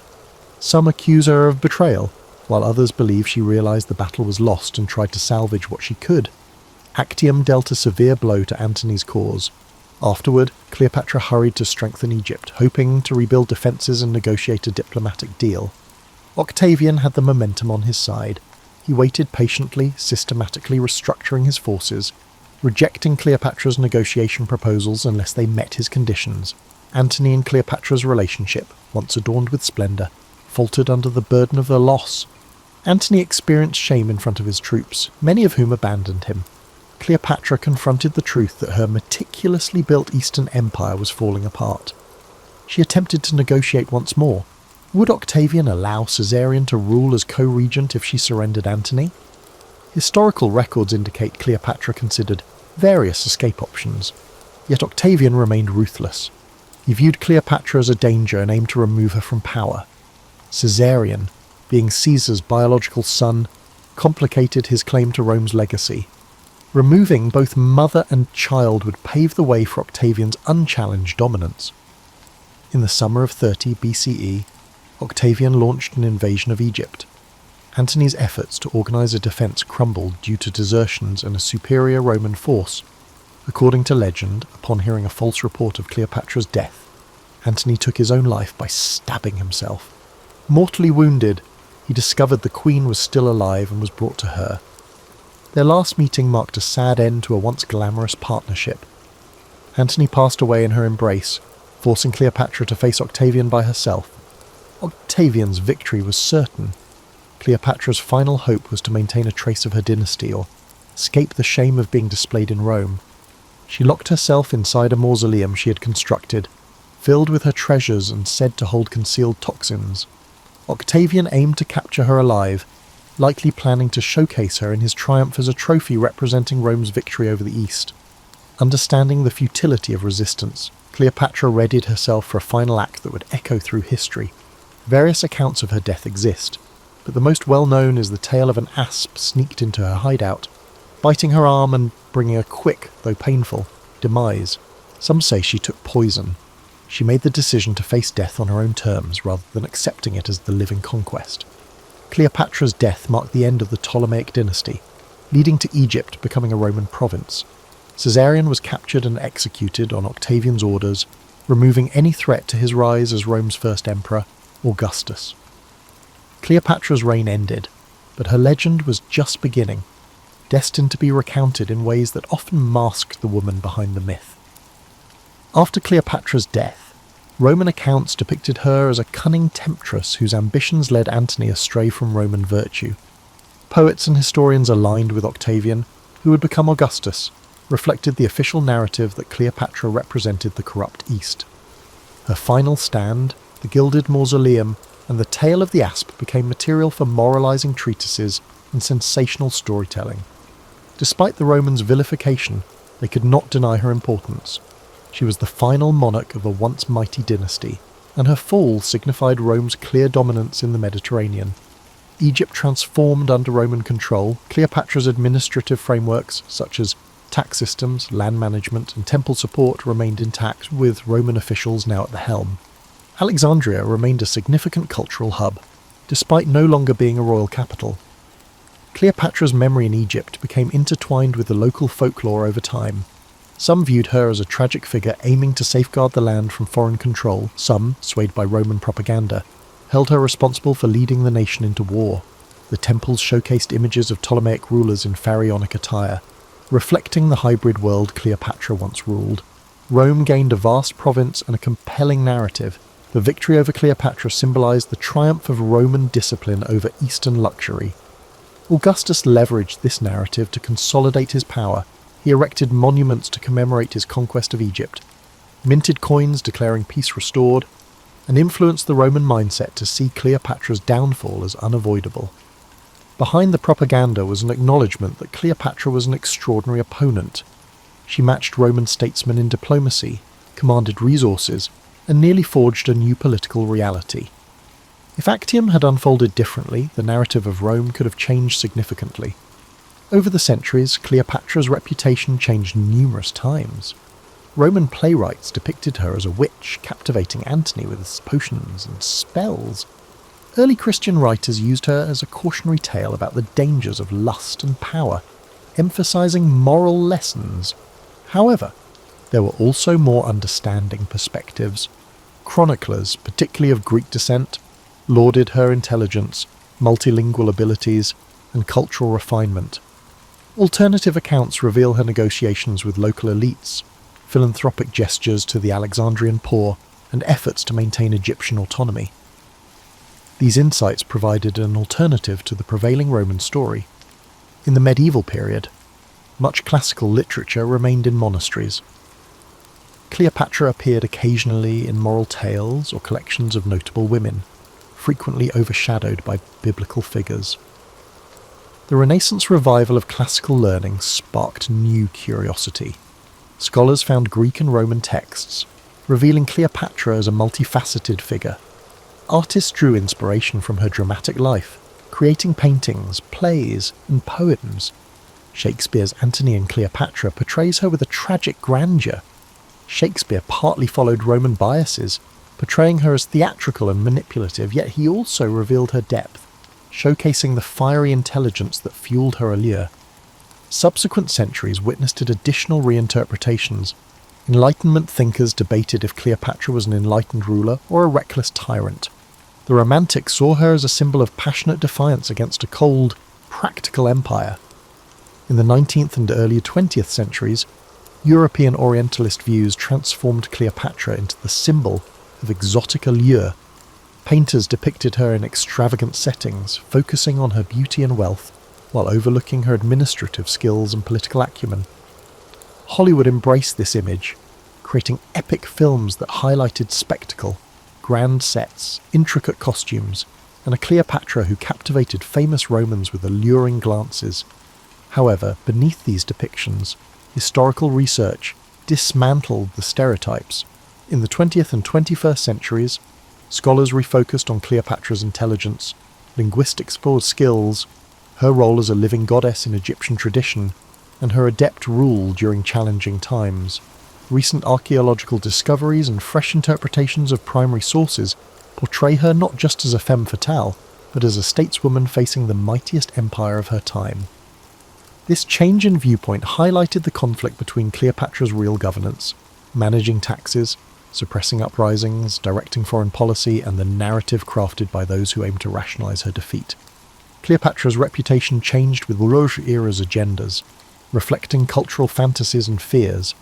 Her true legacy, her efforts to preserve a sovereign Egypt against Rome's expansion, endures as a testament to her strategic prowess, even if overshadowed by the highlights of her personal liaisons. Cleopatra is a figure that urges us to see beyond stereotypes, highlighting that the true complexity of history is often lost in the propaganda and entertainment of the era. Cleopatra's story still captivates in our modern age. She has become an icon that transcends her time, symbolizing female power, political skill, cultural fusion, and the tragedy of lost sovereignty. To truly appreciate Cleopatra, One must view her not as an exotic siren or a mere footnote in Rome's story, but as the pinnacle of a unique dynasty navigating a rapidly changing world. Her importance stems from the careful balance she maintained from the moment she assumed power. Cleopatra forged alliances with Caesar and negotiated with Mark Antony, expanded her kingdom's territories, and maintained the reverence of Egypt's priesthoods, orchestrating a precarious dance. She encountered a Rome shifting from republic to autocracy, a superpower in transition, uncertain of its future. Cleopatra understood that to protect Egypt, she needed to navigate Roman politics while embodying the role of pharaoh, merging Greek and Egyptian traditions more effectively than her predecessors. Cleopatra's intellectual interests deserve greater focus. Growing up in Alexandria's vibrant intellectual atmosphere, she gained both scholarly and practical knowledge. She authored works on medicine, cosmetics, and possibly linguistics, but these writings have now vanished. She communicated with the subject peoples in their languages, an ability that granted real legitimacy in the eyes of those unfamiliar with Greek-speaking Ptolemaic rulers. Cleopatra engages with Roman elites in Greek or Latin and leads Egyptian ceremonies in the local language, showcasing her cultural fluency as a political asset. Her story highlights how quickly propaganda can distort a legacy. Roman accounts depicted Cleopatra as a seductive foreign queen, overshadowing her contributions as a stateswoman. The caricature persisted over the centuries, influencing art and theatre while reducing her complexity. By piecing together scattered evidence, from coins with her profile to Greek historians' descriptions, we glimpse the real Cleopatra, a determined monarch making monumental decisions in a time of colliding global powers. Their ultimate demise highlights the weaknesses of a smaller state trapped among Roman factions. Cleopatra's relationship with Antony was both personal and practical, yet in the competitive realm of Roman politics, it served as a tool for Octavian's ambitions. The empire needed new conquests to solidify its political transformations, and the idea of Cleopatra's conspiracy with Antony gave Octavian the moral pretext to march on Egypt. However, Cleopatra managed to outsmart him, engaging in covert negotiations until Actium irreversibly shifted the balance. Even Cleopatra's death, often recounted with melodramatic flair, reflects her refusal to be paraded as a captive in Rome. By choosing to die on her terms, she denied Octavian a triumphant display, ensuring her final image was one of defiance instead of submission. This act, dramatized in art and theatre, embodies a political strategy. Cleopatra ensured she was remembered as a queen, not a captive. After that final act, Egypt turned into Rome's breadbasket, supporting an empire that would rule Europe, North Africa, and the Near East for centuries. Alexandria continued to be a centre of scholarship and trade, maintaining Greek and Egyptian cultural influences even during Roman rule. Cleopatra's children with Antony were taken to Rome and largely disappeared from history, except for one daughter, Cleopatra Selene, who married into another African kingdom and preserved a fragment of her mother's legacy. Caesarion, the son of Julius Caesar, was executed to eradicate any rival claim to Rome. Thus, the direct line of Cleopatra ended brutally, a testament to how Roman realpolitik disdained potential threats, however young or innocent. Interest in Cleopatra continues over 2,000 years later. Historians discuss her strategies, archaeologists search the Egyptian coast for her burial site, and filmmakers recreate her life in grand productions. Every retelling reveals as much about the storyteller as it does about Cleopatra. Her character reveals the complexities of power, the dynamics of gender and politics, and the resilience of a dynasty facing extinction. She bridges worlds, Greek and Egyptian, a female leader and Roman ally, a scholar and politician. Cleopatra emerged as a leader who would not allow her kingdom to be a mere pawn in Rome's strategy. She engaged in high-stakes gameplay, experiencing both spectacular victories and devastating losses. She transcended the caricatures that defined her posthumous image. The final Queen of the Nile remains an enigma who challenges us to look deeper than the simple myths, reminding us that history is often shaped by those who wield the pen, and that a life as momentous as hers deserves constant re-examination. In 1158, a 7-year-old noble boy named Conrad leaves his family manor to serve as a page in the castle of Duke Otto in the Holy Roman Empire. This experience is the beginning of his path to knighthood. Wide-eyed and anxious, Conrad enters the castle's enormous hall and quickly becomes immersed in castle life. As a page, he is kept busy from dawn until dusk. He must learn to sing hymns, serve at table with proper etiquette, and even assist in the castle's hunts and falconry sessions. Under the tutelage of the Master-at-Arms, Conrad and the other pages practice swordplay with wooden weapons and learn to ride ponies.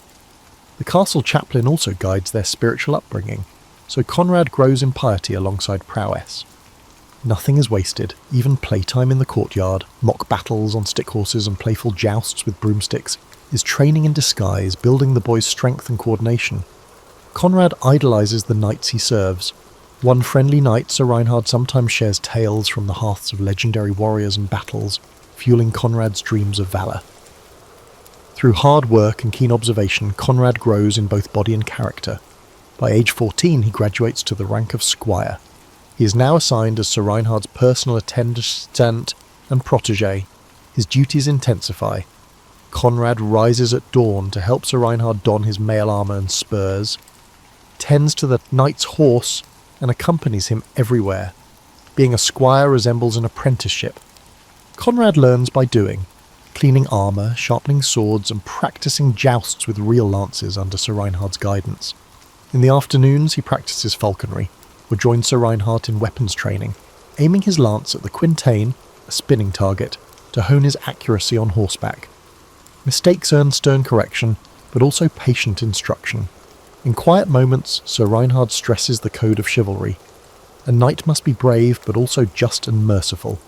Conrad takes these lessons to heart, determined to one day embody those ideals. His first taste of real conflict comes at 16. While escorting a supply convoy through a forest, Sir Reinhard's party is ambushed by bandits. Conrad's heart pounds as he sticks close to his mentor. Amid the chaos, he uses his training reflexively. At one point, he even knocks a bandit off a horse with a well-timed lance thrust. Sir Reinhard proudly claps Conrad's shoulder after driving the bandits off. The young squire has demonstrated his bravery in the face of danger. This brief skirmish shows Conrad the stark reality of combat. Terrifying and brutal, yet his duty is to face it with courage. By age 21, Conrad has spent years in service, learning the arts of knighthood and the responsibilities that come with it. He has tended to Sir Reinhard in tournaments and on minor campaigns, steadily growing in skill and maturity. Now he stands on the brink of achieving his lifelong dream. All the years of training, mastering horsemanship, honing his sword arm, and learning courtesy and strategy have shaped Conrad into a worthy candidate for knighthood. As he helps Sir Reinhard prepare for a winter feast where several squires will be honoured, Conrad cannot help but feel a mix of excitement and nerves. The dawn of his knighthood approaches, and with it the life of honour and adventure that he has envisioned it, since that day he first arrived at Duke Otto's castle as a wide-eyed boy. The winter of 11 to 75 brings Conrad to a grand celebration at Duke Otto's castle. At 21, after years of training, he is to be knighted. The magnificent hall is decked with evergreen boughs and lit with hundreds of candles in honour of Christmas and the knighting ceremony. Dressed in a simple white tunic, symbolising purity, Conrad stands alongside other squires awaiting the rite. He feels his heart pounding with a mix of excitement and nerves. Sir Reinhard squeezes his shoulder in support, recalling his knighthood and assuring Conrad that he is ready. On the eve of the ceremony, Conrad undergoes the traditional vigil of arms. He bathes and dons a clean white robe and a red cloak, for the blood of martyrs and courage of a knight. All night he kneels in the castle chapel, his sword and armour placed on the altar before him. By flickering candlelight he prays, reflecting on the solemn vows he will take at dawn. Despite aching knees and little sleep, Conrad remains focused. This vigil is a spiritual purification, a time to seek God's blessing and contemplate the chivalric code he must uphold. He promises himself to be a just, loyal, and pious knight, devoted to protecting the weak and serving the church. At first light, Mass is celebrated. The squires confess their sins and hear a final blessing. Then comes the oath swearing. One by one, each squire stands before the gathered nobles in the chapel. When Conrad's turn arrives, he declares his knightly vows in a clear voice. He will speak truth, uphold the faith, obey his lord, defend the helpless, and be honourable in all their things. Each promise rings out in the cold morning air, sealing Conrad's commitment to the ideals of knighthood. Even before the sword touches his shoulders, he feels the weight of responsibility settle on his shoulders. That evening, a formal knighting ceremony, the accolade, takes place in the Great Hall. Duke Otto, resplendent in fur-trimmed robes, calls Conrad forward. Conrad kneels on the rush-strewn floor before his lord. In the hushed hall, the Duke gently taps Conrad's shoulders with the flat of a sword and proclaims in French, "Soyez chevalier," meaning, "Be a knight." Conrad bows his head, overcome with emotion as those words transform him from squire to Sir Conrad. Applause breaks out among the assembled lords and ladies. Sir Conrad rises, heart swelling with pride and humility. All his years of hard work have led to this moment. He is now a knight of the realm. Following the accolade, Conrad is bedecked in the symbols of knighthood. Sir Reinhard fastens gilded spurs to his boots, the sign that Conrad is now a knight of the spur. Another attendant buckles on a sword belt holding a finely crafted sword. Conrad dons his family's coat of arms over his mail, and a herald announces his new title, Sir Conrad of Dornberg. Cheers echo in the hall. Conrad's father, who travelled here for the occasion, wipes proud tears from his eyes. Duke Otto then presents Conrad with the final symbol of knighthood, a heavy sword belted at his side. Fully clad in mail and armed, Sir Conrad mounts a waiting charger in the courtyard for the pas d'armes, a ritual display of martial skill. It is customary that after being dubbed, the new knights demonstrate their prowess in jousts or mock combat. Conrad guides the horse, feeling the strange yet empowering weight of his armour. He salutes the crowd lining the yard. Together with the other fresh knights, he participates in a friendly joust. His lance shatters against another knight's shield in a thunderous hit, and although unhorsed in a later round, he remounts amid applause. The exercises prove to all that these young men have the skill and courage befitting their new station. Conrad's face flushes with joy beneath his visor as he realizes his achievement is not training or pretend, it is real knighthood. His knighthood, won by merit and blessed by God and Lord. That night, the castle is alight with the celebration. At the banquet in the hall, Sir Conrad sits in a place of honour at Sir Reinhard's side. No longer does he serve. Instead, pages pour wine for him and the other knights. He toasts his mentors and shares in the camaraderie of the chivalric brotherhood. Gifts are bestowed. The Duke grants Conrad a fine destrier, war horse from his stables, and a new sword of Toledo steel. Minstrels compose a few witty rhymes in honour of the newly dubbed knights, eliciting laughter. Amidst the revelry, Conrad remains humble and grateful. He recalls the sacred vows from that morning and steels himself to live by them. When the Duke's steward offers him a purse of coins as the traditional knightly gift, Conrad quietly resolves to use some of it in alms for the poor, his first act of charity as a knight. Late at night, Conrad reflects on the transformation of this day as he doffs his armour and prepares to rest in a guest chamber, feeling strange without his usual place by Sir Reinhard's door. He entered the morning as a squire and now retires as a knight, with all the privileges and responsibilities that entails. With knighthood come privileges, the right to wear armour and bear arms publicly, to hold land in fief, and to sit at the high table with lords. However, there are also duties, leading men in battle if called, dispensing justice on one's land and serving loyally. The weight of his sword on the bedside rack is a reminder of both. Sir Conrad sleeps deeply that night, the vigil and excitement having exhausted him, unaware of just how soon his knightly ideals will be tested in the harsh reality of medieval warfare and politics. By 1177, Sir Conrad is serving at the imperial court of Emperor Frederick Barbarossa. Here, amidst glittering banquets and tournaments, he experiences the pinnacle of courtly chivalry. Minstrels sing of brave knights and pure ladies, and Conrad strives to exemplify those ideals. He is unfailingly courteous, rising when noble women enter, speaking only with respectful words, and behaving as the perfect knight in every social setting. The older courtiers sometimes chuckle that Sir Conrad still sees the world through rose-coloured lenses of chivalry, but they admire his earnestness. At a grand tournament held in Würzburg, Conrad has a chance to prove his valour. Clad in shining armour, he rides into the lists under Duke Otto's banner. In one joust, he unhorses a seasoned opponent with a well-placed lance strike, earning cheers from the crowd. Later, he restrains himself in the melee, the mock battle, showing mercy by not striking a fallen opponent. His skill and honour win him recognition. The presiding duchess awards him a silk favour, tying a ribbon on his arm as a token of esteem. flushed with pride. Conrad feels he is living the very romances he heard as a boy. Yet beneath the pageantry, Conrad begins to notice troubling cracks in knightly behaviour. In whispered corners of the hall, he overhears petty jealousies, knights arguing over who deserves more credit for a minor skirmish or who should sit closer to the emperor. One night, he witnesses two renowned knights nearly draw swords at a banquet over an insult, only stopping when the emperor himself intervenes. This bickering disappoints Conrad. Were they not all sworn to brotherhood and honour? Worse, Conrad learns of outright violations of the chivalric code. A lady-in-waiting confides that a famous knight, who publicly boasts of defending the innocent, once forced himself on a peasant girl during a past campaign. Conrad is horrified. He realises that not all knights live up to the high ideals they proclaim. Chivalry, he sees, is often more praised than practised. This realisation hits hardest on a journey through the countryside. Riding between imperial castles, Conrad's party passes through a village recently raided by robber knights. The houses are charred and the villagers, mostly peasants, are destitute and terrified.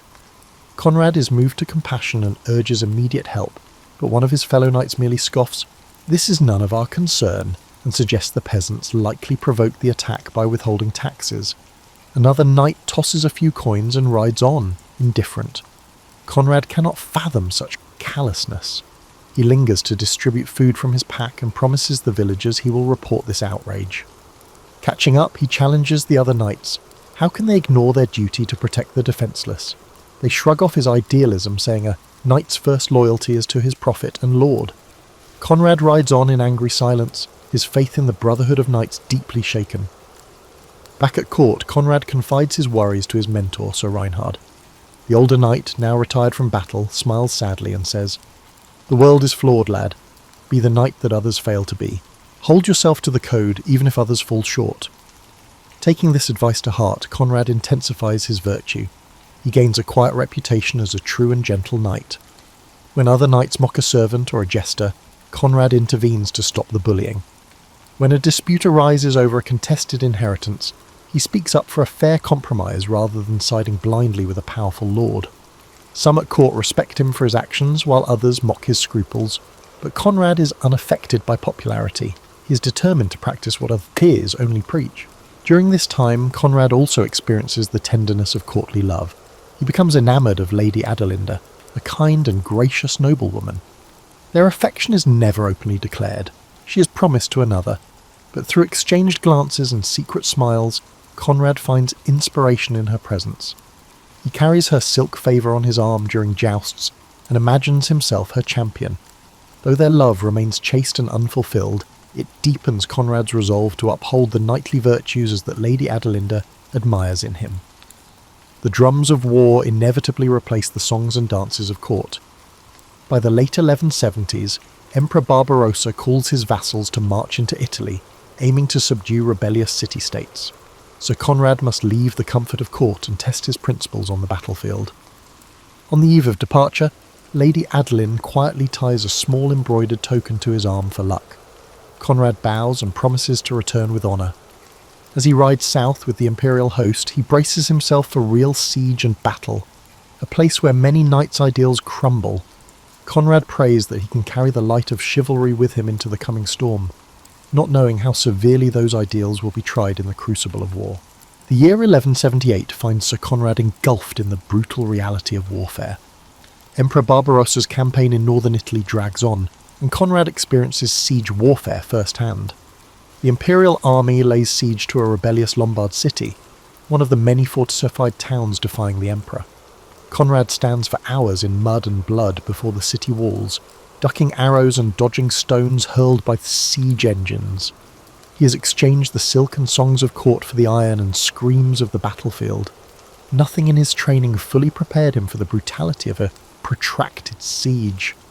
The defenders, desperate and fierce, rain down bolts and boiling water. Conrad witnesses comrades struck down beside him. One knight falls with a crossbow bolt through his eye, and another is crushed by a hurled boulder. Each day brings new horrors. Under orders, Conrad takes his turn in the assault rotations. In one attack, he climbs a ladder amid a storm of arrows and briefly breaches the battlements, sword in hand. Face to face with an enemy militiaman, Conrad parries a blow and, with reflex born of years of training, drives his sword into the man's side. The militiaman crumples, so Conrad has killed his first foe in single combat. There is no glory in it, only a numb shock as the dying man's blood spills on his mail. Conrad remembers his vows of mercy, but in the frenzy of battle there is little chance to spare opponents who fight to the death. He fights on to survive and protect his fellow knights, all while praying quietly for the souls lost on both sides. After months of siege, the starving city finally surrenders, but instead of chivalrous clemency, a grim spectacle unfolds. Despite promises of mercy, the victorious imperial troops loot and raze the city in a frenzy of vengeance. Conrad watches in dismay as discipline breaks down. Soldiers rampage through the streets, looting, tormenting and burning everything in their path. Civilians, the very people Conrad swore to defend, are not spared. Conrad does what little he can. He strikes down a marauder who is about to hurt a trembling old man, and he shields a terrified young woman is ushering someone into a church. But Sir Conrad alone cannot halt the tide of cruelty. The sights pierce his soul. Families slain in doorways, homes in flames, and wounded individuals desperately seeking water. The scene is not the noble combat of knightly romances. It's a vision no one should see. Conrad treads over the corpses of both soldiers and townsfolk, the city a smoking ruin. He witnesses some imperial knights executing captive townspeople under the pretext of teaching a lesson. Conrad feels more kinship with the frightened survivors than with these rampaging victors. That night, Conrad tends to the wounded, enemy and friend alike, in a makeshift camp hospital. He offers water to a dying Italian footman who clasps Conrad's hand weakly and whispers a graze before passing away. Conrad ensures the man receives last rites, treating him as a fellow human soul rather than a foe. Such acts of compassion stand in stark contrast to the savagery he witnessed. By the end of this campaign, Sir Conrad has undergone a transformation. His once polished armour is dented and scarred. He himself bears a deep cut on his thigh and a burn scar on his forearm, lasting reminders of these brutal campaigns. More profoundly, a sober understanding of the true nature of war has tempered the idealism of his youth. Even so, Conrad's core values persist. He did not descend into wanton cruelty. He maintained honour where he could, sparing those who yielded and aiding the helpless amid chaos. Among the knights in Barbarossa's host, he becomes known, sometimes mockingly, sometimes admirably, as the one who will treat a wounded enemy or protect a peasant child. In an age of terror, Sir Conrad manages to keep a spark of chivalry alive. When Barbarossa finally makes peace with the Lombard League, Conrad is relieved. He survives the Italian wars, but at enormous cost to his spirit. Returning to camp after the final siege, Conrad kneels in private prayer. He asks God to forgive the atrocities committed and to guide him moving forward. He realises that being a true knight in wartime is far more difficult than he ever imagined. It means doing what is right even when surrounded by darkness. And though he is scarred and weary, Conrad silently vows that he will not let the brutality of war extinguish the values that define his knighthood. The Third Crusade soon gives Sir Conrad a chance to seek spiritual redemption for the blood he has shed. In 1188, news spreads that Jerusalem has fallen to Saladin. Calls for crusade echo through Christendom. Despite his exhaustion from decades of fighting, Conrad takes the cross, swearing to journey to the Holy Land to liberate the sacred sites. It is both a duty and a deeply personal pilgrimage. Like many knights, Conrad hopes this holy endeavour will atone for past sins. The Pope promises remission of sins for those who crusade, and Conrad, haunted by the siege of the Lombard city, craves forgiveness and inner peace. He joins Emperor Frederick Barbarossa's mighty army of crusaders trekking overland toward Jerusalem. The journey is arduous, but also spiritually uplifting. The crusaders endure hunger, harsh desert heat, and skirmishes with hostile forces, which creates a challenging environment. Through it all, Conrad acts as a model of knightly piety. He leads evening prayers in camp, shares his water with those thirstier than he, and keeps the crusade's holy purpose in his heart. Tragedy strikes in June 1190 when Emperor Barbarossa himself drowns while crossing a river in Cilicia. The shock of losing their legendary leader sends ripples of despair through the army. Conrad mourns the emperor deeply. This was the same Frederick who had knighted him and led him through so many battles. Many disheartened crusaders turn back after Barbarossa's death, but Conrad resolves to continue on to the Holy Land. he has sworn a sacred vow and will not abandon it. Taking up the banner of his fallen emperor, he presses on with the remaining German knights until they finally reach the walls of Acre. On the coast of Palestine in mid-1191, in the siege of Acre, Conrad faces battle again, but this time in a distinctly religious context. The atmosphere among the Crusaders is penitential. They fight not for conquest, but, in their view, for God's justice. Conrad, now one of the older knights, distinguishes himself by both courage and compassion. During assaults on Acre's walls, he protects unarmed camp followers from enemy arrows and lifts a wounded fellow crusader onto his horse to carry him out of danger. He also shows mercy to defeated foes. After Acre capitulates, he prevents some vengeful crusaders from massacring captive Muslim soldiers, arguing that killing prisoners would dishonour their Christian cause. Some knights sneer at Conrad's leniency, but others, including a devout Hospitaller brother, praise his consistency with the chivalric and Christian ideal of mercy. With Acre taken in 1191, the crusade largely succeeds in re-establishing Christian control of coastal strongholds. Conrad finally has the opportunity to fulfill his pilgrim's vow to visit the holy city of Jerusalem, which, through diplomacy, is open to Christian pilgrims even though it remains under Muslim control. Dressed in humble pilgrim robes rather than armour, Sir Conrad travels to Jerusalem alongside other knights-turned-pilgrims. Entering the Church of the Holy Sepulchre, he falls to his knees before the tomb of Christ. All the violence and hardship of his life seem to melt away in that sacred space. Tears stream down his face as he prays for forgiveness for any innocent blood he spilled, and for all the comrades and even enemies who lost their lives. He feels a profound sense of peace wash over him. The burden of guilt that he has carried lightens. Conrad reverently touches what is believed to be the nativity site in Bethlehem. Each holy place he visits is like balm on his warrior's soul, assuring him that God's grace is still attainable. Throughout his time in the Holy Land, Conrad also interacts with the church's clergy and military orders. He befriends a Franciscan friar who serves as a chaplain for the Crusaders, confessing to him the nightmares that still haunt his knights. The friar, in turn, gives Conrad absolution and counsel. Violence leaves scars on the soul, Sir Knight, but acts of love and penance will heal them. Conrad reflects deeply on these words. He spends part of his Crusader days helping at a field hospital run by the Knights Hospitaller, tending sick pilgrims. Although this humble service of washing wounds and distributing bread is far from the glory of battle, Conrad finds it deeply fulfilling. In caring for others, he reconnects with the core Christian virtues of charity and humility that are sometimes lost in a knight's life. By 1192, Sir Conrad begins his journey home to Germany, spiritually renewed. He returns with a few keepsakes from the Holy Land and, more importantly, with a heart that feels cleansed. Through the trials of crusade and pilgrimage, he believes God has granted him forgiveness and a chance to live anew. The aging knight rides back to his homeland not in triumph, but in quiet contemplation, determined to spend his remaining years living out the lessons of mercy and devotion he learned on this holy journey. Returning home to Germany in the 1190s, Sir Conrad finds a realm in political turmoil. Emperor Barbarossa's death has been followed by disputes over the crown. Rival factions of nobles support different claimants. One side backs Barbarossa's son, the Hohenstaufen heir, and another backs a Welf prince. The once united empire fractures into camps. As a knight who has served the empire faithfully for decades, Conrad is dismayed to see former comrades prepared to fight each other for power. Conrad's loyalty is tested when his lord pressures him to support a rival claimant. Conrad refuses. He will not betray the oath he swore to what he sees as the rightful king. His principled stand nearly costs him his lands and makes him powerful enemies, but Conrad holds fast while many other knights compromise their honour. The conflict that ensues, a brief civil war, plunges the land into chaos. Without a strong central authority, robber barons spring up across Germany, taking advantage of the disorder. Bands of rogue knights fortify castles and extort travellers and peasants.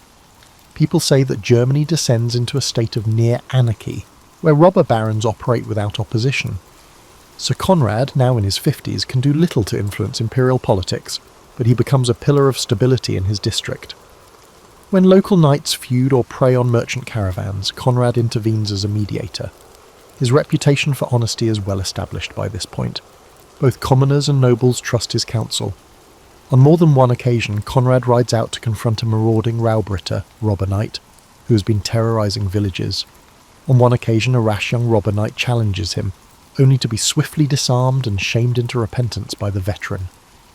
Word of Sir Conrad's fearless stand against lawlessness spreads. To peasants, he becomes something of a folk hero, the ageing knight who still protects them when others exploit them. Despite the chaos, Conrad never loses sight of the chivalric code. He advises the local abbey and town council on how to fortify against brigands without themselves committing excess. He hosts peace talks between quarrelling minor lords, invoking the old ideals of knighthood to shame them for shedding the blood of fellow Christians, while heathens nearly conquered the Holy Land not long ago. Some heed his words, others do not. Nevertheless, Conrad's presence is a stabilising force. Sir Conrad's conduct shines all the more brightly in an era where many knights tarnish their name with greed or cruelty. Civil strife subsides by 12 o'clock, marking the recognition of a new emperor, the young Frederick II. Tired of war and intrigue, Sir Conrad finally retires from royal service. He formally resigns his command, turning over his duties to younger knights. Many of those younger men grew up idolising Conrad's deeds. He spends time teaching them that true knighthood is not about ambition or ruthlessness, but about loyalty, justice, and restraint. Now in his early 60s, an old man by medieval standards, Conrad feels the weight of years. His joints ache from old wounds and long rides. He walks with a slight limp, a Crusader Turk's arrow wound that never fully healed. Yet his mind remains sharp and his spirit resolute. In these twilight years, Conrad focuses on his legacy. He strengthens the management of his estate to ensure his peasants are protected and prosperous. He quietly finances the rebuilding of a village church that was burned by raiders during the dark times, considering it an act of thanksgiving for his survival. With imperial peace restored, Conrad can at last lay down his sword. He spends his days quietly overseeing his lands, defending the weak in his jurisdiction, and advising his neighbours in matters of justice. The younger knights in the region often seek his counsel, and many salute him respectfully whenever he appears, a living legend of integration in their midst. Looking back, Sir Conrad realises that his life's true battles were often not determined by swords, but by the moral decisions he made. He has outlived most of his contemporaries and witnessed the worst and best of knighthood. Though the Holy Roman Empire will always have its strife, Conrad's steadfast example has influenced a generation in his corner of the world.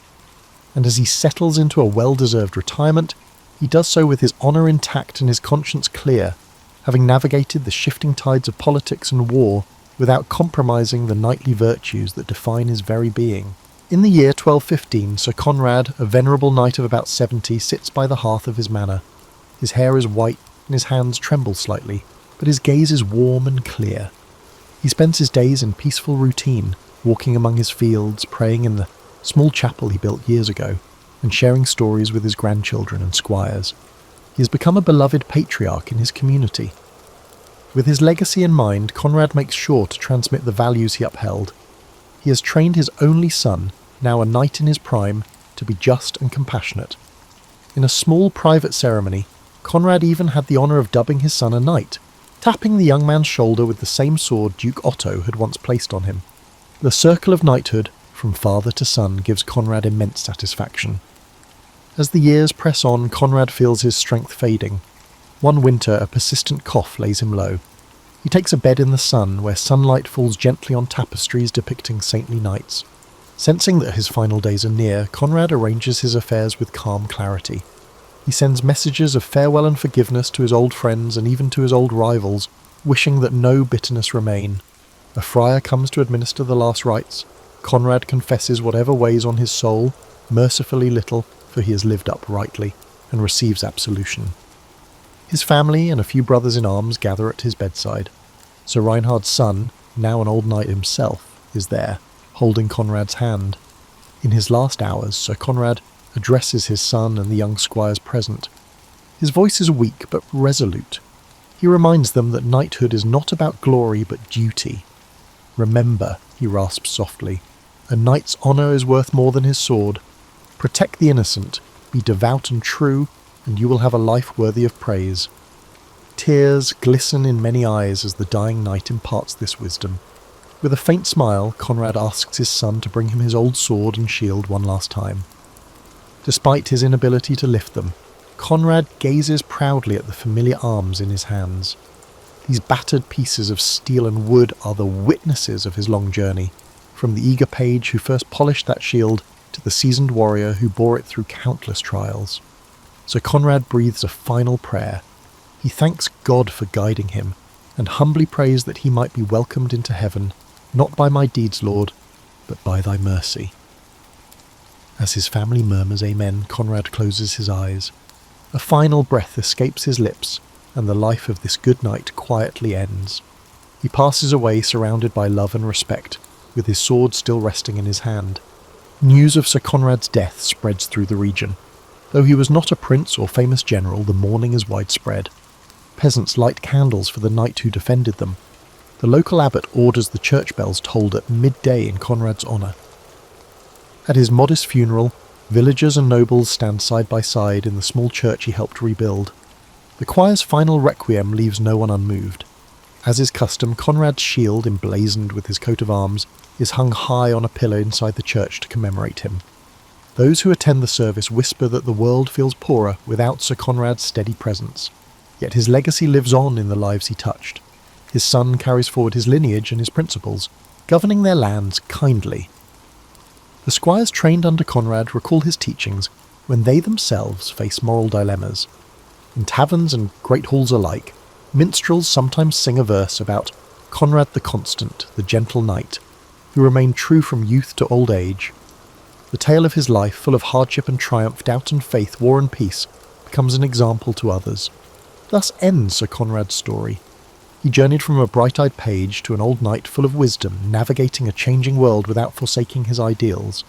In an age of violence and uncertainty, he proved that a knight's true greatness lies not in the battles he wins, but in the honour, compassion and faithfulness with which he lives and dies. In the year 1215, Sir Conrad, a venerable knight of about 70, sits by the hearth of his manor. His hair is white and his hands tremble slightly, but his gaze is warm and clear. He spends his days in peaceful routine, walking among his fields, praying in the small chapel he built years ago, and sharing stories with his grandchildren and squires. He has become a beloved patriarch in his community. With his legacy in mind, Conrad makes sure to transmit the values he upheld. He has trained his only son, now a knight in his prime, to be just and compassionate. In a small private ceremony, Conrad even had the honour of dubbing his son a knight, tapping the young man's shoulder with the same sword Duke Otto had once placed on him. The circle of knighthood, from father to son, gives Conrad immense satisfaction. As the years press on, Conrad feels his strength fading. One winter, a persistent cough lays him low. He takes a bed in the sun, where sunlight falls gently on tapestries depicting saintly knights. Sensing that his final days are near, Conrad arranges his affairs with calm clarity. He sends messages of farewell and forgiveness to his old friends and even to his old rivals, wishing that no bitterness remain. A friar comes to administer the last rites. Conrad confesses whatever weighs on his soul, mercifully little, for he has lived uprightly, and receives absolution. His family and a few brothers-in-arms gather at his bedside. Sir Reinhard's son, now an old knight himself, is there, holding Conrad's hand. In his last hours, Sir Conrad addresses his son and the young squires present. His voice is weak but resolute. He reminds them that knighthood is not about glory but duty. Remember, he rasps softly, a knight's honour is worth more than his sword. Protect the innocent, be devout and true, and you will have a life worthy of praise. Tears glisten in many eyes as the dying knight imparts this wisdom. With a faint smile, Conrad asks his son to bring him his old sword and shield one last time. Despite his inability to lift them, Conrad gazes proudly at the familiar arms in his hands. These battered pieces of steel and wood are the witnesses of his long journey, from the eager page who first polished that shield to the seasoned warrior who bore it through countless trials. Sir Conrad breathes a final prayer. He thanks God for guiding him, and humbly prays that he might be welcomed into heaven, not by my deeds, Lord, but by thy mercy. As his family murmurs amen, Conrad closes his eyes. A final breath escapes his lips, and the life of this good knight quietly ends. He passes away surrounded by love and respect, with his sword still resting in his hand. News of Sir Conrad's death spreads through the region. Though he was not a prince or famous general, the mourning is widespread. Peasants light candles for the knight who defended them. The local abbot orders the church bells tolled at midday in Conrad's honour. At his modest funeral, Villagers and nobles stand side by side in the small church he helped rebuild. The choir's final requiem leaves no one unmoved. As is custom, Conrad's shield, emblazoned with his coat of arms, is hung high on a pillar inside the church to commemorate him. Those who attend the service whisper that the world feels poorer without Sir Conrad's steady presence. Yet his legacy lives on in the lives he touched. His son carries forward his lineage and his principles, governing their lands kindly. The squires trained under Conrad recall his teachings when they themselves face moral dilemmas. In taverns and great halls alike, minstrels sometimes sing a verse about Conrad the Constant, the gentle knight, who remained true from youth to old age. The tale of his life, full of hardship and triumph, doubt and faith, war and peace, becomes an example to others. Thus ends Sir Conrad's story. He journeyed from a bright-eyed page to an old knight full of wisdom, navigating a changing world without forsaking his ideals. In an age of violence and uncertainty, he proved that a knight's true greatness lies not in the battles he wins, but in the honour, compassion and faithfulness with which he lives and dies. The story of the Oregon Trail typically begins with wagons rolling west in the 1840s, but its true origins reach back much further, to pathways trodden by indigenous peoples for millennia. The Shoshone, Nez Perce, and dozens of other nations had established intricate trade networks across what would become the American West long before European settlement. These indigenous highways formed the skeleton upon which the Oregon Trail would eventually be built.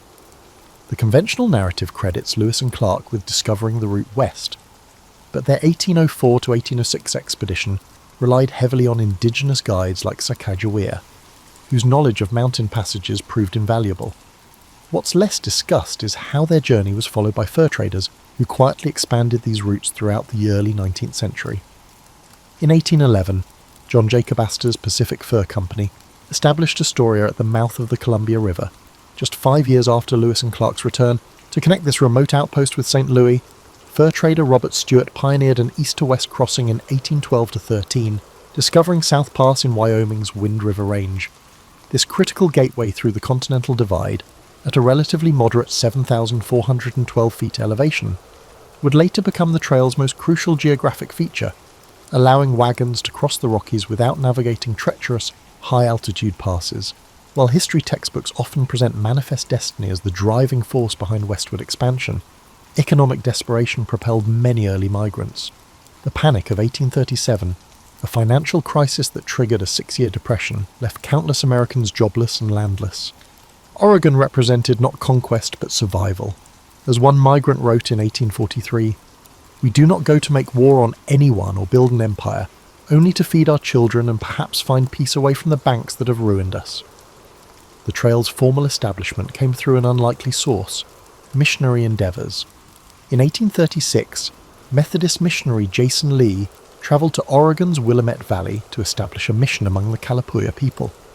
Though his evangelistic efforts yielded few converts, his letters eastward painted Oregon as an agricultural paradise. Presbyterian missionaries Marcus and Narcissa Whitman made the journey the same year, with Narcissa becoming one of the first white women to cross the continent overland. The Whitmans established their mission among the Cayuse people near present-day Walla Walla, Washington. Their letters home, describing fertile valleys and a moderate climate, caught despite downplaying the complex diplomatic negotiations necessary to maintain peace with indigenous nations whose land they occupied. Their letters captivated the nation's imagination. The Whitmans' mission would later become a landmark stop on the Oregon Trail, and the site of tragedy when deteriorating relations with the Cayuse resulted in violence. Perhaps the most overlooked aspect of the trail's formation was the role of free black settlers in establishing Oregon country. Though later Oregon legislation would shamefully prohibit black settlement, early pioneers included black Americans seeking freedom from the restrictions of eastern states. Moses Black Harris, a former slave-turned-mountain man, became one of the trail's most respected guides in the 1830s, leading multiple groups to Oregon and returning east to guide more. George Washington Bush, a successful Pennsylvania businessman, led one of the first large wagon parties in 1844, eventually establishing a prosperous farm in what would become Washington's state. The trail's preliminary routes were mapped by government surveyor John C. Fremont between 1842 and 1844. His meticulous reports, widely published in eastern newspapers, transformed vague knowledge about Oregon country into practical guidance. while Fremont is remembered as the Pathfinder. His expeditions relied heavily on the expertise of Kit Carson and other seasoned guides who had already travelled these routes extensively. By 1843, when the first major wagon train of approximately 1,000 people departed Independence, Missouri, the Oregon Trail wasn't a sudden inspiration, but the culmination of decades of exploration, indigenous knowledge, economic necessity, missionary zeal, and careful mapping. These pioneers weren't venturing into an unmapped wilderness, but following an increasingly well-documented route toward what they hoped would be better lives.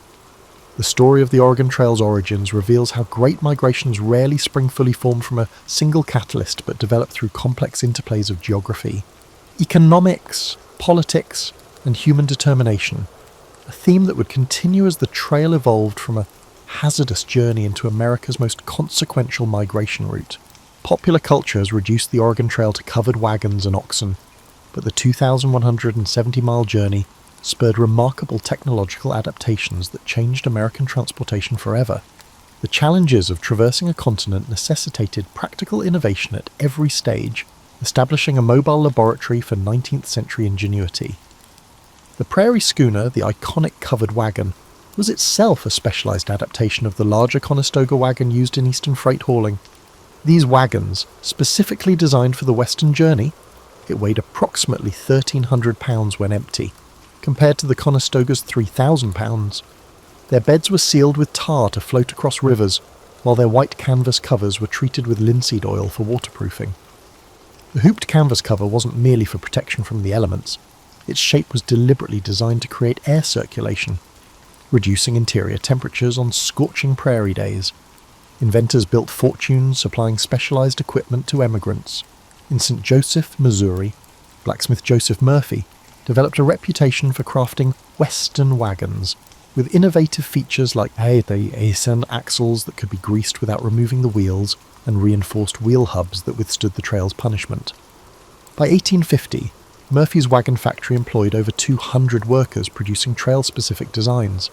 Similarly, gunsmith Horace Dimmick created the Plains rifle, a hybrid firearm combining the accuracy of a rifle with the easy loading of a smoothbore musket, perfect for travellers who needed reliable hunting capabilities without specialised expertise. Contrary to romantic notions, pioneers weren't self-sufficient isolationists, but participants in a sophisticated supply chain. Entrepreneurs established outfit registries in departure towns, essentially early information bureaus where travellers could register their skills, blacksmithing, medical knowledge, carpentry and equipment, extra wagons, tools, draft animals. These registries matched complementary parties to mutually beneficial travelling companies. One registry operator noted in his 1849 records that he had matched 17 parties with needed physicians and 11 with wheelwrights, greatly improving their prospects for safe arrival. The Oregon Trail drove innovation in food preservation beyond the familiar pemmican and hardtack. Sylvester Graham, creator of the Graham cracker, developed specialized journey cakes, fortified with additional nutrients specifically for Western travelers. More significantly, witnessing trail deaths from contaminated milk inspired Gale Borden to develop condensed milk, which he patented in 1856 after years of experimentation. His innovation, motivated by Trail hardships, would later save countless lives during the Civil War and transform food preservation globally. River crossings presented some of the trail's greatest technological challenges. At major crossings, entrepreneurs established ferry services using innovative flat-bottomed craft with guide ropes. By 1850, Cornelius Oregon Smith had built a remarkable pontoon bridge across the Kansas River constructed of empty sealed barrels as flotation devices, demonstrating how the trail spurred practical engineering. After multiple drownings at the dangerous crossing of the Green River in Wyoming, mountain man William Sublette developed a unique ferry design using indigenous-inspired bull boats, bison hide stretched over willow frames, scaled up to accommodate wagons. The risk of becoming lost prompted the development of sophisticated navigational tools beyond compasses. Thomas Jefferson Farnham published Travels in the Great Western Prairies in 1843, which included the first topographical guide to the trail, with landmark sketches travellers could identify from any approach angle. Entrepreneur J.H. Colton produced specialised emigrant maps printed on linen.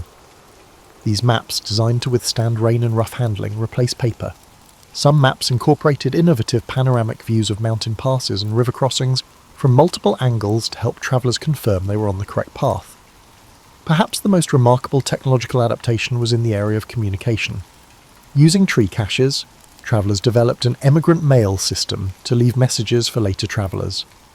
By 1850, this had evolved into a sophisticated relay system where eastbound travellers would carry letters from those further west, and established post trees became known relay points. At Independence Rock in present-day Wyoming, travellers didn't merely carve their names, they recorded detailed information about water sources, grass conditions, and Indian relations ahead, creating a constantly updated intelligence network. Some innovations failed spectacularly. The Prairie Motor of 1845, a sail-powered wagon that worked brilliantly on flat terrain until the first serious wind tipped it over, remains a cautionary tale. Wind-powered water pumps designed for trail use proved too delicate for travel, but later became staples of Western settlement. The trail functioned as both laboratory and testing ground, where practical solutions either proved their worth or were rapidly abandoned. By understanding the Oregon Trail as a corridor of technological adaptation, rather than merely a path westward, we gain insight into how the journey itself transformed America. The pragmatic innovations it demanded, from specialized transportation to food preservation, laid the groundwork for industrial developments that would reshape the nation in subsequent decades. The Oregon Trail wasn't just a geographic link connecting east and west. It was an incubator for practical problem-solving that accelerated American technological development far beyond the journey itself. While school lessons typically frame the Oregon Trail as a pioneering adventure, it was fundamentally an economic endeavor of staggering proportions. The financial realities of the migration represent one of history's most overlooked aspects of this pivotal American journey. Preparing for the Oregon Trail required substantial capital investment. By the mid-1840s, outfitting a family of 4 for the journey cost approximately $600 to $800, equivalent to about $22,000 to $30,000 in today's currency. The cost included a wagon, $85, oxen teams, $50 per yoke, food supplies, $150, tools, weapons, and numerous specialized items. Consequently, the Oregon Trail was not primarily traveled by the destitute, but by middle-class farmers and tradespeople with significant resources to invest in relocation. Economic preparations often began years before departure. Families sold farms and businesses, called in debts, and liquidated non-essential possessions. Many worked additional jobs for several years to accumulate the necessary funds. Meticulous financial planning became a hallmark of successful emigrants. Samuel Parker of Illinois kept a remarkable preparation ledger beginning in 1841, documenting every purchase and sale made in preparation for his family's 1845 departure. His financial strategy included specifically planting flax and tobacco in his final 2 eastern harvests, crops that commanded premium prices with minimal land use. The journey itself generated a sophisticated economic ecosystem along the trail. By the late 1840s, over 150 businesses had been established at key points along the route. Trading posts evolved from simple supply caches into complex commercial operations.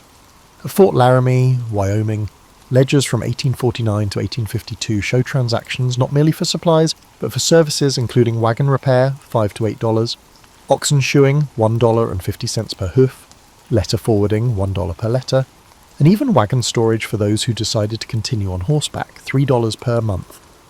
The development of specialized trail occupations remains largely unexplored in conventional histories. Ferrymen at river crossings could earn $500 to $1,500 during a single migration season. Wheelwrights traveled the trail, offering repairs at premium prices. Trail guides charged $75 to $150 per Beampund for partial route guidance. One entrepreneurial individual, James Pritchard, made his fortune not by going to Oregon, but by operating a mobile blacksmith shop that traveled back and forth along the first 500 miles of the trail during migration seasons between 1848 and 1855. The economics of the trail involved sophisticated risk management strategies. Wagon companies frequently pooled resources, creating informal insurance arrangements where members would help replace lost cattle or repair damaged wagons for others in their party. Formal insurance also emerged. The Missouri Protection Company, established in 1846, offered trail insurance for 5% of the insured value of goods and equipment, with additional premiums for livestock coverage. Their surviving records show they paid claims for equipment losses, medical expenses, and even death benefits. Indigenous economic relationships with travellers were far more complex than the raiding narratives that dominate popular accounts. Many native nations established sophisticated trading relationships with emigrants. The Sioux and Cheyenne operated trading camps at critical junctures, exchanging fresh meat and moccasins for cloth, metal tools, and coffee. The Shoshone became particularly known for their horse trading expertise along the Idaho section of the trail, with documented exchanges showing they commanded premium prices for quality mounts.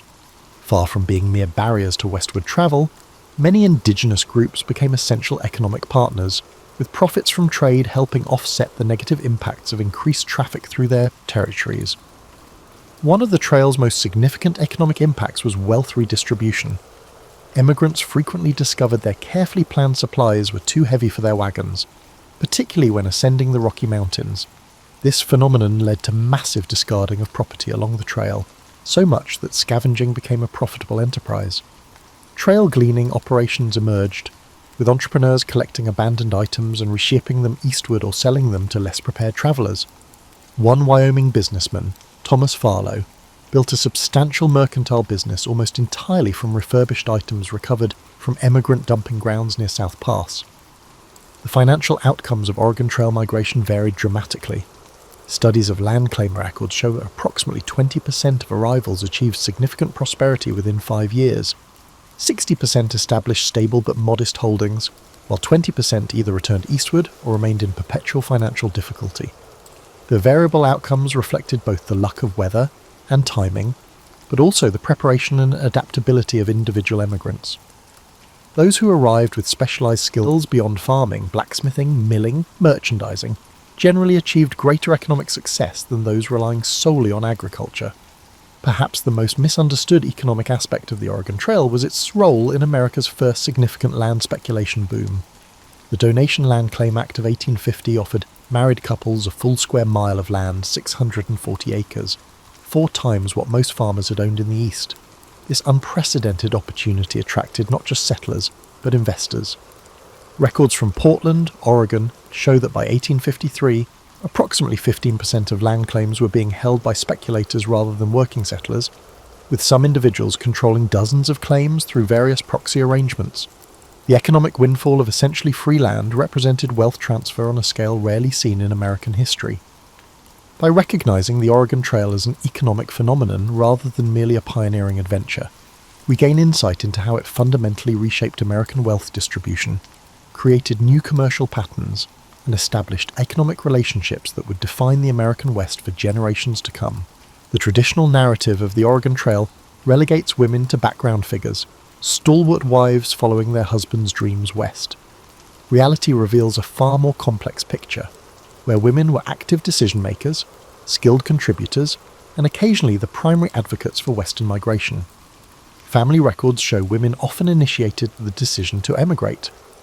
Analysis of emigrant journals indicates that in approximately 20% of families, wives were the primary proponents of relocation.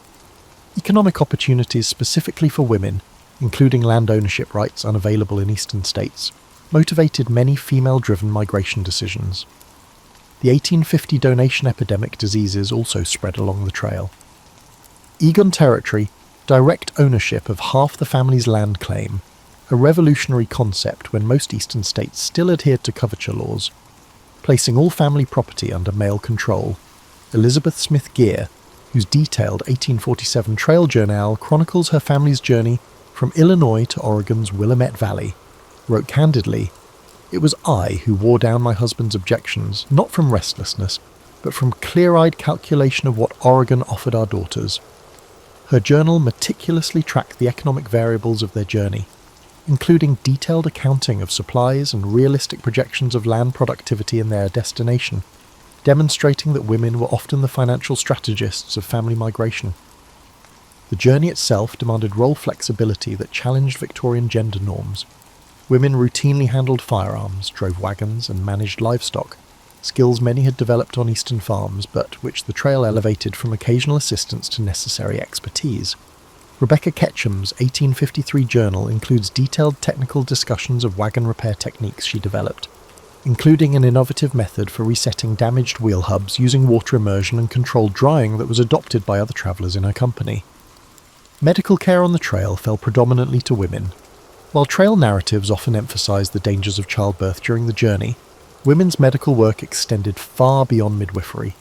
Female practitioners treated injuries, managed infectious diseases, and performed emergency procedures, including bullet extractions and bone settings.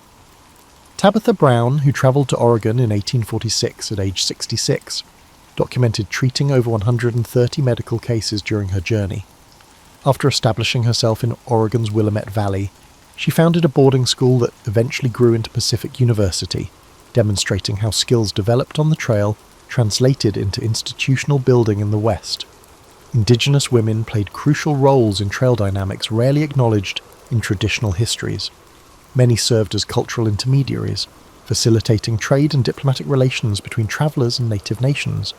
The Sioux woman, known in records only as Mary, operated a trading post at the Platte River crossing from 1847 to 1851, where she not only exchanged goods, but also provided emigrants with critical information about trail conditions ahead. Sacagawea's famous role with Lewis and Clark established a pattern of indigenous female guides that continued throughout the trail era. Entrepreneurship among trail women manifested in various forms. Some operated mobile businesses during the journey, with journals referencing women who offered laundering services, baked goods, or tailoring at evening encampments. Sarah Bowman, known as the Great Western, due to her 6-foot height, established eating establishments at major trail stopping points in the 1840s, eventually building a network of restaurants from Missouri to California. Her business records show annual profits exceeding $5,000, an exceptional sum for the era. The trail journey reshaped family dynamics in ways that persisted in Western settlements. Trail companies typically functioned as direct democracies, with each family having a vote in decisions. Although men officially represented families in these votes, evidence from multiple journals indicates women actively participated in pre-vote discussions and strategizing. This democratic experience influenced later advocacy for women's suffrage in Western territories. It's no coincidence that Wyoming Territory was the first to grant women voting rights in 1869, with Western states consistently leading suffrage efforts. Many women who had demonstrated their capability and judgment on the Oregon Trail were unwilling to accept political disenfranchisement in their new homes. Intellectual and artistic contributions by women documented the trail experience with distinctive perspectives. While men's journals typically focused on mileage, geographic features, and livestock conditions, women's accounts more frequently included detailed social observations, emotional impacts of the journey, and cultural interactions. British traveller Isabella Bird, journeying in 1854, produced botanical sketches of over 200 plant species along the trail, many previously undocumented. Her scientific contributions were initially published under a male pseudonym, but were later recognised for their remarkable accuracy and detail. The hardships of trail life disproportionately affected women's physical health.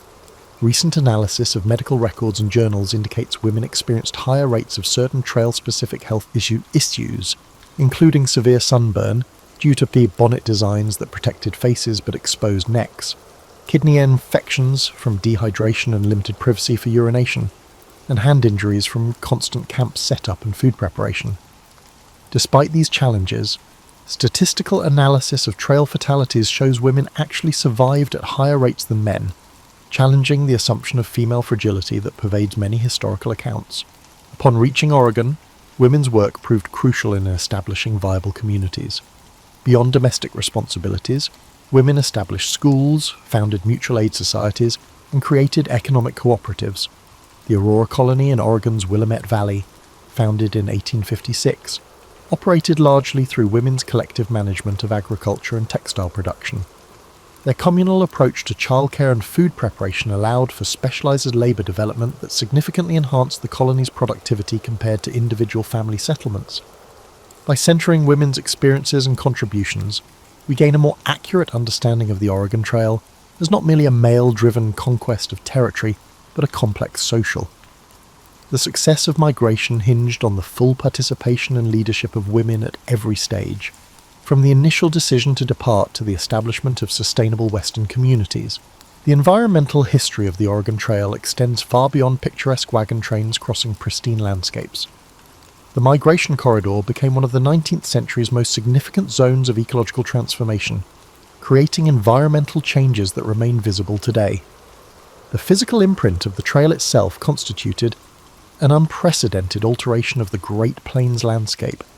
By 1850, the main route had been travelled by approximately 55,000 people driving 30,000 wagons and 350,000 livestock animals. This concentrated traffic created a road averaging 10 feet wide, but expanding to nearly 100 feet wide in places as travellers sought untrampled grass. Wagon wheels cutting through prairie sod created permanent troughs that channeled rainfall, eventually carving gullies that altered local hydrology. Modern remote sensing technologies have identified over 3,000 miles of permanent trail-caused erosion features that continue to affect water flow patterns across the Great Plains and Intermountain West.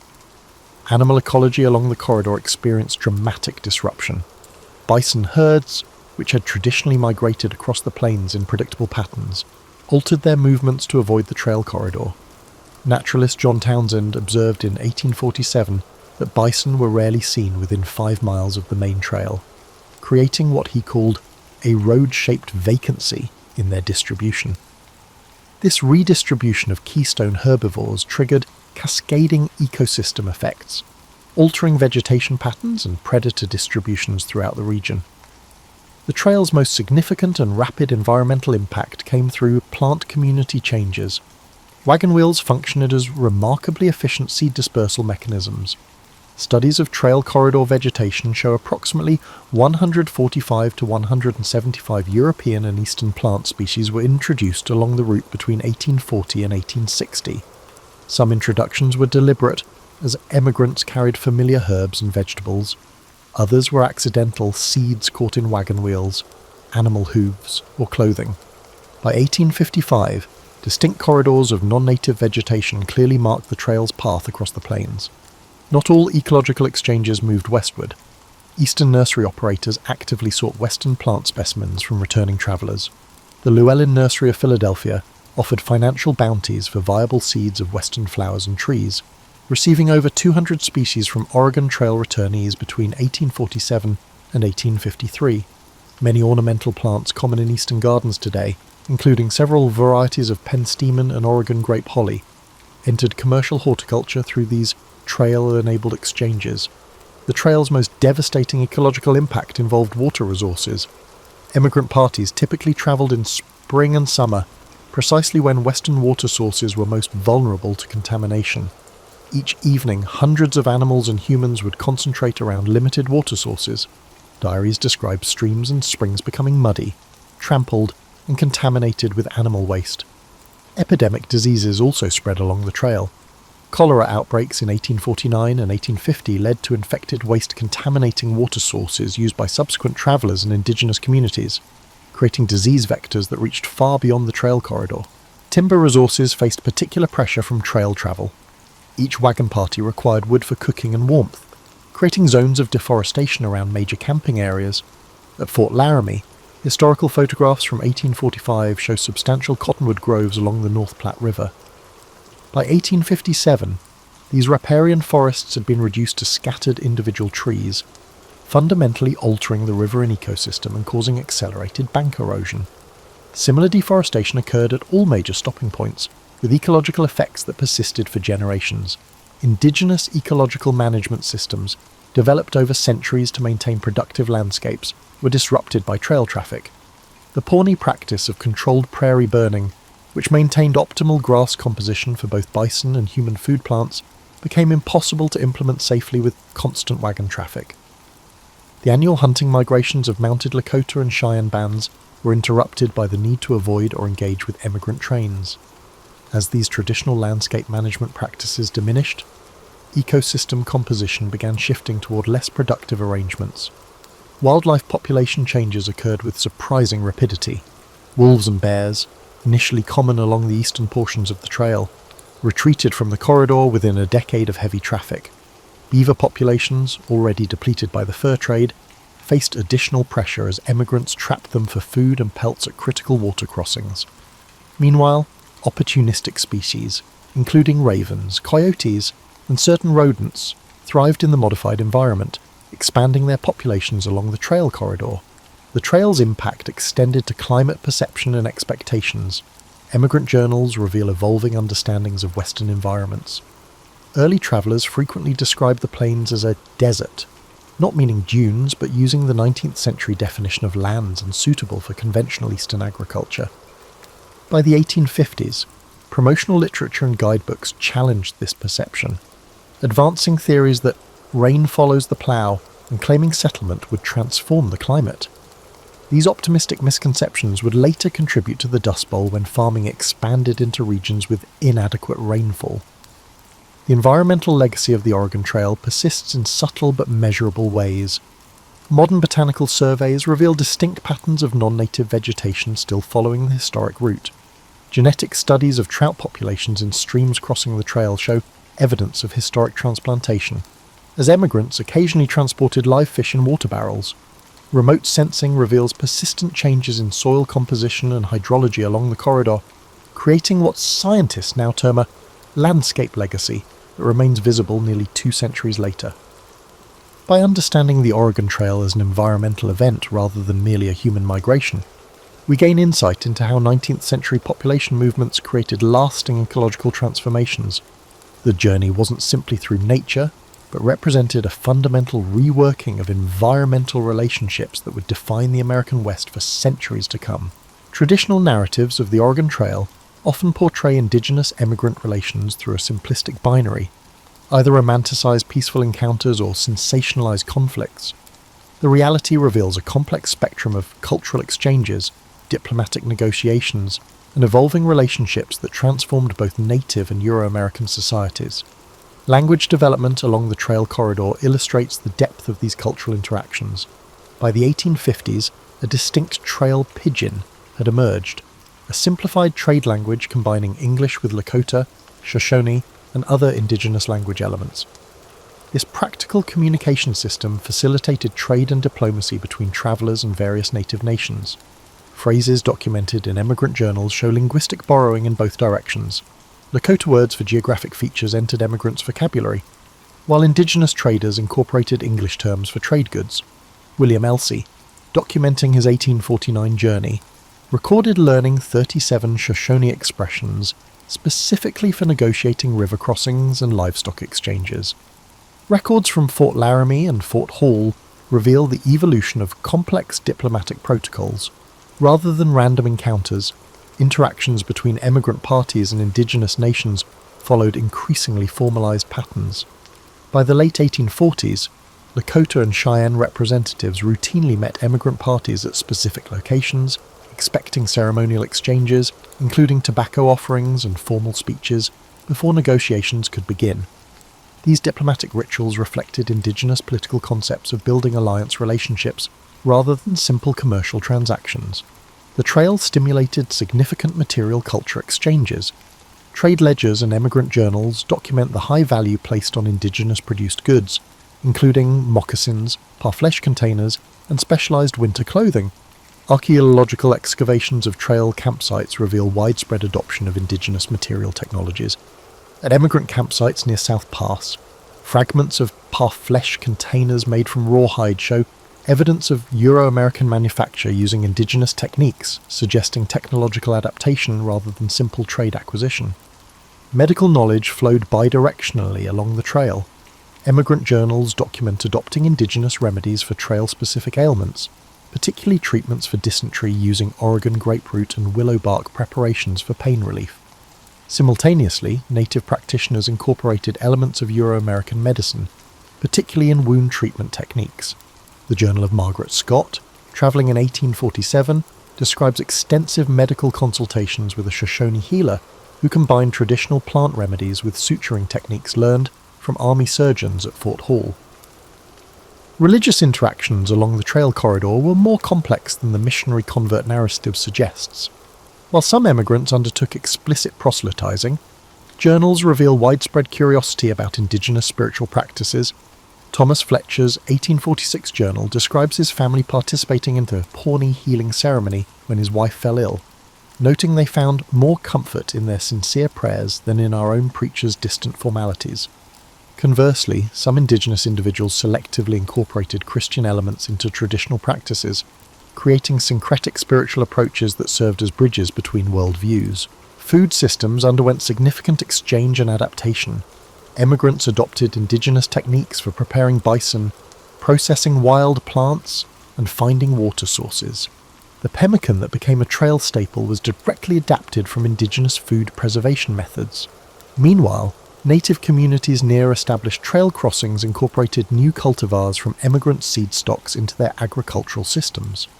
Archaeological evidence from Shoshone winter camps of the 1850s shows incorporation of European cabbage, turnips, and peas into traditional plant food inventories. Sexual relationships and marriage formed another dimension of cultural exchange, though often under problematic power dynamics. Records indicate approximately 400 to 500 formal marriages between male emigrants and indigenous women between 1840 and 1860, with many more short-term relationships. These unions sometimes created bicultural mediators who facilitated broader community relationships. Children of these relationships often served as cultural bridges.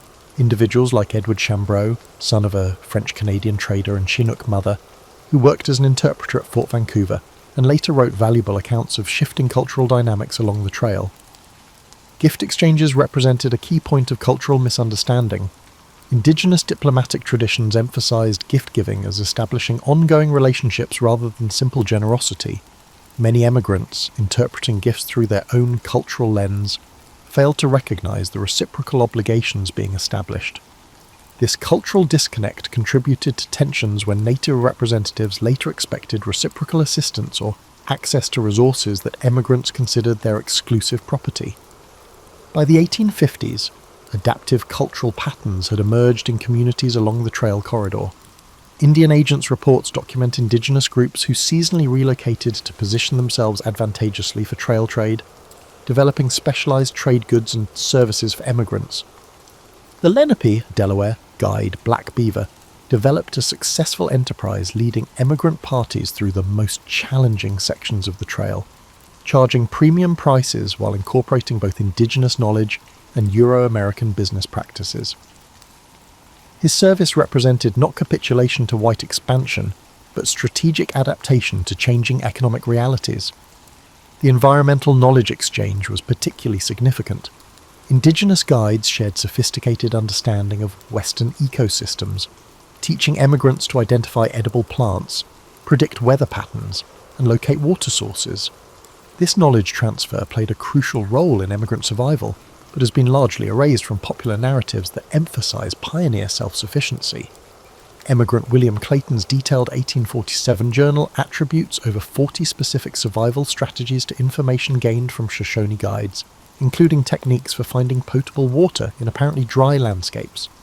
The cultural legacy of these trail encounters shaped the developing American West in ways that persist today. Legal concepts, including usufruct rights, using land without owning it, entered Western water law through exposure to indigenous resource management systems. Agricultural techniques adapted from native practices influenced the development of dryland farming. Even Western architectural elements, including specific adaptations for extreme temperature variations, show evidence of indigenous influence. By recognizing the Oregon Trail as a corridor of cultural exchange rather than simply a pathway for one-directional settlement, we gain insight into how the American West developed through complex negotiations between worldviews. The resulting cultural adaptations created hybrid practices that were neither purely European nor indigenous, but distinctly Western, a legacy that continues to shape regional identity nearly 2 centuries later. The Oregon Trail ended for most emigrants in the Willamette Valley, but its impact on American identity and geography continues. How we remember and misremember this exodus reflects our current ideals as much as it does historical events. Land modification continued after the last wagons arrived. Early environmental historian William Least Heat Moon described how path features shaped settlement patterns. About 85% of major trail campgrounds became towns, with their positions established by a 19th century wagon transit. Rather than geographic advantage, route logistics determined the locations of Scotts Bluff, Nebraska, and Baker City, Oregon, showing how a transient migrant corridor permanently changed Western human geography. After the Transcontinental Railroad opened in 1869, the trail was abandoned, but its cultural significance changed immediately.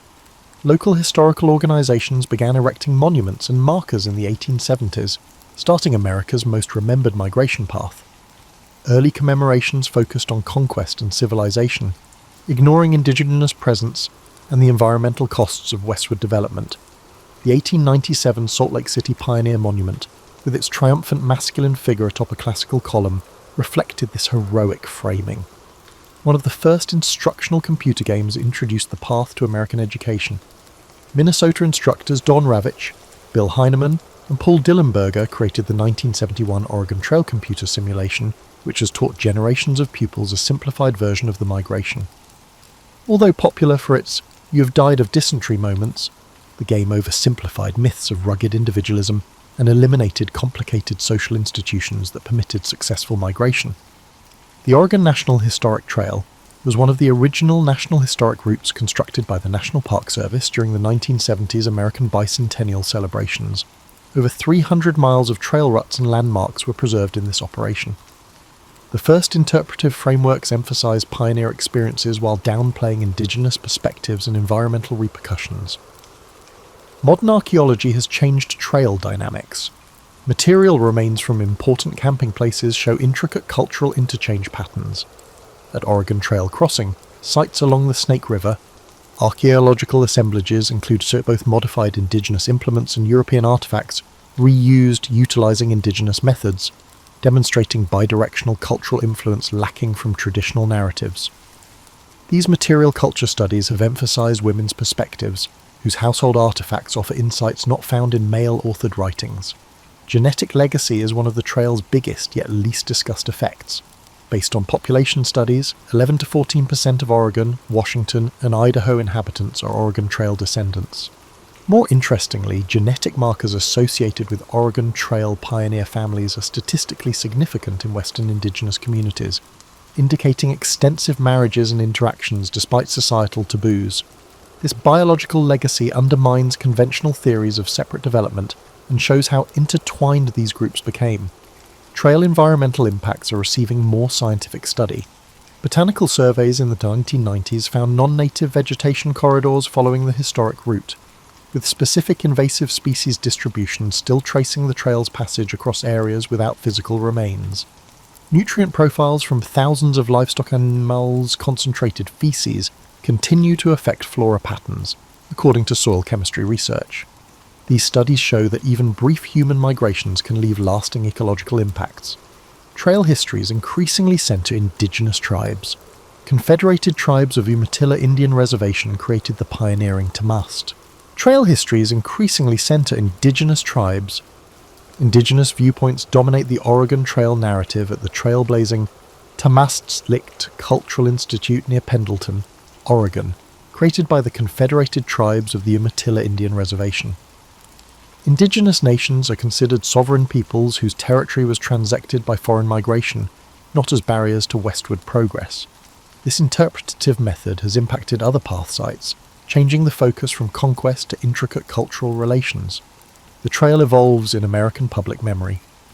Victorialist narratives like Francis Parkman's 1849 The Oregon Trail have given way to more nuanced studies of cultural complexity, environmental cost, and various experiences. Film depictions have also changed, from John Wayne's The Big Trail 1930 to Kelly Reichardt's Meek's Cutoff 2010, which emphasizes women's viewpoints and Paiute guide help. These cultural productions shape American Western historical perceptions. Digital humanities projects have changed 21st century trail scholarship. The University of Oregon's Mapping History project has generated interactive GIS overlays depicting indigenous territorial claims and emigrant pathways, contradicting the idea of empty land ready for settlement. In digitized emigrant journals, linguistic patterns like the gradual adoption of indigenous terminology for landscapes and natural features as travelers moved westward have been found, revealing subtle cultural influences that traditional historical methods miss. Climate change has led to unexpected trail junctions. Western landscapes are experiencing severe drought, revealing trail ruts formerly hidden by greenery. Extreme weather frequently threatens archaeological sites. The Oregon-California Trails Association is working with climate scientists to identify vulnerable historic places and prioritise restoration before priceless physical evidence is lost. History has compared 19th century cholera epidemics along the trail to present pandemics, exploring how earlier Americans balanced risk assessment, changed social practices, and established public health solutions under crisis situations. Medical historians have examined emigrant journals for disease signs and cures, providing historical epidemiology case studies that explain how contagious diseases spread along migration corridors. Economic evaluations increasingly acknowledge the trail's role in American capitalism's growth. One of history's largest natural resource redistributions occurred when the Trail of Tears migration transferred indigenous land wealth to Euro-American possession. This wealth transfer created financial patterns that continue to shape Western economic growth, including inequities between indigenous populations and descendants of settlers who received free land. Modern economic justice movements have highlighted these historical inequalities. The Oregon Trail's legacy is confusing for modern Americans. It symbolises inspiring determination and unsettling displacement, incredible cooperation and cultural misunderstanding, and environmental adaptability and ecological destruction. In an era of global migration and environmental change, its most important lesson may be how it shows how human movements are intertwined with natural and cultural systems. The trail's physical remnants are progressively vanishing due to the development and natural processes, but its influence on American West settlement patterns, ecology, genetics, and culture persists. These numerous aspects help us comprehend how a transient migratory corridor permanently changed a continent and continues to shape American identity nearly 2 centuries after the first wagons went westward. Charles John Huffam Dickens entered the world on February 7, 1812, in Portsmouth, England, an unassuming coastal city whose naval docks were alive with shipyard clamour. His father, John Dickens, was a clerk in the Navy Pay Office, and his mother, Elizabeth Barrow, juggled household duties with literary aspirations of her own. Though future readers might picture Dickens's early years brimming with quaint scenes, his youth was less storybook and more precarious. In many accounts, Dickens first emerges as a child forced to work in a bootblacking warehouse after his father's imprisonment. While that humiliating episode is well known, less noted is how Dickens' sense of betrayal took root during that time. He felt cast off by parents who placed him in a grimy riverside factory, scraping labels from bottles for hours on end. That sense of abandonment left scars. Years later, he'd disguised the trauma in comedic passages or heartbreak in novels, but the sting of childhood adversity was never fully exorcised. Before that warehouse ordeal, Dickens spent a short span in a school in Chatham. Teachers found him bright and observant. He devoured cheap adventure tales and occasionally wrote small sketches. If not for financial mismanagement, perhaps he would have continued this schooling unabated. Instead, money troubles spiralled. The father's easygoing nature plus a love of small luxuries spelled doom. When John Dickens fell behind on bills, local bailiffs eventually hauled him to Marshalsea debtors' prison in Southwark. Young Charles felt pride battered by this scandal. Imprisonment for debt carried a social stigma.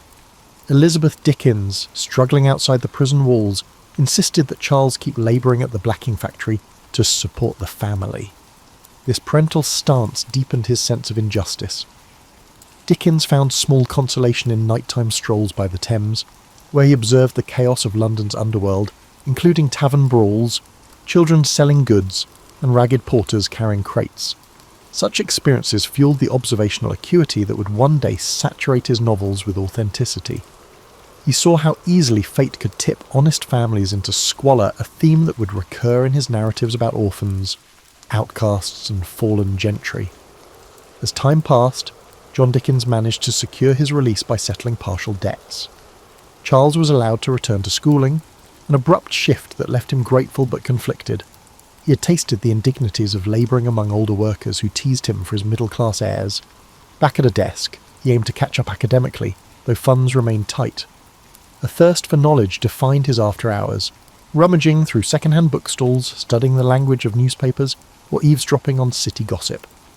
By the age of 15, he had completed his formal education and found himself back in the working world, this time as a junior clerk in a solicitor's office. Despite its mundane nature, Dickens's job exposed him to the intricacies of legal bureaucracy. Dickens observed lawyers taking advantage of outdated processes. petty lawsuits lasting months and fees draining families. It seemed a heartless machine. Meanwhile, Dickens itched to write. He taught himself shorthand, a skill in demand for courtroom or parliamentary reporting. With that tool, he pivoted to freelance journalism. He roamed London's streets after his clerk hours, forging a double life as an amateur reporter, penning observations about social ills or comedic mishaps. Soon enough, he earned small commissions, capturing parliamentary debates for local papers. This exposure sharpened his sense of London's political theatric, a stage of pomp, cunning, and sweeping rhetoric that seldom solved the plight of the poor. In these formative years, Dickens rarely confided his deeper ambitions to family. He was polite, energetic, but also guarded. It's said that the warehouse humiliation bred secrecy. Publicly, he projected wit and warmth. Privately, he seethed at injustice. He began drafting sketches of everyday characters, bustling office messengers, crusty paralegals, street vendors with melodic cries. These glimpses shaped the core of his early style. He recognised that the city teemed with stories just waiting to be told, stories of ambition, heartbreak, and improbable comedy. For Dickens, the line between real life and fiction thinned daily. Thus, by age 20, Charles Dickens was a restless spirit, armed with bitter memories and a natural gift for observation. Though not yet the famed novelist, he was planting seeds for the empathy and social critique that would soon bloom. He'd glimpsed the cruelty of circumstance and the fragility of fortunes. That awareness, fused with irrepressible humour and sympathy for the downtrodden, would guide him as he waded deeper into the journalistic realm, then soared into the literary spotlight. Dickens's early foray into journalism gradually eclipsed his clerk duties. He discovered a knack for capturing small happenings with dramatic flair. Employed first as a shorthand reporter at Doctors' Commons, where maritime and probate cases were heard, Dickens gleaned odd legal details, comedic rivalries, and labyrinthine procedures that later informed his novels about the law's absurdities. Meanwhile, his coverage of parliamentary debates demanded swift, accurate shorthand. That discipline sharpened his memory and attention to nuance. He soon ventured into writing sketches, brief, witty observations on London life. For periodicals, using the pen name Boz, Dickens portrayed bus conductors cracking jokes, fussy spinsters in their cramped parlours, or rowdy coach passengers headed to the suburbs. These pieces, collected later as sketches by Boz, revealed a gift for conjuring comedic snapshots tinged with empathy. Readers laughed at his gentle satire of human foibles. Editors noticed the fresh voice. The public wanted more. At the same time, Dickens navigated a personal milestone. He became engaged to Catherine Hogarth, daughter of a newspaper colleague. The match signalled a semblance of stability. Catherine was supportive, if somewhat reserved. Their courtship led Dickens to refine his sense of domestic security, something he'd lacked in youth. Although not known for confessional writing about romance, Dickens's letters hinted at genuine affection. They married in 1836, soon renting a modest home as Dickens juggled journalism, sketches, and incipient novel projects. Opportunity knocked unexpectedly when a publisher approached him for a serialised comedic novel to accompany illustrations by a well-known artist. The result, initially planned as a set of light-hearted sporting adventures, evolved into The Pickwick Papers. Dickens's comedic energy, combined with whimsical characters, turned it into a literary phenomenon. Through Mr. Pickwick's misadventures and the Cockney charm of Sam Weller, Dickens found a vast audience. Circulation soared. Readers devoured each monthly instalment. Dickens, at 24, became a household name, yet behind the success, he sweated over deadlines, rewriting chapters at the last moment. The serial format demanded constant invention. He discovered that comedic set pieces like a misread will or an accidental infiltration of a lady's costume party tickled popular taste. He also experimented with poignant moments, such as the plight of a downtrodden servant or a debtor, infusing the narrative with moral undertones. This blend of humour and pathos would define Dickens's brand. He recognised that laughter softened readers for deeper empathy. Money finally poured in, letting Dickens move to a better residence. Catherine bore children in rapid succession, turning their home into a bustling nest. Dickens, though loving, found that fatherhood demanded time he often spent writing. A private tension brewed. He was the affectionate patriarch, but but also a restless creator who craved quiet hours for brainstorming new tales. Despite paternal duties, he scoured London's back alleys for inspiration. Venturing to slums at odd times, eavesdropping on pub chatter, he believed authenticity hinged on direct observation, not second-hand accounts. Following Pickwick, Dickens leapt to more serious themes in Oliver Twist, 1837 to 1839. No longer content to dwell solely on comedic escapades, he painted the bleakness of workhouses and child exploitation, partly echoing his own teenage anguish. Readers reeled at the raw depiction of criminals, though Dickens leavened the gloom with comedic minor characters. Critically, Oliver Twist ran concurrently with Dickens's other obligations. He was editing magazines, finishing shorter works, and beginning new serials. The pace was relentless. He thrived on the excitement, yet it risked exhaustion. Public acclaim soared. His name now graced invitations to dinner parties with aristocrats who craved proximity to the sensational Boz. Dickens appreciated the chance to expand his network, though he sometimes mocked upper-class pretensions. He never forgot his working-class brushes with hardship, refusing to let polished society lull him. Instead, he leveraged connections to champion philanthropic concerns. He privately aided London charities and joined reform committees. While not a radical agitator, Dickens believed in social improvement through publicity and moral suasion. His novels became a subtle force for that cause, exposing readers to the realities of orphanages, slums, and corrupt institutions. Around this time, Dickens also travelled to rural areas, gleaning stories from rickety stagecoaches or decrepit inns. These journeys reaffirmed that outside London's bustle lay entire pockets of tradition and superstition, fertile ground for future plots. Meanwhile, Catherine's sister Mary Hogarth, who had moved in to assist the household, died suddenly. Her death devastated Dickens, triggering a profound grief that coloured some subsequent chapters in his writing. The ephemeral nature of life became a quiet refrain in his novels, as he realised that personal tragedy was inseparable from comedic levity. The public continued to clamour for his narratives, hungry for that singular Dickens style, vibrant characters dancing between humour and sorrow. Thus, Dickens closed the 1830s riding high, yet increasingly aware of the moral gravity behind his fictional worlds. Beneath the success, the seeds of tension sprouted, creative demands, a growing family, and an evolving conscience about society's failings. He pressed on, certain that fiction could spark empathy and reform, forging a path into the next decade, where his ambition would expand with each new novel's unveiling. Dickens's star blazed brightly as he entered the 1840s. Publishers clamoured for fresh novels, while the public devoured each serial instalment. Determined to balance entertainment with social commentary, he embarked on projects like Nicholas Nickleby, spotlighting the abuses in Yorkshire boarding schools. He visited one such institution incognito, alarmed by the squalor inflicted on children. That raw evidence infused the novel's savage critique. Dickens aimed to jolt readers from complacency, believing that shining light on corruption might spur reform. Yet despite success, Dickens felt a creeping restlessness. Continual deadlines hemmed him in, and London's sprawl began to stifle. Seeking fresh inspiration, he travelled abroad in 1842, first to America, anticipating a land of democratic ideals. The trip, however, exposed contradictions. Dickens found some Americans warm and inventive, but balked at rampant slavery and a cultural appetite for piracy of his works, without royalty payments. He penned American Notes, a travelogue mixing admiration with pointed criticism. Some Americans felt betrayed by his frankness. Dickens, unbowed, believed honesty trumped politeness. Back in England, he completed Martin Chuzzlewit, weaving an American episode reminiscent of his journey's sour encounters. Sales dipped initially. The novel's complex structure confounded some fans expecting a simpler comedic flair. But Dickens pressed on, trusting in his evolving style. Privately, he wrestled with financial anxieties.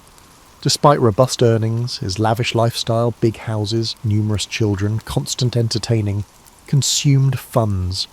He dreaded the possibility of slipping back into the precarious economy of his youth. Amid these pressures, Dickens found solace in philanthropic efforts.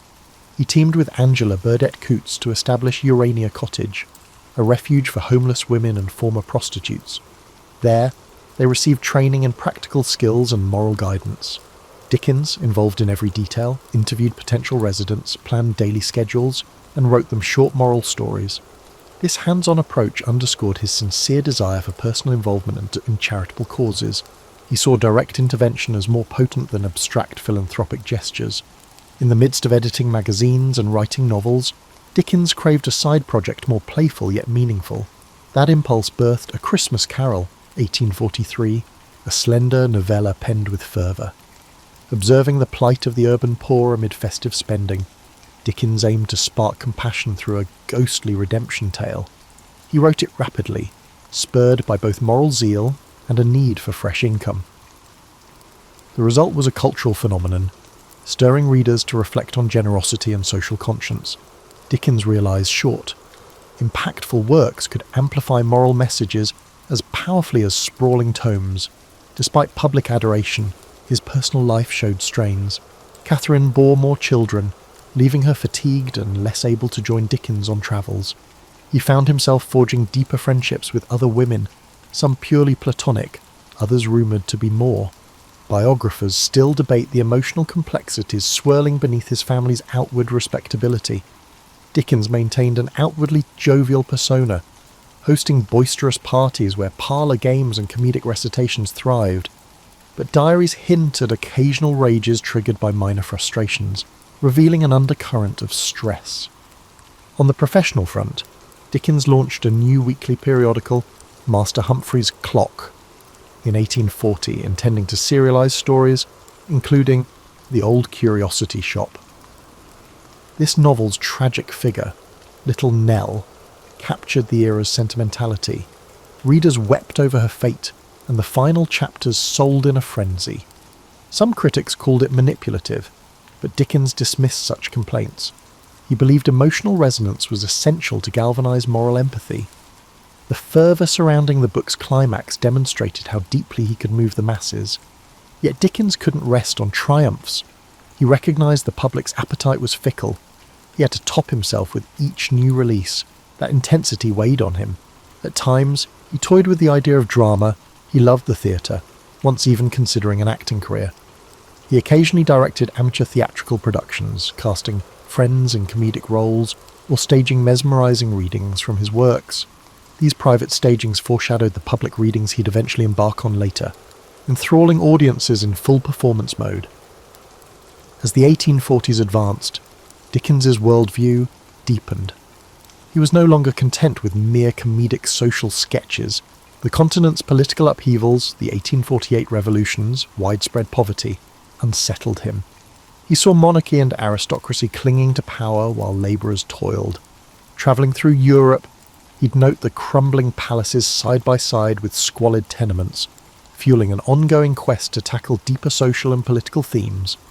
His novels began weaving heavier critiques of institutions, be they philanthropic boards, debtors' prisons, or unscrupulous factories, while still retaining the comedic flair that made him beloved. The stage was set for some of his most iconic works, culminating in a radical approach to criticising Victorian hypocrisy. Approaching the latter half of the 1840s, Dickens sought fresh experiences abroad, venturing to Italy and Switzerland. These travels coloured his imaginative palette. In Genoa, he marvelled at medieval alleyways, soaking in the city's layered history. He rented a villa overlooking the Mediterranean, drafting letters that rhapsodised about local customs, noisy festivals, ornate religious processions, the daily swirl of gossip. Yet even in idyllic settings, Dickens's pen could not rest. He sketched future storylines, weaving exotic vistas with homespun moral questions. Between travels, he developed Dombey and Son, 1846 to 1848, a novel dissecting mercantile pride and familial duty. Its portrait of industrial commerce and personal coldness signalled Dickens's evolving maturity. Critics lauded its carefully structured plot, though some lamented the typical bursts of sentiment. Regardless, the serial soared in sales. Meanwhile, Dickens fueled his creative energies by founding Daily News. In 1846, a liberal newspaper intended to champion progressive ideas. Dickens took on the role of the newspaper's first editor, but resigned within a few weeks due to the stifling nature of editorial politics and the excessive strain of daily work. Still, the foray indicated his thirst to shape public discourse beyond fiction. In 1849 he embarked on David Copperfield, the novel many consider his most autobiographical. Through David's journey from mistreated childhood to authorship, Dickens exorcised the ghost of the blacking factory years. He transmuted humiliations into comedic episodes. Mr. Murdstone's cruelty mirrored real paternal failings Dickens had observed, while Mr. Micawber's eternal optimism recalled Dickens's own father. This personal closeness gave the novel an intimate warmth. Serialization built momentum. Readers recognised the luminous sincerity. Dickens felt a special fondness for the project, referring to David as his favourite child. Despite success, family tensions escalated. Catherine bore 10 children in total, and Dickens, though affectionate, sometimes felt suffocated by domestic chaos. He retreated into creative sprints, locking himself away for hours or strolling city streets at night to brood over plot tangles. Sister-in-law Georgina Hogarth also lived with them, helping manage the household. Rumours swirled about Dickens's rapport with Georgina, though no definitive evidence of impropriety emerged. The mix of personalities living together intensified the tension. Dickens's diaries suggest mood swings, one day exultant after writing a brilliant chapter, next day furious over trivial household irritations. The passing of Dickens's longtime publisher, John Forster's close friend, also weighed on him. Grief sharpened his awareness of life's fragility. He doubled efforts on philanthropic projects, championing improved sanitation in London slums. In letters to local authorities, he argued that squalid conditions fostered crime and disease. He used novels to underscore the plight of the urban poor, trusting that emotional narratives could move the hearts of even complacent readers. The moral imperative behind his fiction grew more explicit, culminating in Bleak House, 1852 to 1853. With Bleak House, Dickens tackled legal malaise via a labyrinthine chancery case. Here he fused satire and tragedy, painting how sluggish court processes devoured fortunes and lives. The novel's dual narrative style, which alternates between a sardonic omniscient voice and the calm recollections of Esther Summerson, pioneered a new approach. Victorians found the depiction of foggy London literal and metaphorical haunting. Sails soared, though certain critics argued Dickens had grown too didactic. He dismissed such claims, believing the times demanded unflinching critiques. Indeed, Bleak House spurred public debate on legal reform. His personal restlessness persisted. He relocated the family frequently, seeking larger houses, scenic vistas, or more isolation for writing. Catherine tolerated these moves, though their children felt uprooted. Dickens yearned to shape his environment meticulously, from the colour of wallpaper to the arrangement of furniture. Some friends teased him about meddling in minor domestic details while juggling epic social commentary in his novels. But Dickens was unapologetic. Control at home balanced the unpredictability outside. By the early 1850s, Dickens also tested his performance skills. He had toyed with amateur theatricals, but an idea emerged. Reading his works aloud to paying audiences. The concept was radical. Authors seldom performed in public. Yet Dickens suspected his vivid dialogue, comedic voices, and heartfelt passages could electrify spectators if he delivered them. He gave private recitations to friends who raved about his dynamic presence. Building confidence, he planned that one day he might stage full-blown public readings, an artistic offshoot that would shape his late career. Hence, the mid-1850s arrived with Dickens poised for fresh transformations. Married life grew strained, but fatherhood demanded presence. Literary acclaim soared, but so did expectations. He recognised the friction between domestic reality and his imaginative yearnings. David Copperfield behind him, he now turned to novels of deeper cynicism. The city, with all its smog and labyrinthine institutions, remained his muse. He sensed the well of stories was far from dry, though personal fulfilment still seemed elusive. In 1854, Dickens published Hard Times, a shorter novel dissecting the grim industrial landscape of Coketown.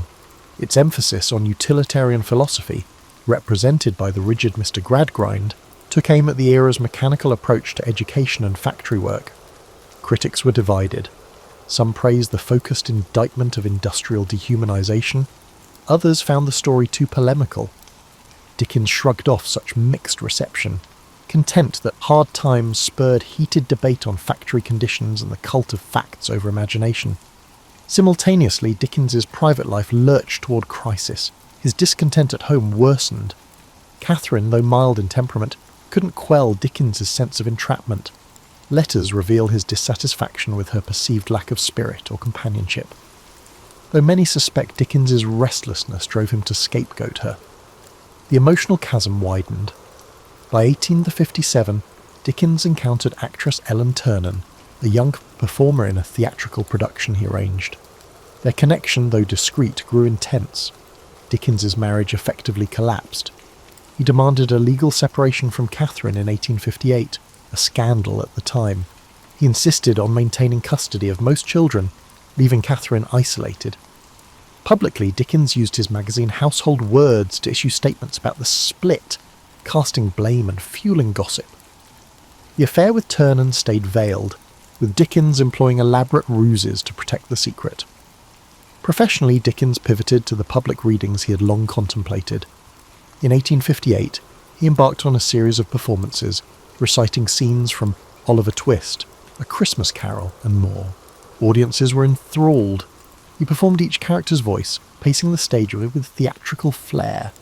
Some spectators wept at the pathos of Nancy's fate, while others laughed uproariously at his comedic turns. For Dickens, these readings offered both creative fulfillment and a lucrative sideline, yet they drained him physically, as he poured intense energy into every gesture. He joked about the exhaustion, but relished the applause. In 1859, Dickens launched a new weekly all the year round, effectively replacing his previous magazine. The inaugural issue featured the start of A Tale of Two Cities. Now more interested in historical drama, Dickens spun a story of the French Revolution, weaving themes of sacrifice and resurrection. The novel's style was more compact and less digressive than his earlier works. Perhaps personal upheaval had sharpened his narrative focus. The opening lines about the best and worst of times entered the cultural lexicon, capturing a duality that resonated with Victorian anxieties. The novel soared in popularity, bolstered by the magazine's circulation. In parallel, Dickens found time to champion philanthropic innovations. He joined debates on public sanitation, urging expansions of London's sewer system, though city officials bickered over funding. He also contributed funds to help create better housing for the poor. But Dickens's philanthropic impulses were inseparable from moral paternalism. He believed discipline and moral instruction were keys to uplifting the impoverished. This outlook could clash with more radical voices demanding structural change. Still, Dickens's currency as a public figure lent weight to calls for incremental reform. Another major novel, Great Expectations, emerged in serialized form from December 1860 to August 1861. Written amid Dickens' separation scandal, it resonated with questions of identity, social ambition, and illusions. Pip's yearning for gentility paralleled Dickens's own drive to transcend humble origins. The moody atmosphere around Satis House mirrored Dickens's emotional state, a mix of regret, bitterness, and abiding compassion for flawed humanity. Readers embraced the story as a masterpiece, praising its taut plot and minimal sentimentality. Dickens cherished the success, yet behind the scenes, he struggled with heartbreak and a sense of personal failure. As the 1860s wore on, Dickens's health began to falter. He endured gout, swollen foot pains, and near constant fatigue. Relentless reading tours demanded travel by train, sometimes late at night. The 1865 Staplehurst rail crash nearly took his life. Dickens was in a first-class carriage that dangled over a destroyed track. Though he helped rescue fellow passengers, the psychological shock lingered, aggravating his ailments. Still, he persisted with public readings, forging new scripts from David Copperfield and Nicholas Nickleby. Audiences remained enthralled. Dickens, by then a venerable figure in a black frock coat, coughed through performances but refused to scale back. Meanwhile, rumours about Ellen Ternan continued swirling. Dickens confided only in a tight circle. He shielded her with cunning strategies, renting separate dwellings under assumed names. The moral climate of Victorian society demanded secrecy. Though some close acquaintances quietly pitied Catherine, few confronted Dickens. He pressed on, certain that his literary mission justified any personal complexities. Always craving momentum, he flung himself into each new project as if outrunning regret. That paradox, immense empathy for fictional sufferers but complicated empathy in private life, defined Dickens's twilight decade. The public saw the champion of social justice, his family endured the strains of his single-minded devotion.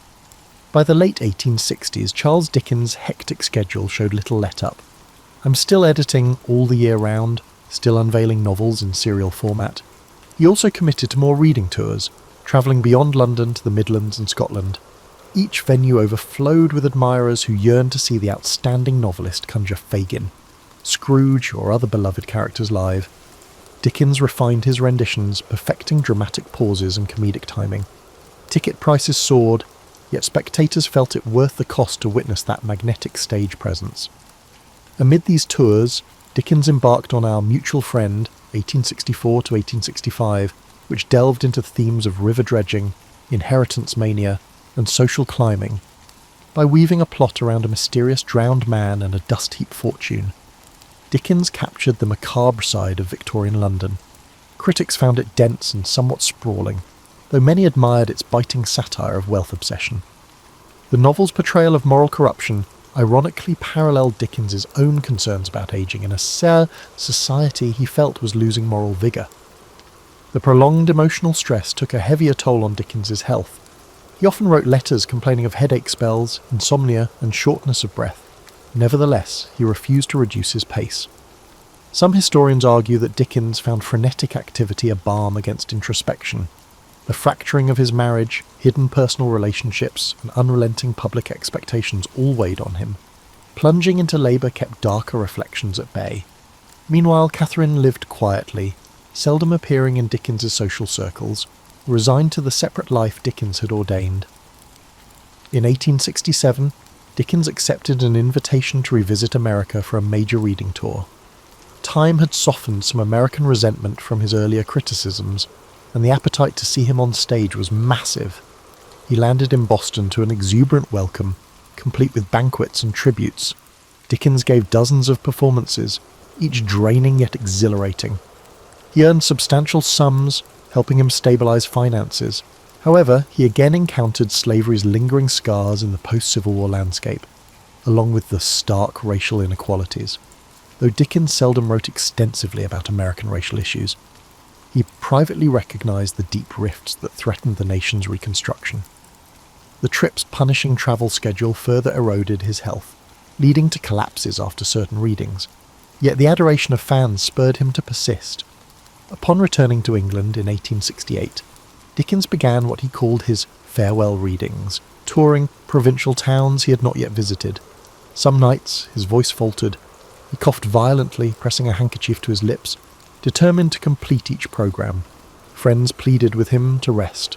Still, Dickens believed his contract obligations, and the moral compulsion to connect with audiences, outweighed caution.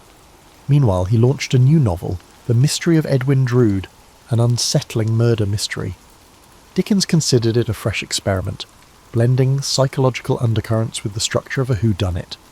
He wrote notes about how the final solution would shock readers, enthralling them with hidden clues. But he never completed it. On June 9, 1870, Dickens suffered a stroke at his country home, Gad's Hill Place.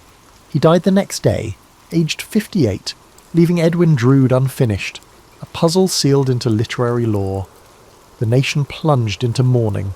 Queen Victoria noted her regret at never having met him. Memorials poured in, from everyday readers to luminaries. Against Dickens's personal wish for a simple funeral, he was interred in Poets' Corner at Westminster Abbey. Dickens's grand resting place symbolised the public's esteem for him, a stark contrast to the lonely hush of Marshalsea Prison, where his father had once languished. In the aftermath, speculation erupted about Edwin Drood, fans scrambling for rumoured outlines or concluding pages. None definitive surfaced, fueling a realm of Dickensian scholarship dedicated to solving that last riddle. More broadly, critics reappraised Dickens's oeuvre. Some pointed out his sentimentality, others praised his comedic genius, while reformers lauded his crusading lens on poverty. Over time, that kaleidoscopic legacy only broadened. His flair for unforgettable characters, be they cunning or saintly, shaped the global concept of the Victorian novel. Dickens left behind a tangle of personal contradictions, a champion of empathy who was sometimes harsh with intimates, a moral voice who concealed his private entanglements. Yet no one disputed his capacity to conjure life from the page. melding tragic undercurrents with comedic levity in a manner few have replicated. The muddy streets of Victorian London will forever carry his echo, a man whose childhood humiliations birthed compassion for the neglected, whose comedic brilliance coated savage indictments of social inequality, and whose busy pen never ceased describing the complicated labyrinth of the human heart.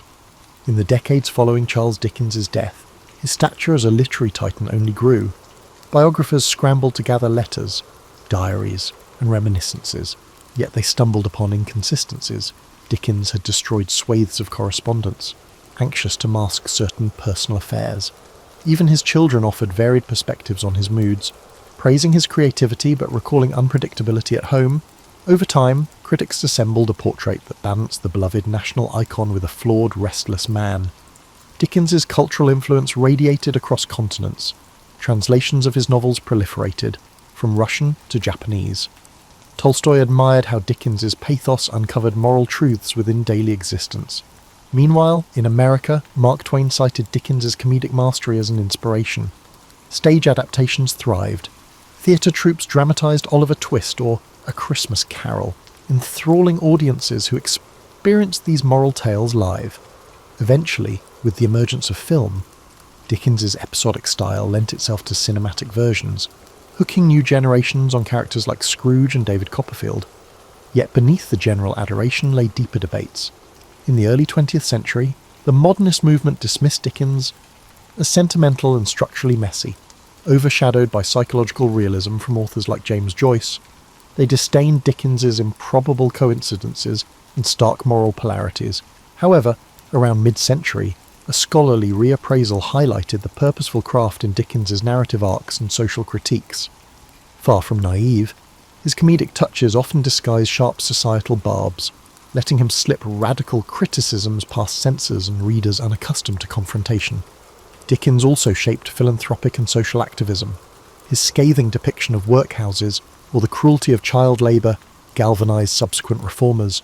Wilkie Collins, Elizabeth Gaskell, and others in Dickens' circle integrated similar strategies, using fiction to dramatise social injustice. Modern charities focusing on literacy or child welfare sometimes invoke Dickens's name, pointing to the universal empathy that his works evoke. Even today, policy discussions about homelessness or child poverty occasionally mention Dickens as a moral reference, a reminder that ignoring society's vulnerable fosters deeper crises.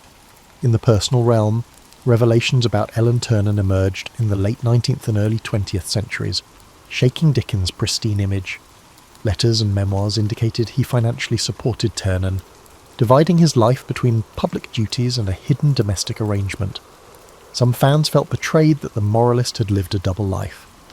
Others argued that Dickens' private complexities underscored the raw human contradictions fueling his fiction. The debate paralleled broader shifts in how Victorian icons were reassessed under modern scrutiny. Dickens's method of serial publication also influenced subsequent generations of writers.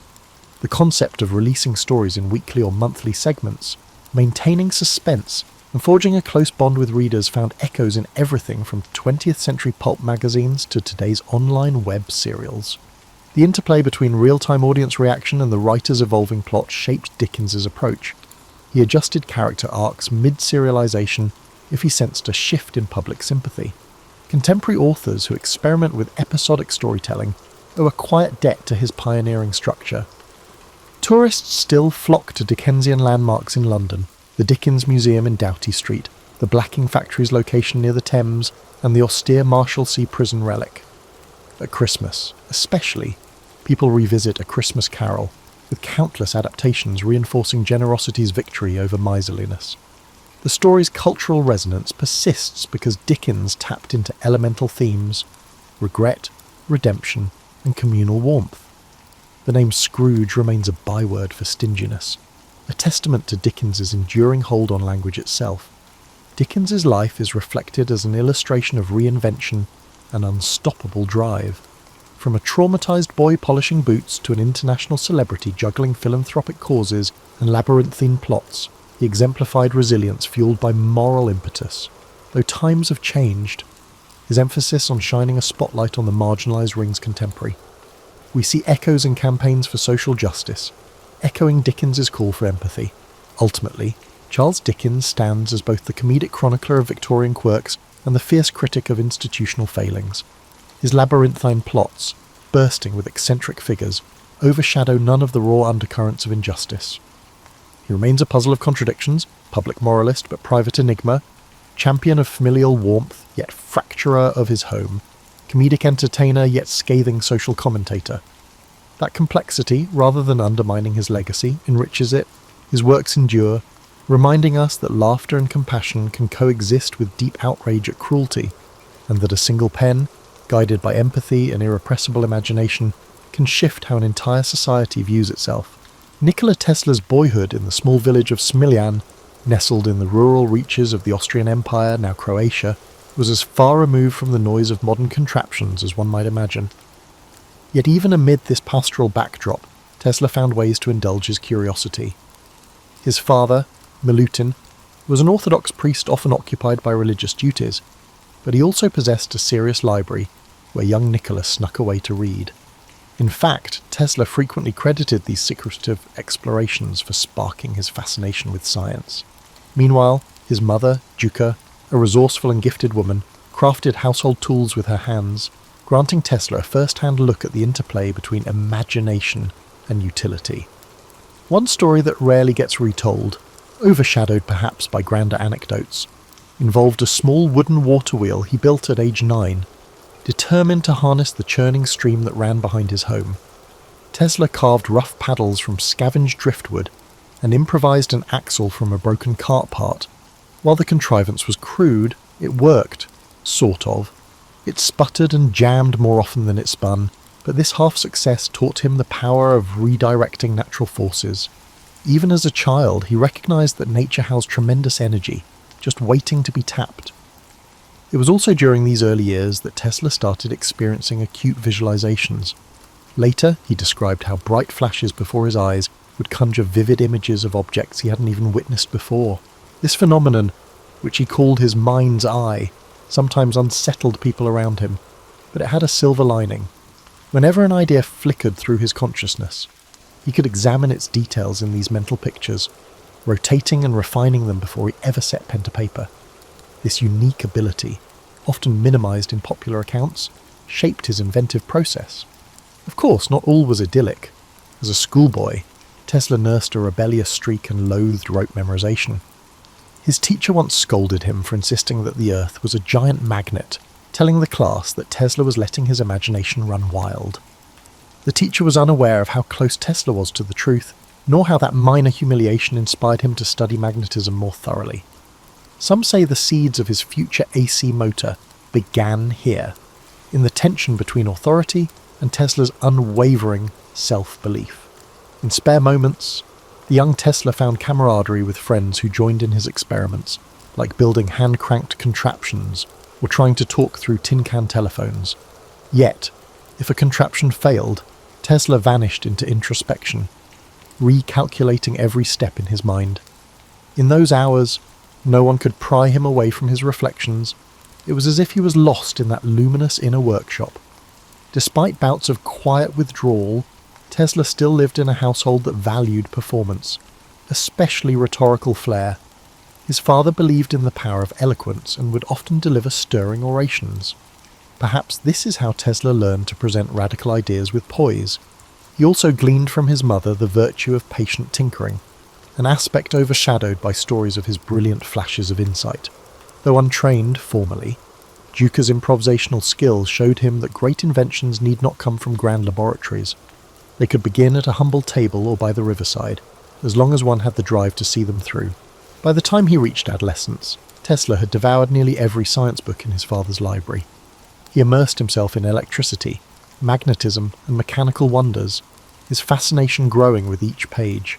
Late at night, when the household slept and a single kerosene lamp flickered in the corridor, Tesla mulled over new concepts, making mental notes on how to apply them. He never just read, he scouted for clues, each bit of knowledge layering onto his mental designs. These experiences in Smiljan formed the bedrock of a lifetime of invention. While the world would one day witness Tesla's theatrical experiments and transformative discoveries, It all began beside a murmuring creek and within the hush of a modest library. There, free from urban clamour, Tesla learned the value of curiosity, observation, and sustained determination.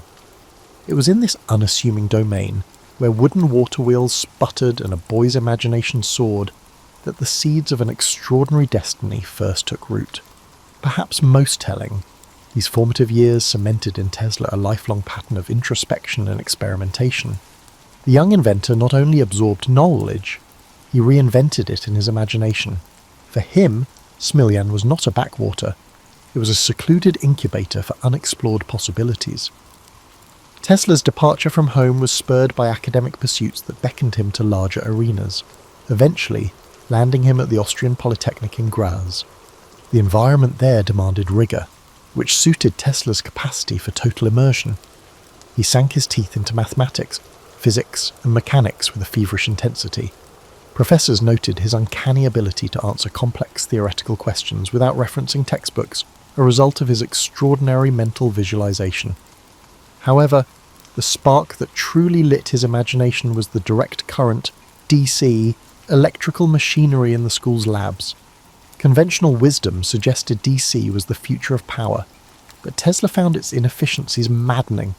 Observing how DC motors generated sparks and wasted energy, he questioned how nobody noticed a better pathway. When one professor pronounced that harnessing alternating current, AC, at scale, was an impossibility, Tesla resisted the urge to argue. Instead, he spent late nights in his boarding room, sketching out rotating magnetic fields in his head. If he dozed off at all, it was with diagrams dancing across his eyelids. Despite his academic prowess, Tesla's stint in Graz did not end smoothly. Exhaustion, and perhaps an underlying rebellious streak, contributed to friction with university administrators.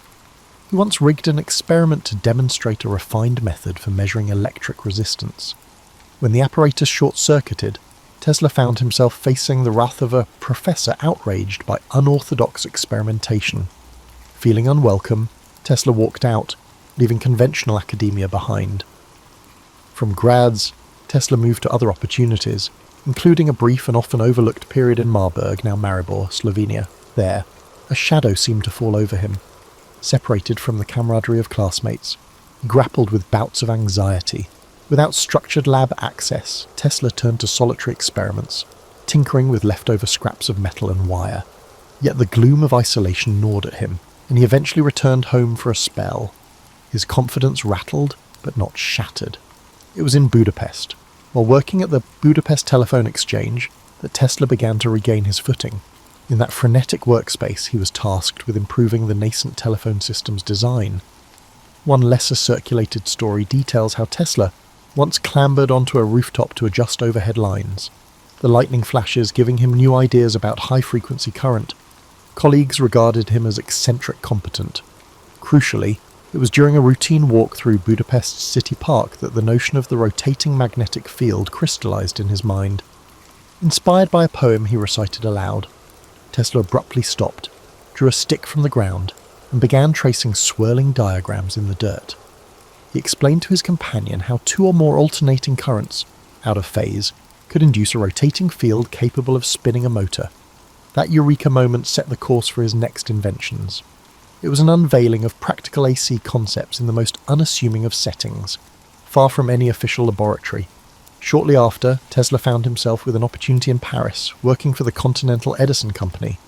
His tasks involved troubleshooting installations of Edison's DC systems, the very technology that had vexed him back at Graz. Even so, the job introduced him to real-world engineering challenges, from power outages to generator malfunctions. By day, Tesla tackled these issues, becoming something of a specialist in diagnosing electrical breakdowns. By night, he refined sketches of his AC motor, desperately wishing for the chance to build a prototype. The interplay between the daily grind of DC hardware maintenance and the nightly pursuit of AC innovation lent Tesla's life a peculiar duality, an unresolved tension between the present and what he believed the future should be. Although overshadowed by the high drama of later years, these formative experiences taught Tesla resilience.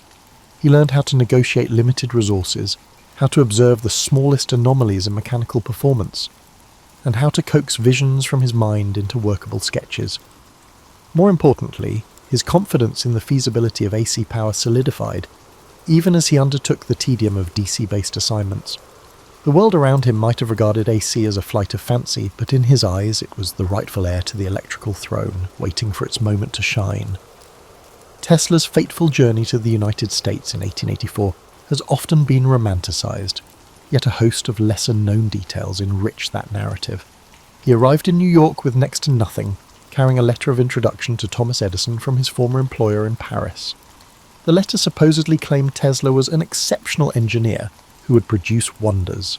In popular retellings, this encounter frames Tesla and Edison as instant rivals. But in truth, their relationship began with cautious respect. Edison recognised Tesla's competence right away and put him to work on projects deemed too intricate or menial for others. There's a story, one not widely circulated, that Tesla fixed a defective shipboard lighting system, saving Edison's company from contract penalties. Tesla never used it as leverage. Still, Edison noticed. Intrigued by Tesla's meticulous approach, he assigned him to redesign DC generators. Tesla toiled day and night, confident his improvements would prove their worth. And they did, but when he sought remuneration, misunderstandings piled up. It wasn't a single dispute over a massive bonus, more a pattern of unkept promises and blurred expectations. By early 1885, the veneer of cordiality evaporated and Tesla left Edison's employ. That was the genesis of a rivalry later amplified by newspapers, driven more by conflicting technologies than personal hatred. Financial troubles beset Tesla almost immediately. With few acquaintances in New York, he found himself digging ditches for $2 a day. Yet it might have been that physical labour, under a harsh sun, that sharpened his resolve. He told a friend that while his body dug ditches, his mind was far away, describing elliptical arcs of thought. Where some might have fallen into despair, Tesla saw an interval to refine his intended path. That path led to the formation of Tesla Electric Light and Manufacturing, his first entrepreneurial venture in America. He secured backers who, at first, promised to let him develop arc lighting systems and eventually his prized AC motors. However, once Tesla delivered an efficient arc lighting solution, those investors showed no interest in AC. Capital wanted quick returns, not imaginative leaps. Frustrated, Tesla found himself pushed out of the very company bearing his name. This episode left him wary of business partnerships and taught him that investors valued immediate profit over long-term vision.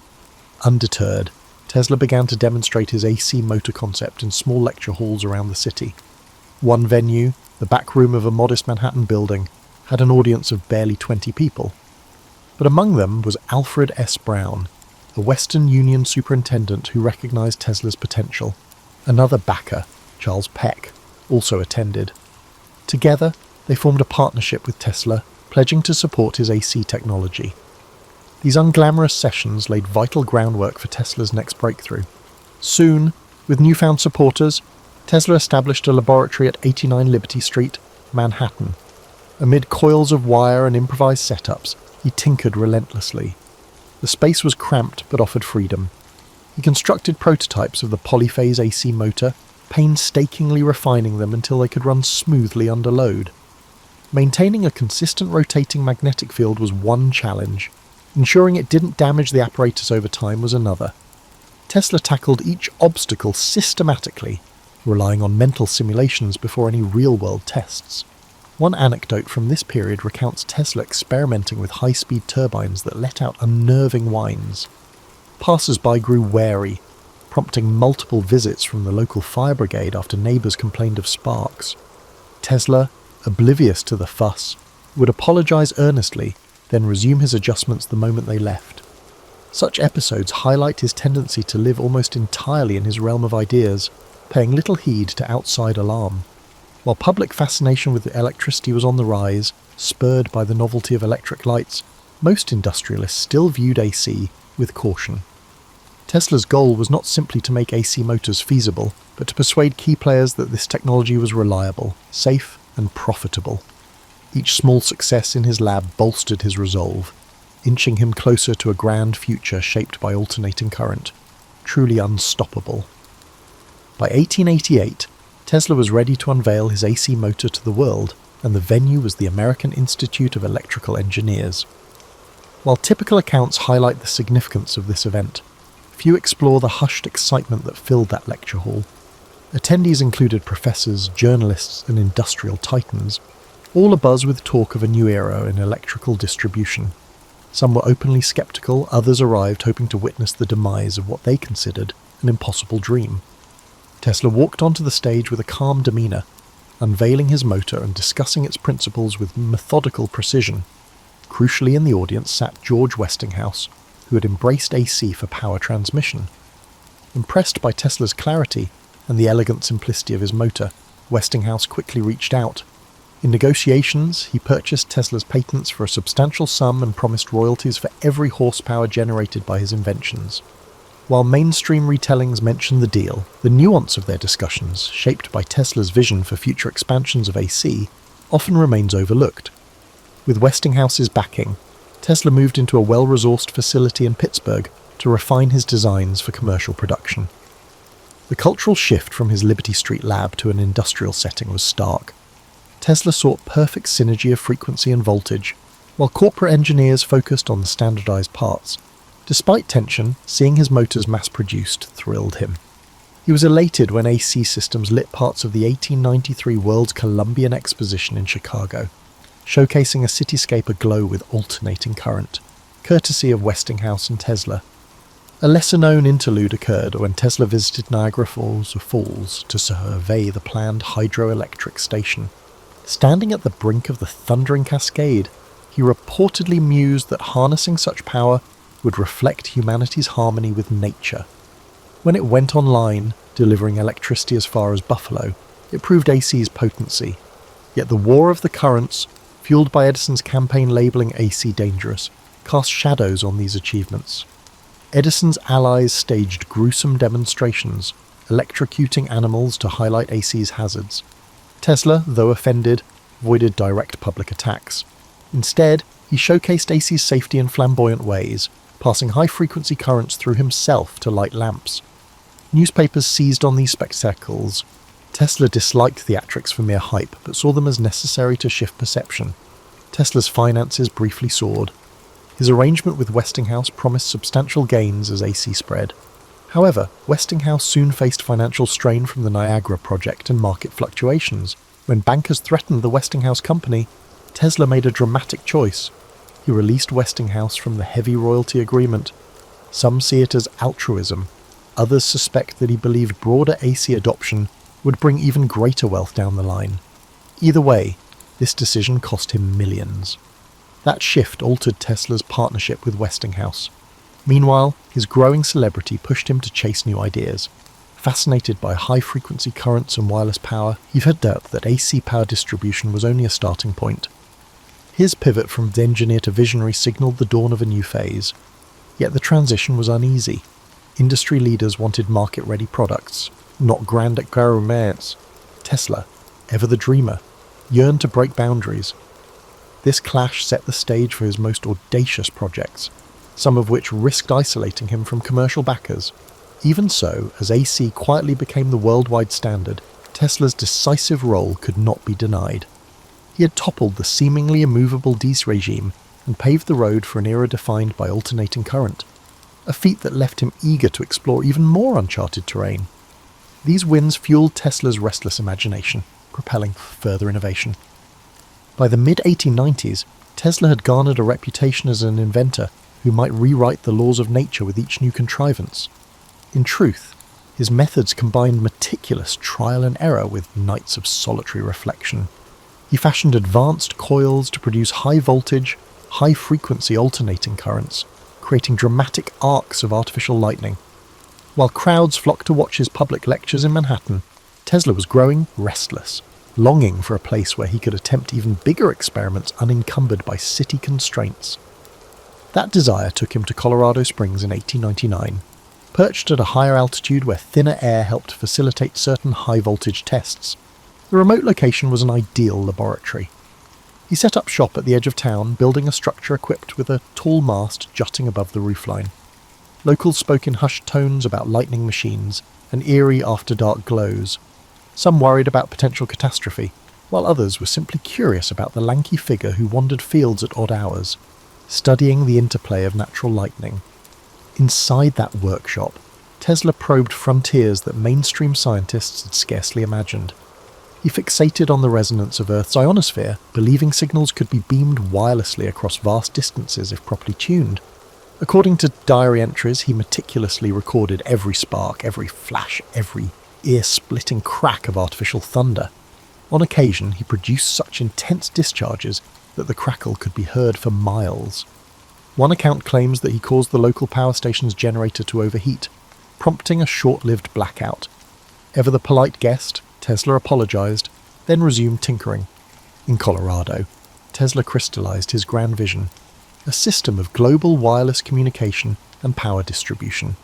The townspeople, hearing rumors of free electricity, speculated he might supply power at no cost. Tesla's goals, however, were subtler.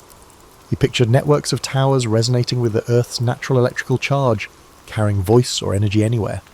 This concept was a precursor to technologies that would surface decades later, from radio transmissions to radar and beyond. Yet life in Colorado was more than just experiments and thunderous arcs. Tesla occasionally mingled with the locals, regaling them with tales of Europe and his earlier exploits in New York. Despite his eccentric schedule, he possessed impeccable manners. One story recounts how he gave a personal demo of wireless lamps to a bewildered blacksmith, who later insisted Tesla was pulling electricity from thin air. Such encounters spurred legends of Tesla as a wizard, blending science with something like sorcery. Still, financing these colossal tests drained Tesla's resources. His main backer, J.P. Morgan, had initially supported the wireless project, likely anticipating a monopoly on global information. But once Morgan realized Tesla's schemes were far more ambitious and riskier than mere wireless telegraphy, his enthusiasm cooled. Tesla pressed on, convinced one decisive demonstration would open funding floodgates. That breakthrough, however, remained elusive. Newspapers amplified rumors about Tesla's activities, some claiming he was attempting to signal distant planets. Though Tesla did speculate about extraterrestrial intelligence, his real focus lay on terrestrial wireless. The lurid headlines, while fueling his legend, did little to alleviate his financial pressures.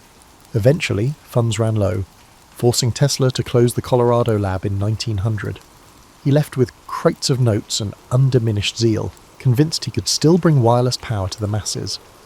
For townspeople left behind, the memory of glowing skies and roiling static lingered, a testament to the spectacular possibilities that science could conjure.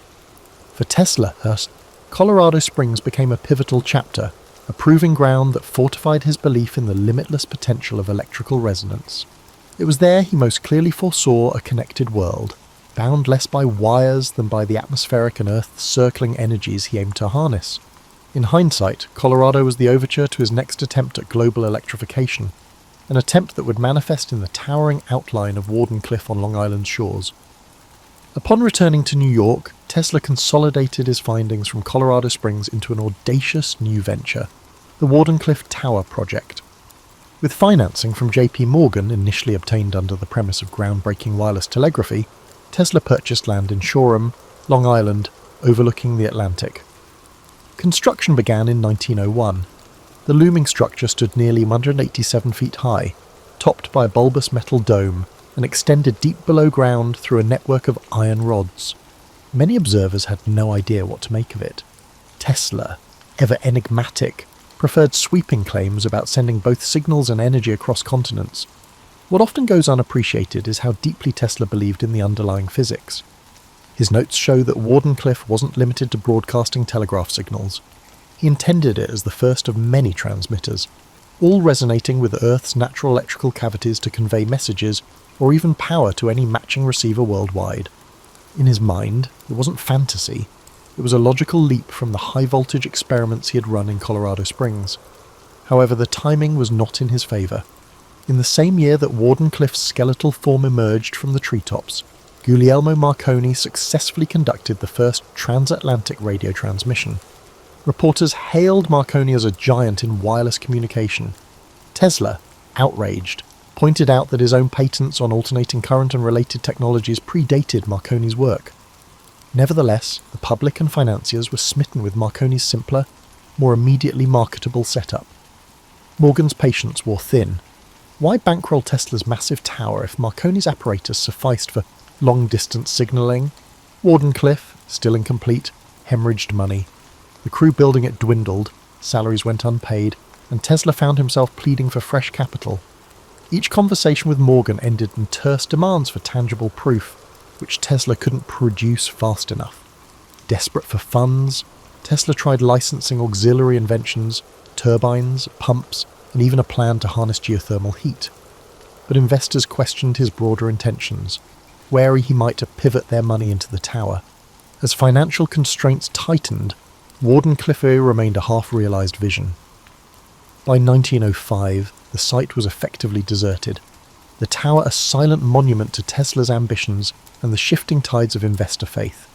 During these bleak years, Tesla's public persona grew more eccentric. Journalists occasionally interviewed him, only to hear about proposals for death rays or atmospheric power. Rumours circulated that he was becoming a recluse. Yet his mind stayed agile, continuing to churn out possibilities. He foresaw solar energy as a future mainstay, though few listened. The industrial world seemed enthralled by oil and coal, while Tesla's musings about sun-powered engines drew smirks. Wardenclyffe was never fully operational, and the newspapers offered little sympathy. Some newspapers ridiculed him, portraying him as an unrealistic idealist. Others barely mentioned his name, focusing instead on Marconi's ongoing successes. The sting of being overshadowed was palpable. Tesla clung to the belief that one day the world would recognize the practicality of wireless power. Indeed, later generations would adapt many of his principles for radio and beyond. But in his time, the tower's failure left him saddled with debt and weighed down by public skepticism. Even so, Tesla didn't abandon optimism. He often spoke as if Wardenclyffe had simply been delayed, not cancelled. In private, he refined sketches of improved transmitters, reimagined the tower's design, and kept dreaming of a worldwide grid of resonant stations. He believed that the planet itself, with its vast electrical potential, could be turned into a conduit of universal energy. The fact that society wasn't ready did little to dampen his conviction. Despite setbacks, fragments of Tesla's vision crept into later technological revolutions. Wireless communication would evolve in leaps and bounds, though powered by the more conventional means. Concepts like global connectivity and broadcast energy, dismissed in Tesla's day, surfaced decades afterward in varying forms. Yet at the dawn of the 20th century, Tesla faced only mounting bills, evaporating capital, and a tower rusting away on Long Island. The heartbreak of Wardenclyffe marked a turning point, leaving Tesla to operate mostly on the margins of an industry he had once revolutionized. As the 20th century marched on, the world Tesla had done so much to illuminate surged ahead. The AC systems he championed became the backbone of modern infrastructure, yet Tesla himself slipped from the spotlight. He moved between New York hotels, sometimes leaving unpaid bills behind. Public interviews grew sparse. When he did speak, he mentioned theories of beam weapons, weather manipulation, and advanced propulsion, sowing intrigue even as some questioned his grasp on reality. But his notebooks, to the extent they survive, reveal how these ideas built on earlier experiments rather than mere whimsy. A lesser-known facet of Tesla's later life was his nightly ritual of feeding pigeons in Bryant Park. Observers saw a solitary figure scattering seeds by lamplight, but Tesla found solace in caring for those birds, claiming a special bond with one white pigeon in particular. It may have seemed an odd pastime for a renowned inventor, yet it reflected a familiar pattern. Tesla's deep empathy for natural phenomena, creatures included. Meanwhile, patent disputes raged over the origins of radio. Tesla had filed patents before Marconi's breakthroughs, yet Marconi was lauded for bringing wireless transmission into the mainstream. The legal entanglements dragged on for years. In 1943, the US Supreme Court finally recognized Tesla's priority for certain critical radio patents, though this vindication arrived too late to alter his financial straits. He was never able to capitalize on the official ruling, nor did it quell the public's association of radio primarily with Marconi. Tesla spent his final stretch of life at the New Yorker hotel. Though short on funds, he still scrawled ideas on scraps of paper, proposing cosmic ray engines and new power methods. Visitors who managed to see him might find him animated and eloquent, speaking in polished tones about harnessing the energy of the sun or channeling power from the Earth's magnetic field. He believed that a teleforce beam could end war by making national borders impenetrable. To many, these notions sounded impossible, yet Tesla's track record left room to wonder. When he passed away on January 7, 1943, in room 3327, he left behind boxes of documents that soon became the subject of intense scrutiny. Authorities seized some of his papers, fueling rumours of hidden innovations or weapons too dangerous for public consumption. Conspiracy theories flourished. While the reality likely involved routine security concerns, the secrecy lent mystique to Tesla's legacy. It became hard to disentangle fact from folklore. Over the decades, Tesla's standing in popular consciousness swung wildly. Edison's name overshadowed his for a time, especially in school textbooks. Only later did your movements rise to credit Tesla for his revolutionary contributions to AC power, radio technology, and more. Modern engineers, scientists, and curious laypeople uncovered his patents and writings, marvelling at how he'd anticipated entire fields of inquiry, from robotics to wireless communication. His pioneering theories on resonance and frequency also informed aspects of modern electronics, though that debt was seldom acknowledged until much later, in daily life. Tesla's true genius shines in the simplest of ways. Flick a light switch, and you reap the benefits of alternating current. Use wireless devices, and you operate on a principle Tesla believed could reach across the planet. The synergy he envisioned between inventor, nature, and the unstoppable march of progress remains a potent reminder of how one brilliant mind can shape whole eras. Tesla's story is, above all, a study in perseverance and paradox. He shunned the pursuit of wealth yet needed capital to materialize his dreams. He relished public demonstrations yet often worked alone, lost in interior worlds. He was both lauded and dismissed, recognized as a key figure in electrifying the modern world, yet branded at times as an eccentric on the fringes of acceptable science. Even so, he left an imprint rivaled by few. Long after his death, the hum of AC power lines, the glow of electric lamps, and the chirp of wireless signals echo Tesla's influence. He never saw the breadth of his triumph in person, yet the future he glimpsed was not mere fantasy. It was an inevitable extension of the forces he harnessed so elegantly. And though the man himself passed in relative obscurity, his ideas still crackle with a vitality that defies the boundaries of time and imagination. The wind on the Mongolian steppe doesn't merely just blow, it also delivers judgment. Harsh and unrelenting, it strips away pretense, like skin from bone. Modern meteorologists measure wind speed in kilometers per hour. 13th century Mongols measured it by how quickly it could freeze the tears on your face. During winter, temperatures routinely plunge to negative 40 degrees, a number where Celsius and Fahrenheit find their rare point of agreement. That same landscape might bake at 40 degrees Celsius, 104 degrees Fahrenheit, in the summer, causing thermal swings that are unheard of in our climate-controlled lives.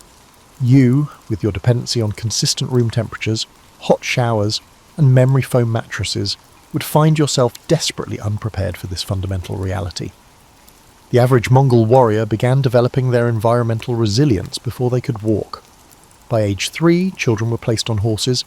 By 5, they could ride independently. By 10, many had survived multiple seasons of brutal weather that would send modern emergency management agencies into crisis mode. Your entire concept of roughing it might involve a weekend of glamping with a portable espresso maker. The Mongols would find the idea laughable if they understood what espresso was. Water, that substance you acquire with a lazy twist of a faucet handle, required strategic planning in the empire.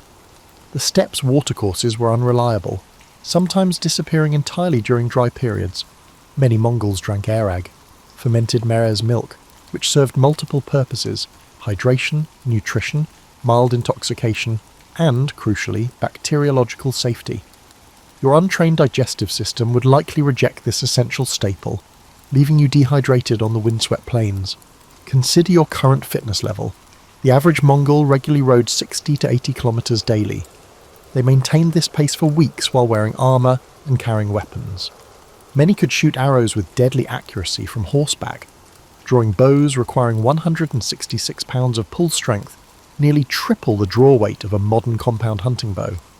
Your gym membership and occasional weekend hike have not prepared you for this level of physical demand. The constant movement of nomadic life meant that storage space was precious. The concept of belongings underwent severe restriction. While you might feel anxious travelling with just carry-on luggage for a week, Mongols transported their entire lives on horseback or in carts. The mental adjustment alone, living with only what could be easily packed and moved, would challenge your very identity, shaped as it is by acquisition and accumulation. Sleep patterns differed dramatically as well. The Empire's military maintained vigilance through a system of night watches, with warriors sleeping in armour, ready to fight within moments. No alarm snoozing, no, just 5 more minutes. When the signal came, you rode or died. Sleep was not a right, but a resource to be carefully managed and often denied. Food security operated on principles alien to your experience. The average Mongol warrior could survive on dried meat and milk products for extended periods, supplemented occasionally by foraged plants and hunted game. Their digestive systems adapted to high protein, high fat and low carbohydrate diets, similar to a ketogenic diet, but without modern conveniences like Instagram posts or specialty products. Your body, accustomed to regular meals with diverse nutrients, would struggle with both the content and irregularity of steppe nutrition. Then there's the matter of hygiene. Your concept of cleanliness hinges on daily showering and the liberal application of scented products. The Mongols, living in a water-scarce environment, developed different standards. Smoke from dung fires provided antibacterial benefits inside yurts, while animal fats protected skin from windburn and frostbite. The smell of a Mongol encampment, a potent blend of horses, humans, smoke and fermentation, would overwhelm your sanitized sensibilities. These environmental challenges represent merely the baseline difficulties, the ambient conditions that existed before considering human conflicts, political complexities, or social hierarchies. If the elements themselves defeated you, imagine how poorly you would fare against humans who mastered this harsh existence and then decided to conquer the known world. The social architecture of the Mongol Empire would confound you as thoroughly as its physical demands. You've been conditioned by modern Western ideology to believe in certain fundamental rights, speech, assembly, and individual autonomy. These concepts would be difficult to understand within the Mongol socio-political framework, which valued individuals based on their utility to the collective and their position within a rigid hierarchy. Let's begin with language. The Mongol Empire eventually encompassed speakers of dozens of languages, but the lingua franca remained Mongolian, specifically Middle Mongolian written in Uyghur script. Without fluency, you would be effectively mute, unable to defend yourself verbally, comprehend orders, or navigate social situations. Interpreters existed, certainly, but they served the empire's elite. Your linguistic isolation would render you vulnerable in ways you cannot imagine. Having always inhabited linguistic environments where communication felt like a birthright rather than a privilege. Then there's the matter of honour culture.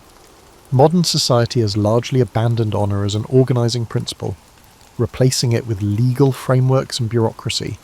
In the Mongol Empire, slights to honour, real or perceived, could trigger immediate violence without legal recourse. Your ingrained habits of casual speech, direct eye contact, or inadvertent physical contact might constitute grave offences. Without the cultural fluency to navigate these unwritten rules, you would blunder into conflict through innocent behaviours. The Mongol legal system, codified in the Yasa, Genghis Khan's legal code, prescribed death for a startling range of offences. What was the penalty for urinating in running water? Death. Adultery? Death. Theft? Often death. Even minor theft could result in punishment 9 times the value of the stolen item. Bankruptcy, the debtor and their family could be enslaved. Your understanding of proportional justice would provide no protection in a system where examples were made to maintain order across vast territories. Religious tolerance in the Mongol Empire is often celebrated by historians, but this tolerance had pragmatic rather than ideological roots. The Mongols permitted various faiths, because religious leaders were exempt from certain taxes and conscription, providing administrative convenience. However, this tolerance did not extend to religious practices that conflicted with Mongol customs. For instance, Muslim and Jewish prohibitions against consuming blood or improperly slaughtered meat were directly at odds with nomadic food practices. Religious practitioners were forced to choose between spiritual compromise or physical hunger. Your conception of privacy would dissolve entirely. The ger, yurt, housed extended family units in a single open space. Conversations, bodily functions, and intimacy all occurred within a communal environment. The Mongol camps themselves were arranged according to military organisation, with placement determined by rank and function rather than personal preference. Your desire for me time or a quiet space to decompress would find no accommodation in this structure. Your modern sensibilities would be further shocked by gender roles. While Mongol women enjoyed more rights than their counterparts in many sedentary civilizations, they could own property, divorce, and sometimes participate in warfare. Their status remained fundamentally determined by their relationship to male power structures. Women's primary value centered on reproductive capacity and household management. The concepts of gender equality or personal fulfillment outside prescribed roles would seem alien and dangerous. Class mobility, that cherished modern ideal, existed but followed different patterns than you might expect. Genghis Khan famously promoted based on merit rather than birth. But this meritocracy was measured primarily through loyalty and military prowess. Your specialized modern skills, programming, marketing, and financial analysis would hold little immediate value. Unless you could quickly demonstrate utility in warfare, animal husbandry, or practical crafts, your position would likely default to the bottom of the hierarchy. The concept of face, or social reputation, functioned as actual currency. In an empire where written records remained limited, your word and reputation formed your primary assets. Breaking promises, showing weakness, or failing to reciprocate generosity would irreparably damage your standing. Without understanding the intricate dance of obligation, favour trading, and reputation management, you would quickly find yourself socially bankrupt. Most fundamentally disorienting would be the collective rather than individual orientation of Mongol society. Decisions prioritize group survival over individual rights or preferences. Resource distribution, military service, and marriage arrangements all serve collective interests first. Your deeply ingrained individualism, whether you recognize it or not, would mark you as fundamentally untrustworthy in a culture where solidarity meant survival. The Mongol military apparatus operated with a systematic efficiency that transformed warfare across Eurasia, but your integration into this machine would prove catastrophically difficult, assuming you were even permitted to join rather than being classified as a servant or slave. First, consider the entry requirements.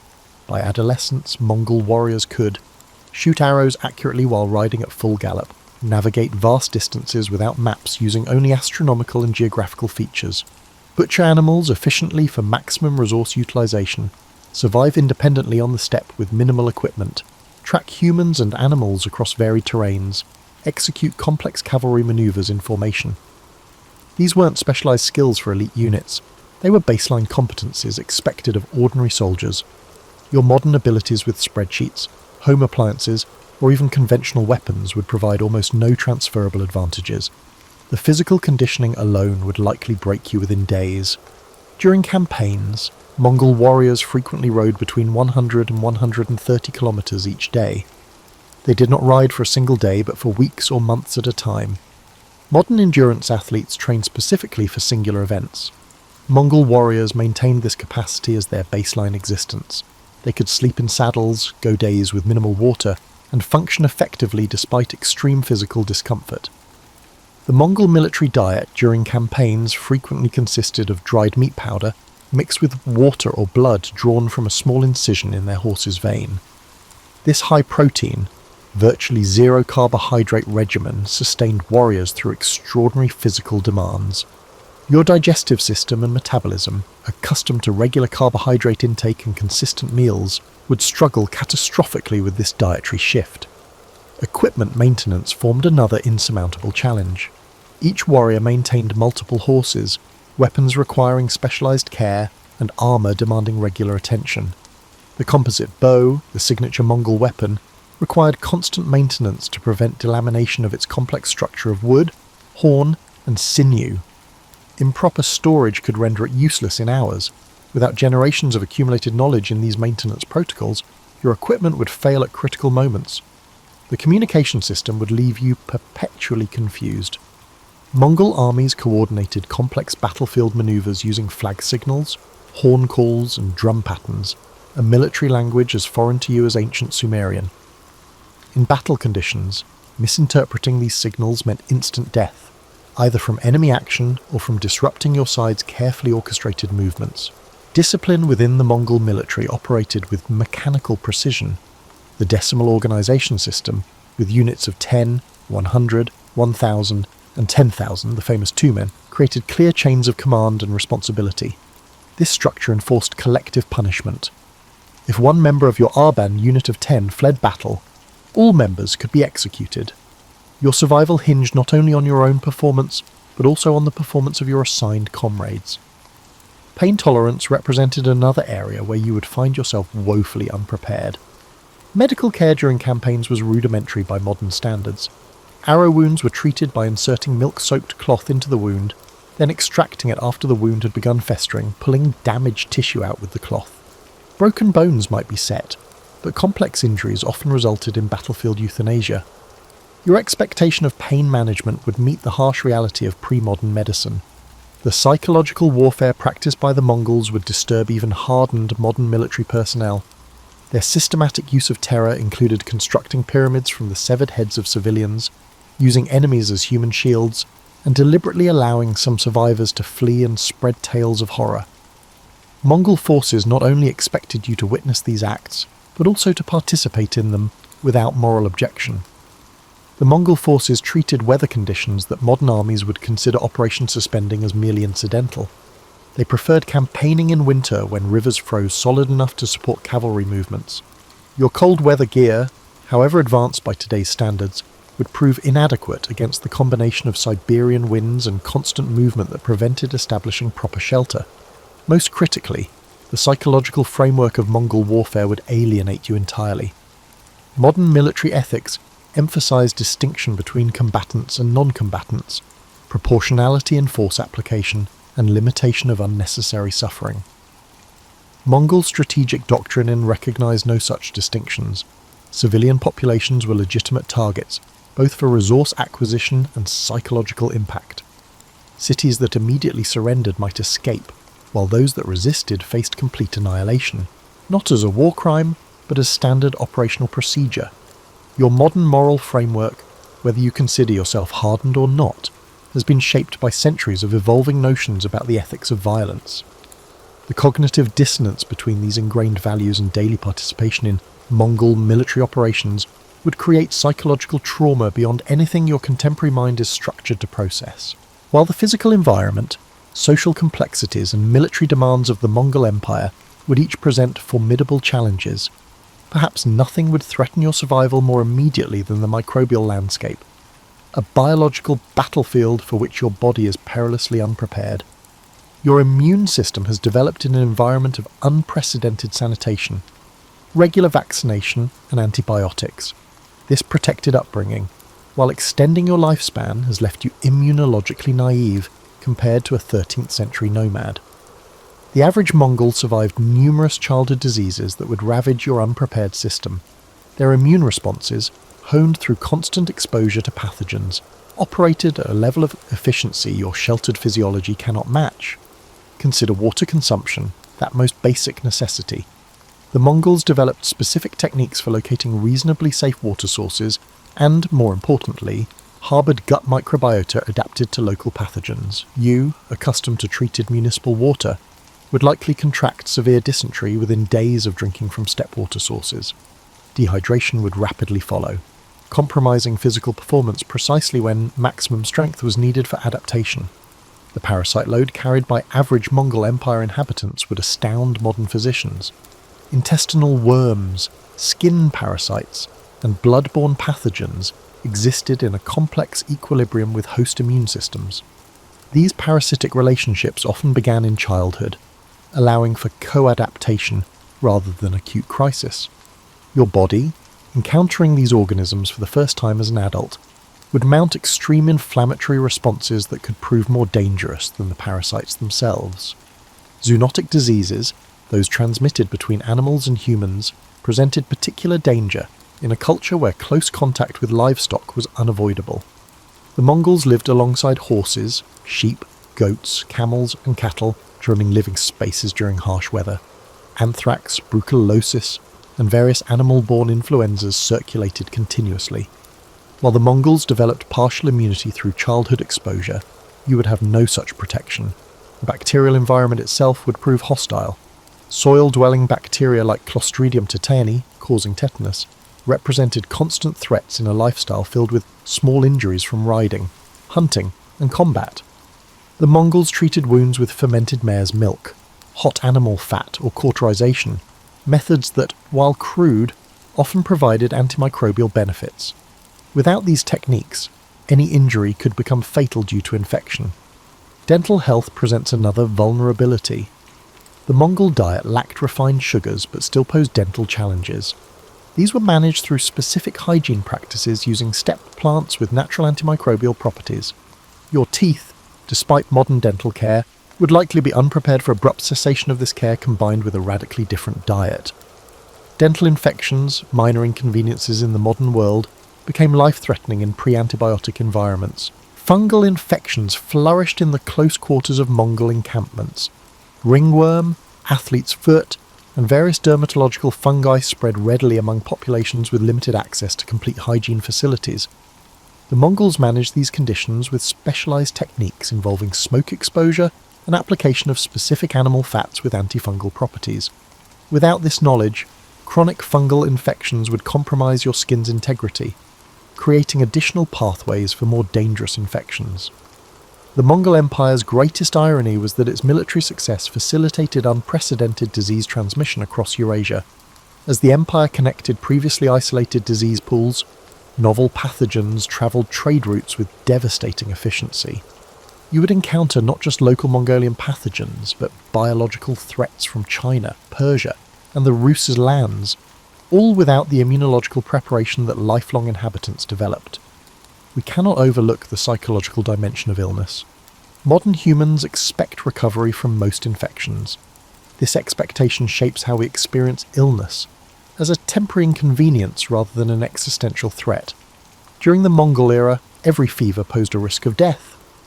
This chronic uncertainty created psychological resilience among survivors that you, with your expectation of medical rescue, have never needed to develop. Most critically, the communal understanding of disease differed fundamentally. While the Mongols recognized contagion patterns and practiced forms of isolation for certain conditions, their explanatory models incorporated spiritual and humoral concepts alien to your biomedical framework. Treatments focused on restoring balance rather than eliminating specific pathogens. Your inability to conceptualize illness within their framework would prevent you from accessing what limited effective treatments existed. Ultimately, your body represents a naive immunological system entering an environment of hardened pathogens and limited medical interventions. Diseases that were minor for the Mongols could severely affect you due to your biological vulnerabilities. Modern medicine has not made you stronger. It has allowed physiological weaknesses to persist that would become fatal liabilities in the 13th century disease landscape. You would be as unfamiliar with Mongol Empire survival psychology as with its physical challenges.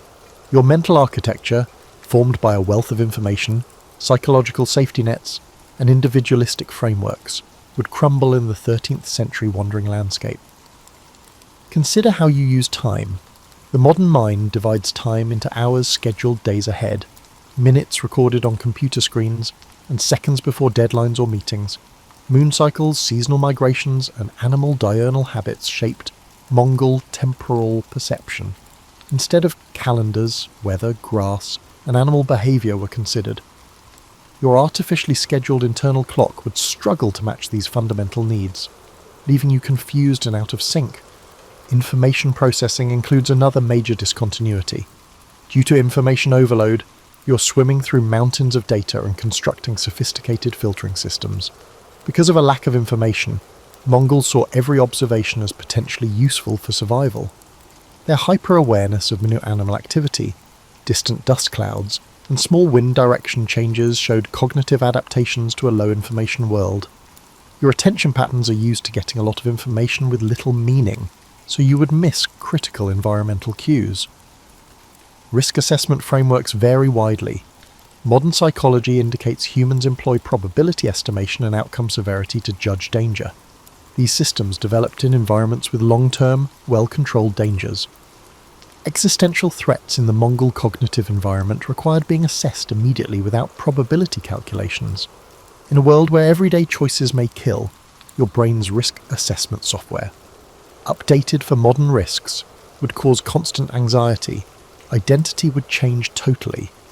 Personal narratives regarding your past, professional tasks, and chosen connections likely shape your sense of self. Mongol identity was based on ancestry, tribe, and military unit. Only when an individual's attributes assisted these collectives did they matter. Few modern brains can make the leap from who I am to whose I am in self-concept. It goes beyond cultural adaptability.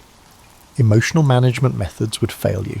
Modern emotional management involves verbalization, introspection, and discussional therapy. For the Mongols, physical expression, emotional restraint, and stoicism were more important than words.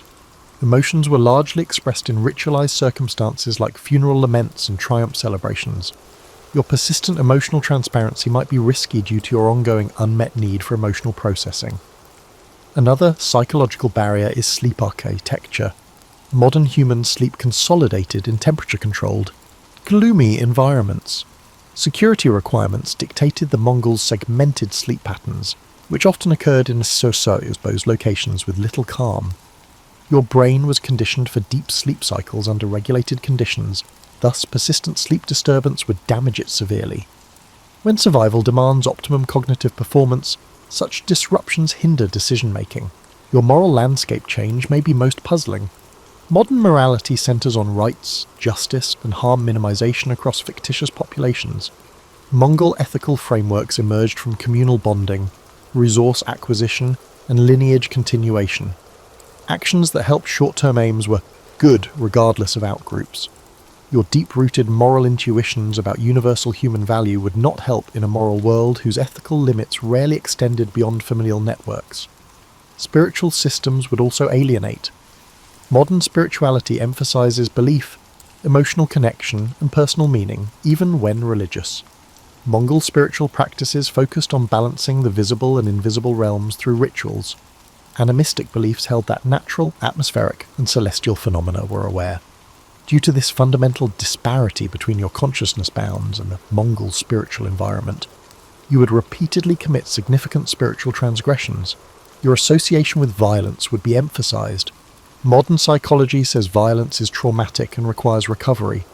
Violence involvement and observation were commonplace in Mongol cognitive environments, requiring minimal psychological processing.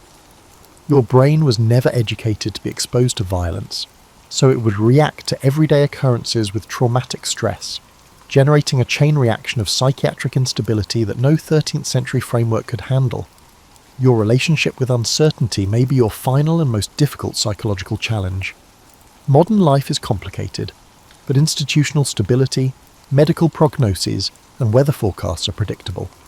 Mongols had to be comfortable with unclear information and unpredictable consequences since they lived in a world of tremendous uncertainty. In a world where uncertainty is the norm, your underlying need for predictability would generate constant worry. The Mongol Empire's technology would be both familiar and unfamiliar to modern humans. You may assume you're more technologically sophisticated than 1300 travelers, but you don't grasp what technology implies in diverse contexts.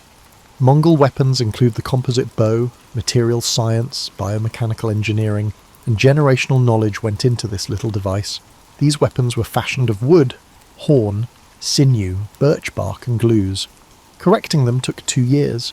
The resulting device could penetrate armour at 200 metres for expert shooters. Not being able to produce, maintain, or use this primitive technology would leave you unarmed in a weapon-rich civilization. Another seemingly easy field was textile production, which was exceedingly difficult. Mongol felt making developed wool into a water-resistant, warm textile. Protecting against severe weather was crucial. The process required a profound understanding of animal fibres, how to manipulate them, and how to mechanically apply pressure, moisture, and heat. Without understanding these procedures, you can't create or fix safety gear. This process exposes you to the outdoors. Fire control methods would also be inaccessible. The Mongols were knowledgeable about using animal excrement, wood, and dried grasses as fuel sources. Each burned differently and had varied uses. They started fires even in windy or damp conditions using flint striking and specific tinder. You would be vulnerable if matches or lighters broke down and you had no other options. Navigation technology may be the most extreme example of development versus reality. GPS would stop operating after a few hours if the battery died. However, the Mongols navigated using star positions, landmarks, weather patterns, and animal behaviour. These techniques didn't require power or infrastructure.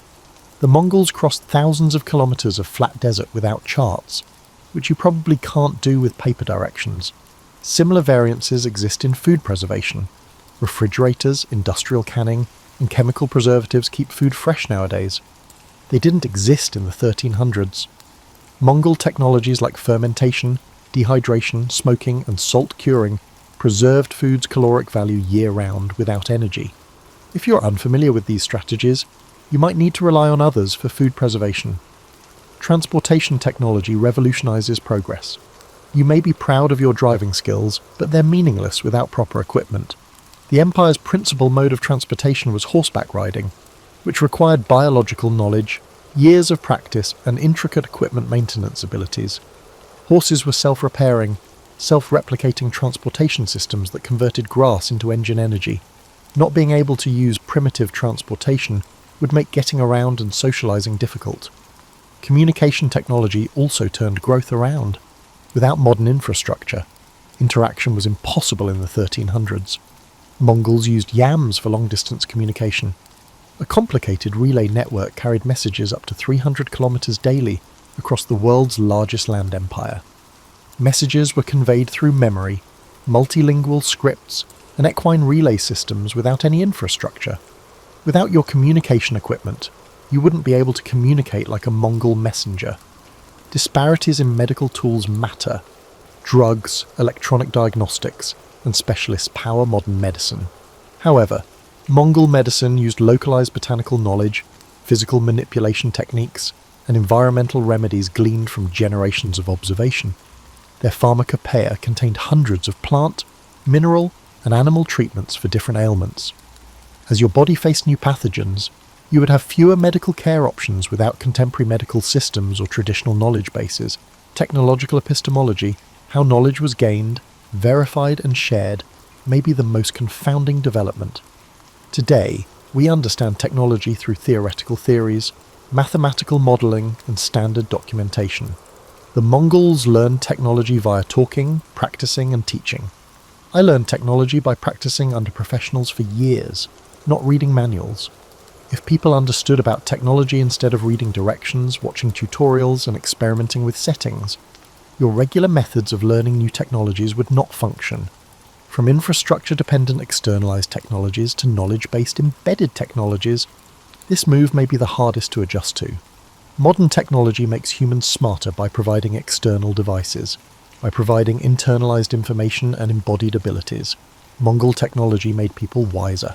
Even more fundamental than physical hardships, social complexity, military demands, disease susceptibility, psychological barriers, and technological inversions is the fact that your modern consciousness would still be unable to access the existential meaning framework that gave Mongol suffering purpose. Think about time horizons. Modern life encourages long-term planning, retirement plans for decades, health habits for life, and career routes for 50 years. Urgency, seasonal preparation, and generational continuity limited meaningful temporal contemplation in the Mongol existential framework, which operated on compressed time horizons. Compression was an adaptive response to the environment, not a cognitive restriction. Your natural ability to project into distant possibilities would not help you survive in an unpredictable world. Different meanings were given to suffering. Modern paradigms view suffering as a problem to be solved rather than a part of life. Social, technical, and medical systems aim to alleviate discomfort and promote comfort. A meaningful life required hardship which showed one's value, demonstrated character through resilience, and reinforced communal relationships via common suffering, according to the Mongol existential paradigm. Aversion to discomfort would be considered a sign of dangerous weakness in a society where accepting adversity deliberately was a sign of maturity. You would be confused by value hierarchies. Self-actualization, expression, and fulfillment are valued in modern Western culture. The Mongol value system prioritized ceremonial attendance, communal survival, and lineage continuation to maintain cosmic order. The ideal death for Mongols was often dying in battle for their master, which ensured spiritual transition and familial prestige. Modern ideas of a beneficial death include comfort, respite from pain, and family. In a culture that values social status over individual identity, your individualistic ideals are irrelevant. Justice would also look strange. The primary principles of modern justice theory are proportional punishment, procedural fairness, and individual rights. Restoring cosmic, social, and outcome stability was paramount in Mongol justice. The severity of the penalty often reflected the victim-offender status gap rather than the crime. Significant crimes against low-status victims carried nominal fines, while minor offences against high-status victims carried death sentences. These arrangements offended your daily sense of fairness. Therefore, they wouldn't help you adapt to the real judicial system. Translation is especially challenging in religion, even while they preserve ancient elements. Modern spiritual systems have adapted to individualism and science. Mongol religion integrated animistic traditions, shamanic intermediation, and ancestor veneration in a cosmic perspective where spiritual and material realms were interconnected. To please invisible entities, rituals had to be performed regularly. Your secularized worldview or modern religious framework might discourage you from engaging in spiritual practices that were once considered necessary social technology for regulating invisible forces. Political engagement definitions would shift similarly. Voting, speaking out, and joining institutions are all elements of modern politics. Mongol politics centered on personal allegiance, as shown by military duty, resource giving, and physical presence. Political legitimacy was based on military victory, resource acquisition, or divine favour, not procedure. If might and right were still linked rather than conceptually distinct, your good governance idea would fail. Your new relationship with nature may be the most complicated. Modern environmental frameworks represent humans as independent of and influencing natural systems, whether exploitative or conservationist. Mongol existential philosophy holds that humans are part of ecological systems impacted by seasonal flows, weather patterns, and animal migration. Human communities were little subsystems of nature that were the primary reality, not a resource or aesthetic backdrop. In a worldview where humans were integrated into natural processes, your role as nature's spectator, consumer or protector would change. Different meanings surrounded death. Most deaths today occur in sterile, medicalized, and artificially delayed conditions. Death was a constant presence in the Mongol Empire, often violently. This proximity fostered practical acceptance of mortality rather than callousness or despair. Happy lives included planning for death, ensuring lineage continuity, adopting memorial rites, and keeping spiritual links beyond physical life. Your possible death phobia, bred in a culture of mortality denial, would not exist in a society where accepting death was normal emotional development. Integration of purpose is the final existential challenge. Today, purpose is often considered a human enterprise of meaning-making through identity construction, work choices, and purchase decisions. The Mongol existential framework gave meaning to societal roles, cosmic order, and ancestry. Pre-existing systems externalized the goal. You would not get much social support for self-determined meaning in a setting where purpose comes from doing prescribed tasks well rather than pushing or exceeding them. Existential estrangement would make you a lifelong outcast, more than physical hardship, illness, or technology. Even if you physically adapt, get the necessary skills, and make social relationships, the framework that gives these adaptations meaning would remain unavailable to awareness shaped by modern existential assumptions. To survive in the Mongol Empire, you would have to strive to find purpose, which is perhaps the hardest task. From his earliest days, young Marcus sensed expectations clinging to him like a heavy mantle. He was not yet the philosophical emperor history would revere, merely a curious boy from a prominent Roman family. Marble halls and hushed political debates formed the backdrop of his childhood, each conversation reinforcing the idea that he was fated for a grand role. Even while tinkering with wax tablets and toying with styluses, the weight of the future loomed in every corner of his home. Despite his tender years, Marcus felt drawn to the Roman Forum's colossal columns and venerable statues. Each marble figure whispered tales of victory and downfall, reminding him how power shimmered, then vanished. He marvelled at the thought that these silent sentinels once watched over leaders who, like him, had walked these streets, shoulder to shoulder with fate. More than politics or pageantry, Marcus discovered his keen interest in philosophy. His mother, gentle but incisive, recited lines from Stoic texts on rainy afternoons, speaking of moral fortitude as the shield against life's unpredictable storm. In these verses, Marcus found a reassuring promise that wisdom could transcend the clamour of ambition. This fascination grew when he met Junius Rusticus, a revered tutor uncompromising in truth. Instead of coddling Marcus, Rusticus challenged him, igniting the fire of a questioning mind. Their lessons were forging an inner sanctuary, one guided by reason rather than impulse. While many children dreamed of feasts and fleeting distractions, Marcus quietly gravitated toward calmer pursuits. Evening hours found him practicing letters by lamplight, his stylus carving words about duty and virtue into smooth wax. Even at a young age, he sensed that an empire was not just a playground of wealth and power, but an arena where moral strength was tested at every turn. Politics, however, remained an unrelenting reality. Allies and adversaries shifted like desert sands. Whispered rumours ignited disputes in the Senate before the boy even finished his morning meal. The sheer chaos unsettled Marcus, reinforcing his belief that the world desperately needed unwavering ethical principles. In the orchard behind his family's estate, where lemon trees cast comforting shadows, the boy pondered the gap between noble intentions and the labyrinthine struggles for control. Could a leader maintain honour in a realm that seemed to thrive on cunning? One evening, he overheard a conversation between two young senators, speculating on the emperor's successor. They spoke of cunning, lineage, and ties that could tip the scales of power. The gravity of those words thrilled and sobered him. Soon, the emperor's choice would reshape the lives of thousands. Perhaps they would someday look to Marcus for leadership. The thought both exhilarated and weighed him down. He was fully aware that the opulent facade of Rome concealed genuine struggles for numerous individuals. However, a glimmer of determination glowed within him.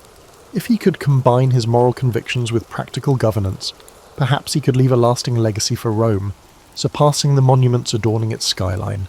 Within the hush of the orchard, lulled by the scent of citrus, Marcus would close his eyes and imagine a city where leaders governed with compassion and clarity, where a child's lessons in virtue could shine light into the darkest corners of public life. This was more than daydreaming. It was the formation of an inner compass. Over time, that compass would guide him through personal trials and political storms alike. The seeds of the greatness, once planted, sprout in quiet moments of introspection. Marcus Aurelius was still a boy, but those daily lessons, Stoic texts, moral debates, afternoons spent in wide-eyed awe at the forum's relics, were shaping him into something unexpected. He wanted to be more than a figurehead who wore the purple cloak of Rome. He aspired to be a leader who, through reason and resolve, could honour the empire's legacy while also moulding it into a place where virtue had not yet gone to die. Only time would reveal the magnitude of that promise. But in those early days, he nurtured it beneath the lemon trees, letting the steady Roman sun coax it into full bloom. Occasionally, he noticed the quiet fear in the eyes of servants, wondering if the next political shift would upend their lives. These silent observers became Marcus's secret teachers, revealing how the whims of the powerful sent ripples through every social stratum. Each nervous glance was a stark reminder that real lives rested on the emperor's decrees. For Marcus, the truest path forward lay in forging a principled heart, one that would not falter when confronted by the swirling winds of power. He did not yet know how he might achieve such steadiness, only that he must, lest he become the very thing he feared. The turning point came when Emperor Hadrian, aging and burdened by illness, cast his gaze upon the empire's future. In doing so, he settled upon Antoninus Pius as his immediate successor, but insisted that Antoninus adopt young Marcus alongside Lucius Verus. For Marcus, this was no mere ceremonial shift. Suddenly, every gesture was scrutinized, every uttered word weighed for hints of potential. However, while he felt destiny's grip tighten around him, he also discovered unexpected warmth in Antoninus, the man he would learn to call father. Antoninus Pius was neither a flamboyant conqueror nor a voracious politician. His nature leaned toward the steady and the dutiful. He managed affairs of state with consistent practicality, doing so in a manner that contrasted sharply with the tempestuous reigns Rome had witnessed before. Gradually, Marcus realized that the empire did not always hunger for breathtaking exploits. It sometimes needed the comforting hand of stability, and from Antoninus, he absorbed a set of quiet lessons, among them the value of patience, the virtue of measured decision-making, and the simple power of reliability. But not everyone supported this new arrangement. Some in the Senate murmured that Marcus was too young, too reflective, too predisposed toward philosophy to handle imperial responsibilities. They questioned whether the boy who spent hours with Stoic scrolls and moral treatises could ever become the commanding presence they believed Rome required. In response, Marcus met these doubts not with anger, but with a focused determination. If he was untested in governance, then he would devote himself even more deeply to studying its intricacies. He devoured treatises on law, pored over military histories, and conversed late into the night with advisors who had navigated the labyrinth of Roman politics. The more he learned, the more he recognized that governance was not a place for rash tempers or inflexible dogmas. Indeed, it demanded both compassion and detachment, an ability to stand firm for justice, while also understanding the fragility of human ambition. His bond with Lucius Verus added a twist to this evolving chapter. Lucius was his co-heir, a young man prone to revelry and spectacle, far less studious than Marcus but undeniably charismatic. The two could not have been more different. Yet they were tied together by destiny's decree. Even so, Marcus found that their differences enriched his perspective. Through Lucius, he glimpsed the appeal of festivity and lived experience, worlds that felt distant to his contemplative soul. He did not begrudge Lucius his extravagances, but he pledged to maintain a certain balance, steering clear of the pitfalls of mindless indulgence. Under Antoninus's watchful guidance, Marcus began attending meetings where Roman officials debated issues of provincial taxes and infrastructure. At first, he was a silent observer. He listened intently, noting how rhetorical skill could sway opinions, how alliances formed and dissolved. Gradually, Antoninus entrusted him with minor tasks, drafting letters to distant governors, reviewing small legal disputes, or overseeing the maintenance of an aqueduct. Despite the seemingly mundane details, each assignment revealed the hidden threads that held Rome together. An enlightening moment arrived when an official from a far-flung province complained about an unpaid legion. Though it seemed a trivial matter, an administrative oversight, it threatened the morale of hundreds of soldiers, men tasked with safeguarding Roman borders. Marcus tackled the crisis with empathy, ensuring funds were dispatched promptly and carefully, offering a few thoughtful words of gratitude for the troops' service. The gesture, though modest, resonated widely. Rumours spread of the young heir who was genuinely concerned for the well-being of people he had never met. For the first time, Marcus sensed that his inclination toward moral philosophy might, in fact, hold a practical value in the arena of power. Life under Antoninus's roof was both nurturing and demanding.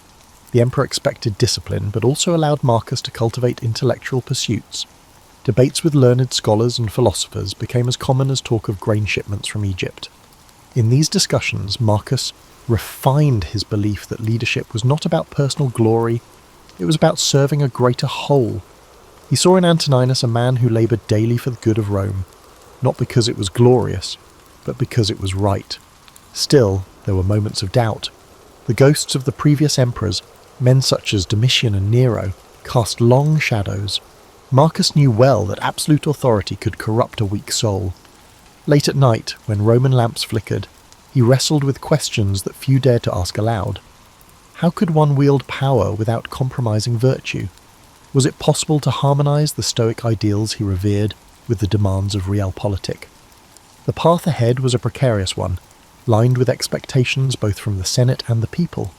Yet each day, in small but significant ways, Marcus was learning that an emperor's duty was not just to conquer, but to care, not simply to command, but to comprehend. By internalizing these truths, he began shaping the course of his future reign.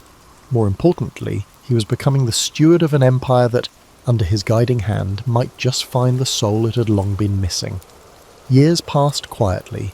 each sunrise an opportunity for Marcus to refine his understanding of both philosophy and government. Antoninus Pius, hale and cautious, presided over Rome without the military spectacles or outlandish feasts that had characterized some of his predecessors. In this environment, Marcus matured into a man who merged introspection with practical discipline. The empire, under Antoninus's measured hand, was relatively calm, but that calmness was not guaranteed to last. Everyone sensed the inevitable storms gathering on the horizon. Marcus spent his days balancing official duties with philosophical exploration. When he was not poring over scrolls of legislation or meeting envoys from distant provinces, he would lose himself in the works of Epictetus and Seneca. Far from an abstract exercise, these writings felt like maps, guiding him through the moral intricacies of leadership. He scribbled notes in the margins, pondering how to remain true to himself even when thrust into decisions affecting thousands of lives. Although he now enjoyed a status second only to Antoninus, Marcus remained approachable. He developed a habit of conversing with those at the fringes of power. Interpreters who facilitated talks with foreign delegations, stewards who oversaw the daily distribution of grain, even the librarians who cared for Rome's repositories of knowledge. Listening to their small but urgent stories, he saw more clearly the magnitude of responsibility that would soon rest upon his shoulders. Each conversation reminded him that the empire's success was anchored in everyday diligence, not just in grand proclamations. His personal life, though mostly tranquil, had its challenges. Encouraged by Antoninus, he entered a thoughtful marriage with Faustina, the emperor's daughter. Their union was not just a political arrangement, there was genuine affection between them. Faustina brought a spirited energy that balanced Marcus's more reflective nature. Yet, the intricacies of raising a family within the palace tested his composure in ways philosophy books rarely addressed. Their children's laughter filled the marble halls, but so did the strains of potential succession debates. Marcus tried to be an engaged father, but he often found himself juggling the empire's needs with the demands of parenthood. Meanwhile, Lucius Verus, his adoptive brother, grew increasingly restless. The lull under Antoninus's rule left Lucius craving excitement. He frequented gatherings that were rumoured to be lavishly hedonistic, drawing the curiosity of Rome's elite and the concern of its moralists. Despite their occasional friction, Marcus still cared for Lucius, who was, after all, part of the family. To reconcile their worlds, Marcus invited Lucius to more official functions, hoping to blend Lucius's charm with the seriousness of leadership. Sometimes it worked, other times it sparked tension. It was around this period that disturbing news began to trickle in from the northern frontiers. Germanic tribes tested the boundaries of the empire, small incursions hinting at bigger clashes to come. Rome had grown accustomed to relative peace, and these events rattled the comfortable illusions of eternal stability. Marcus became acutely aware that Stoic ideals would soon be tested on the battlefield as much as in the Senate. Responding to these threats required not just philosophical calm but strategic understanding, a skill he was only beginning to hone. In the midst of these concerns, Antoninus's health began its slow decline. The once vigorous emperor found it harder to manage day-to-day affairs. His breath grew laboured, and he often complained of fatigue. Though he did his best to hide this weakness from the public, it was clear that the reins of power would soon pass to Marcus. The Senate, aware of Antoninus's frailty, started looking to Marcus for guidance. The time of apprenticeship was ending. A new chapter beckoned. As the final months of Antoninus's life slipped away, Rome braced for another transition. Advisors, supplicants, and petitioners flocked to Marcus, seeking to gauge how he would wield authority. Their probing questions highlighted the complexity of the imperial mantle. He would have to be judge, general, administrator, and guardian of moral order. While Marcus's Stoic studies had long taught him to just detach from anxiety, he found it increasingly hard to remain unaffected by these growing burdens. In private moments, he confided in Faustina, admitting fears about war, about the intrigues lurking beneath Rome's placid surface, and about the simple possibility of failing those who depended on him. She, in turn, reminded him of his capacity for empathy and reason. Though the role of emperor seemed impossibly grand, Marcus had spent his entire life preparing, in subtle ways, for the very challenges that now loomed ahead. Finally, Antoninus Pius passed, gently and without drama, surrounded by those he loved. The city let out a measured sigh of sorrow, acknowledging the passing of an era defined by stability. However, beneath that grief lay a cautious optimism that Marcus Aurelius, thoughtful, unassuming, and thoroughly steeped in the empire's workings, might guide Rome with both virtue and pragmatism. Many whispered that a new golden age could be on the horizon. Others, recalling the cycles of history, reserved judgment until the events proved the substance of Marcus's character. With the emperor's seat now vacant, all eyes turned to Marcus. The hush that settled over the city was brief but profound. A quiet vow formed in his mind. He would carry forth the Stoic torch, letting reason define his reign and compassion temper his decisions. Unknown trials awaited him, from barbarian incursions to political betrayals, but he would meet them as a man dedicated to something greater than personal gain. Rome was poised to discover if a philosopher king could truly exist, a leader who could blend moral wisdom with the realities of ruling an empire that, though splendid, was also vulnerable and flawed. In the wake of Antoninus's passing, Marcus Aurelius ascended to the throne with a mixture of solemnity and resolve. By tradition, he shared authority with Lucius Verus, fulfilling the adoption arrangements that Hadrian had set in motion years before. It was a decision that simultaneously solidified Rome's governance and tested Marcus's patience.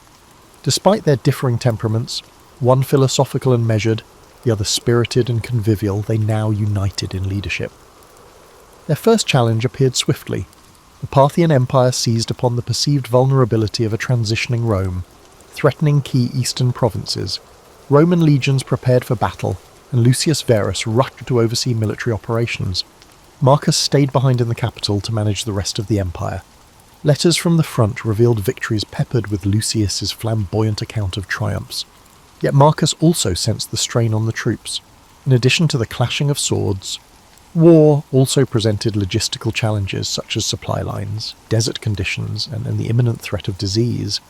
As if on cue, a devastating plague emerged, travelling with the legions back from the eastern campaigns. Called the Antonine Plague by future historians, it spread like wildfire, leaving panic in its wake. Citizens fled the densely populated quarters while rumours circulated that the gods were punishing Rome for its arrogance.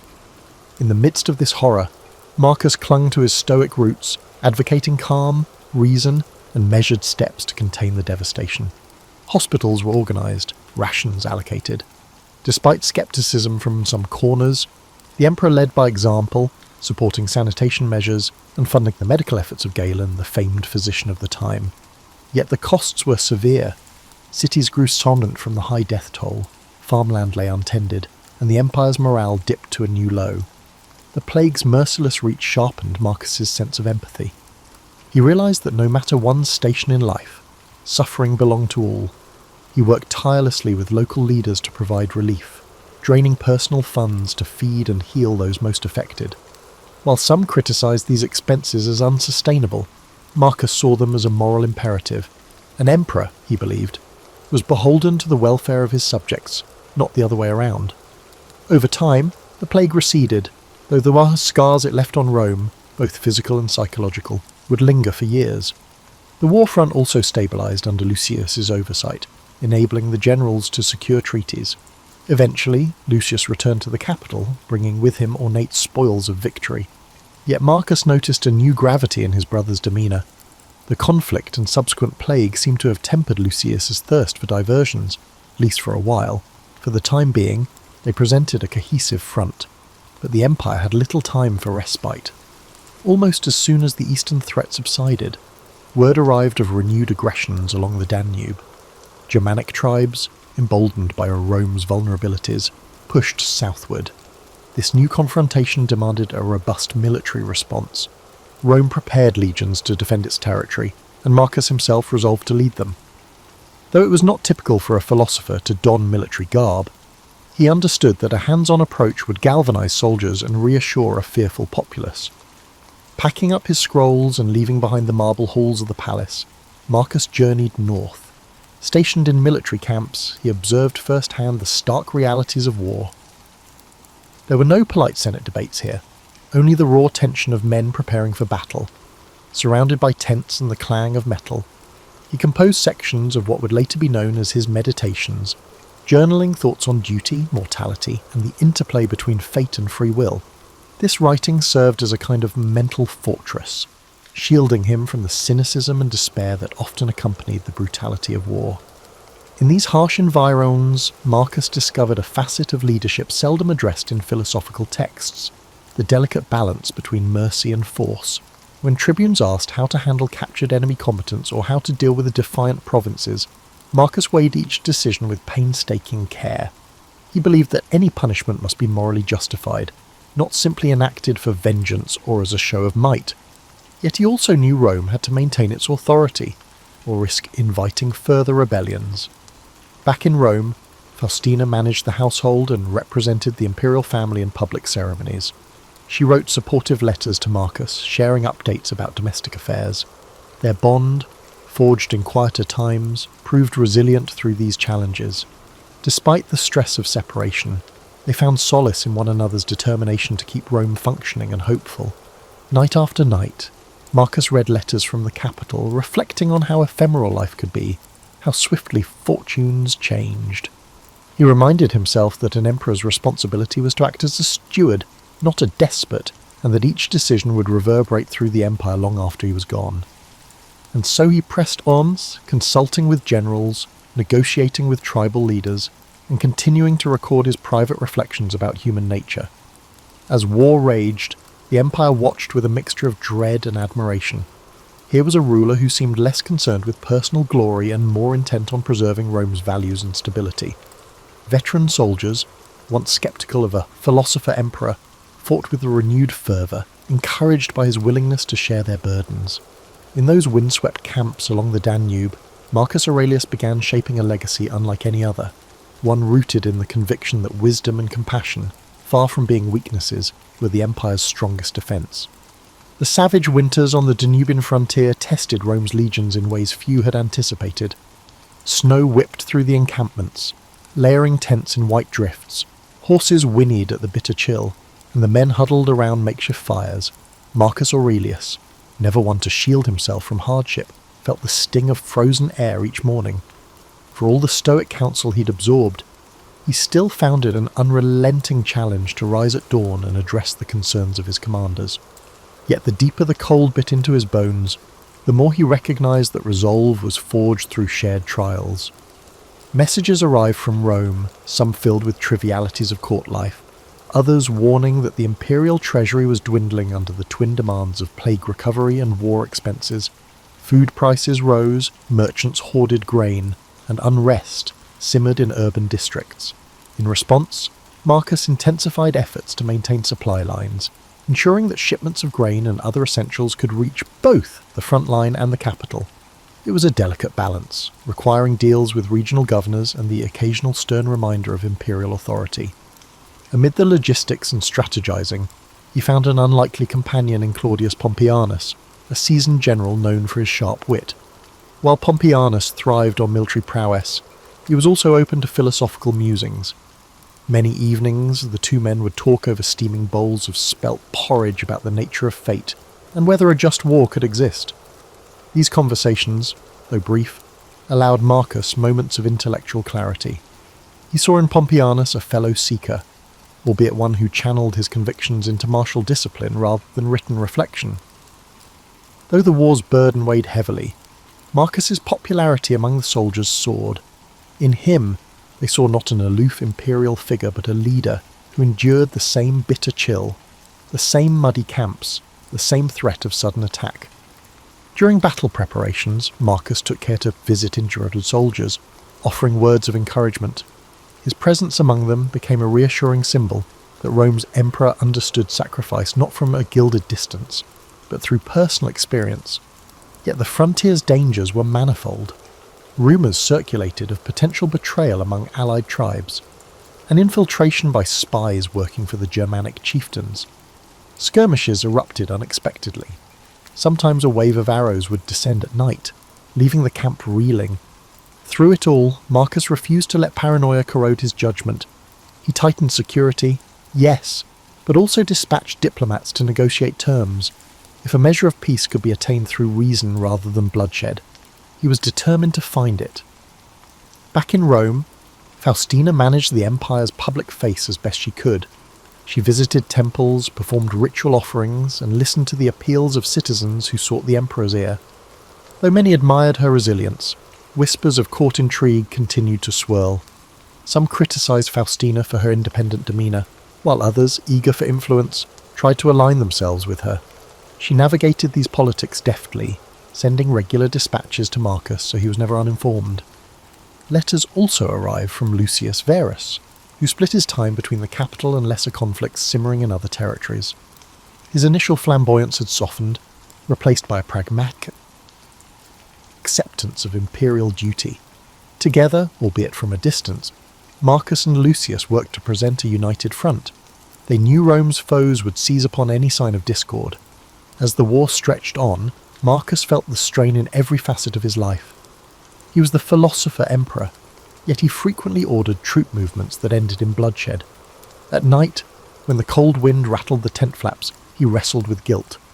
He reminded himself that stoicism was not about denying emotion, but understanding it.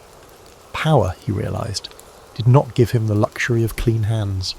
Leaders often had to act in ways that chafed against their deeper ideals. Still, there were small mercies, brief truces brokered, a day of sunshine to melt the ice, a messenger bringing news that a troubled province had stabilized. In these fleeting moments, Marcus remembered why he had taken up this struggle in the first place, to safeguard a realm that, for all its imperfections, still held the potential for virtue. If Rome could remain strong yet morally grounded, the seeds of a more enlightened society might one day take root. Victory was not guaranteed, nor was an end to the constant trials. The barbarian tribes fought with desperation, determined to carve out territories in the empire's weakening landscape. But Marcus pressed on, forging alliances and marshalling legionary forces, always mindful that true victory would involve reconciliation as much as military success. His body bore the signs of fatigue, and a creeping illness sometimes left him feverish, but he maintained the outward composure expected of an emperor. As the harshest winter months receded, there glimmered the faint promise of progress. More tribes showed willingness to negotiate, to accept treaties that allowed them limited settlement in exchange for peace.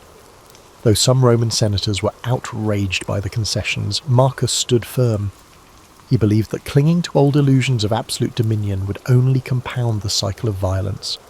Compassion, guided by children's reason, was his guiding star even in the theatre of war. After countless skirmishes and negotiations, the tide slowly began to turn in Rome's favour.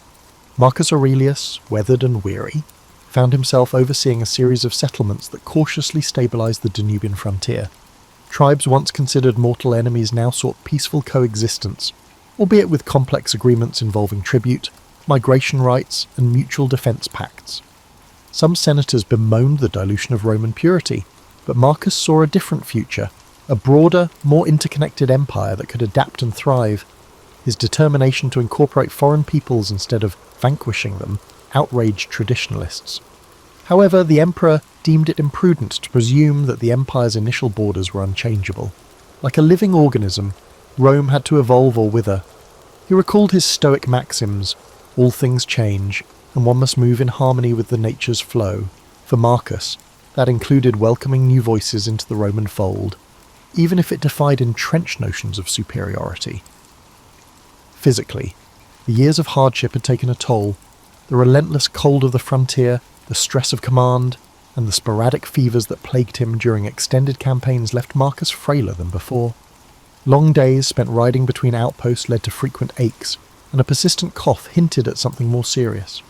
Nonetheless, he pushed forward, guided by a sense of duty that burned hotter than any physical ailment. The war itself was winding down, yet a fresh tragedy shook him. Word reached the emperor of Lucius Verus's sudden death from illness while returning to Rome. Marcus grieved deeply for his adoptive brother. Though they had often been at odds, Lucius's presence had been a stabilizing factor, a reminder that rulership could have more than one face. In the aftermath, Marcus bore the weight of the empire alone. Sleepless nights ensued, haunted by questions about legacy, mortality, and the shape of Rome's future. Returning to the capital, he found a society wounded, but not broken. The plague's scars remained visible in empty shops and thinner crowds, but daily life had regained some vibrancy. Senators who once criticised him with veiled scorn now offered subdued respect. Many recognised that he had led Rome through one of its darkest chapters, whether or not they agreed with every decision. Outside the Senate, artisans and farmers alike spoke of the emperor's empathy, a trait seldom celebrated in men of power. However, no sooner did Marcus settle back into Roman affairs than fresh rumours emerged. Whispers accused Faustina of conspiring against him, suggesting she had grown too close to certain members of the court. Marcus, pained by this gossip, tried to separate baseless slander from legitimate concern. He had learned from his years of governance that rumours often sprang from envy or manipulation. Still, the seeds of doubt were difficult to eradicate entirely. Faustina dismissed the accusations, and Marcus, trusting her loyalty, did not pursue them further. In these uneasy times, he also grappled with fatherly worries. His son, Commodus, was approaching manhood, eager to mould him into a successor who could uphold Rome's evolving ideals. Marcus introduced him to generals, legal experts, and philosophers. Yet Commodus seemed indifferent to the stoic virtues that had guided his father. He exhibited flashes of arrogance, a taste for spectacle, and a hunger for the luxuries of court life. Marcus prayed that the exposure to genuine responsibility would temper those impulses, but he could not silence the disquiet that churned within him. Amid political intrigues and paternal anxieties, Marcus returned to his writings, adding new pages to the philosophical journal he kept close at hand. These reflections, composed in the hush of dawn or by lamplight late at night, served as a compass when external chaos threatened to overwhelm him. Quietly, he reaffirmed that temperance, justice, courage, and wisdom remained the pillars upon which a life of purpose was built. If he could not enforce these virtues on an empire, let alone on his child, he could at least embody them. Determined to leave Rome stronger than he found it, Marcus embarked on a series of legal and social reforms. He wanted to streamline bureaucratic processes, ensure that provincial governors were held accountable, and provide stable infrastructure for a population still reeling from war and disease. Funding was scarce, but he allocated what resources he could to the projects he deemed essential. Aqueducts were repaired, roads improved, and schools granted modest stipends to educate the next generation. Critics warned that such benevolence bordered on naivete, yet Marcus viewed these steps as vital investments in a more resilient Rome. Even in the hush of progress, he was not blind to the undercurrent of discontent. Powerful families plotted behind closed doors, believing that an emperor preoccupied with moral philosophy could be outmaneuvered. Soldiers, once loyal, grew restless in peacetime. The empire's old ghosts never fully vanished. Marcus braced himself for the next upheaval, aware that stability was always an interlude, never a permanent state. And so he carried on, leaning on the very principles he had studied as a child, navigating betrayal and forging alliances, contending with the willful nature of his offspring. He tried to remain steadfast. Each day brought a new puzzle, a shortage of funds, a border skirmish, a senator's duplicity. Yet through it all, Marcus Aurelius refused to relinquish his core belief that reason and compassion might still illuminate the darkest corridors of power. Time was a patient sculptor, etching its lines deeper into Marcus's features. Though he still attended to official duties with unwavering diligence, his health faltered. That persistent cough worsened, and his nights grew more restless. The physicians advised rest, but an emperor's life rarely granted such luxuries. Fears lingered too, the sense that the empire was but one rumour, one betrayal, or one uprising away from fragmentation. Marcus stood at the centre, exerting every effort to maintain unity through the combined power of rational governance and moral conviction. In the final campaigns against resurgent Germanic tribes, Marcus once again took to the field. Age had not diminished his resolve. From camp to camp, he travelled with a small retinue, offering encouragement to battle-weary troops. Yet this time the war-worn emperor appeared more ghostly than regal.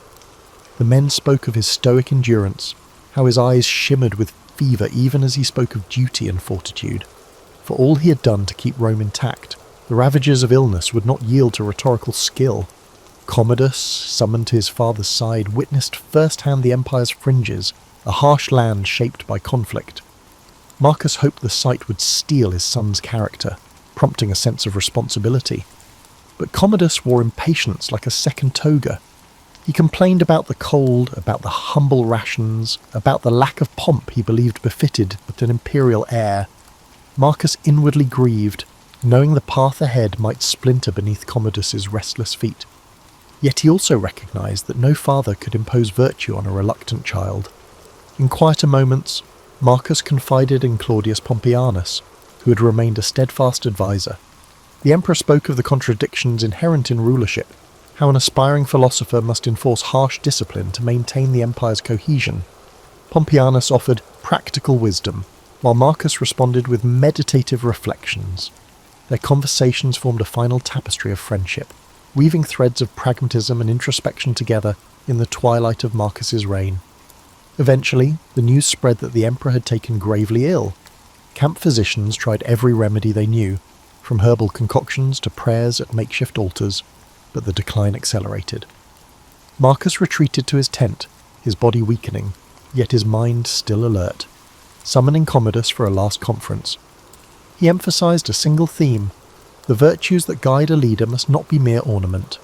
In the hush between father and son, he uttered words about compassion for subjects, fairness in judgment, and the necessity to curb excess.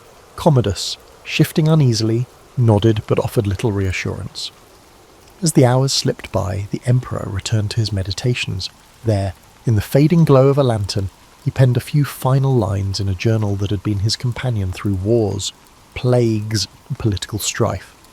He wrote not of victories or conquests, but of how fleeting each moment is, and how each individual's duty is to act in accordance with the good of the whole.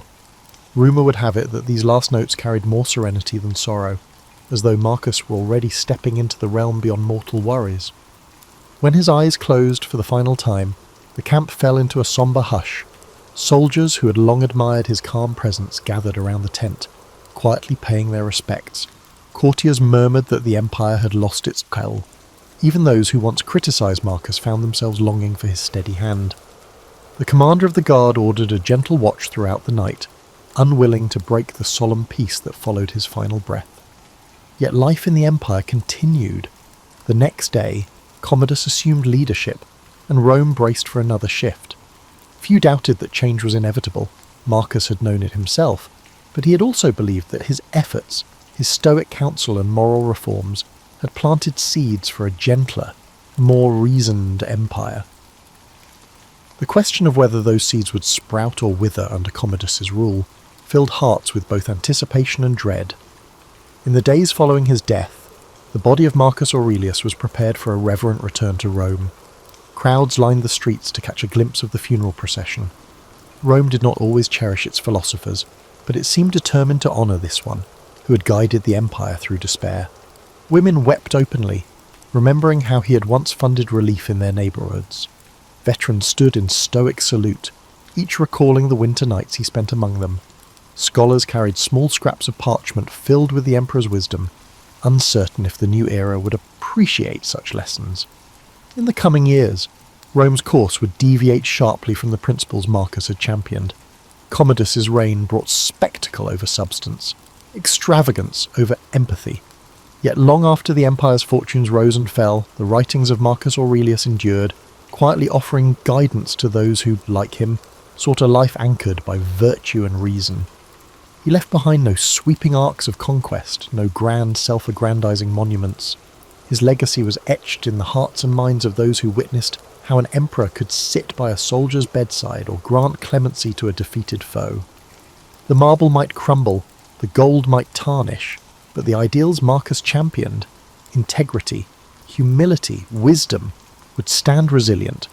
And so, in the annals of history, he would remain a guiding light, a testament that even within the highest seat of power, the human spirit could strive for something nobler than mere dominion.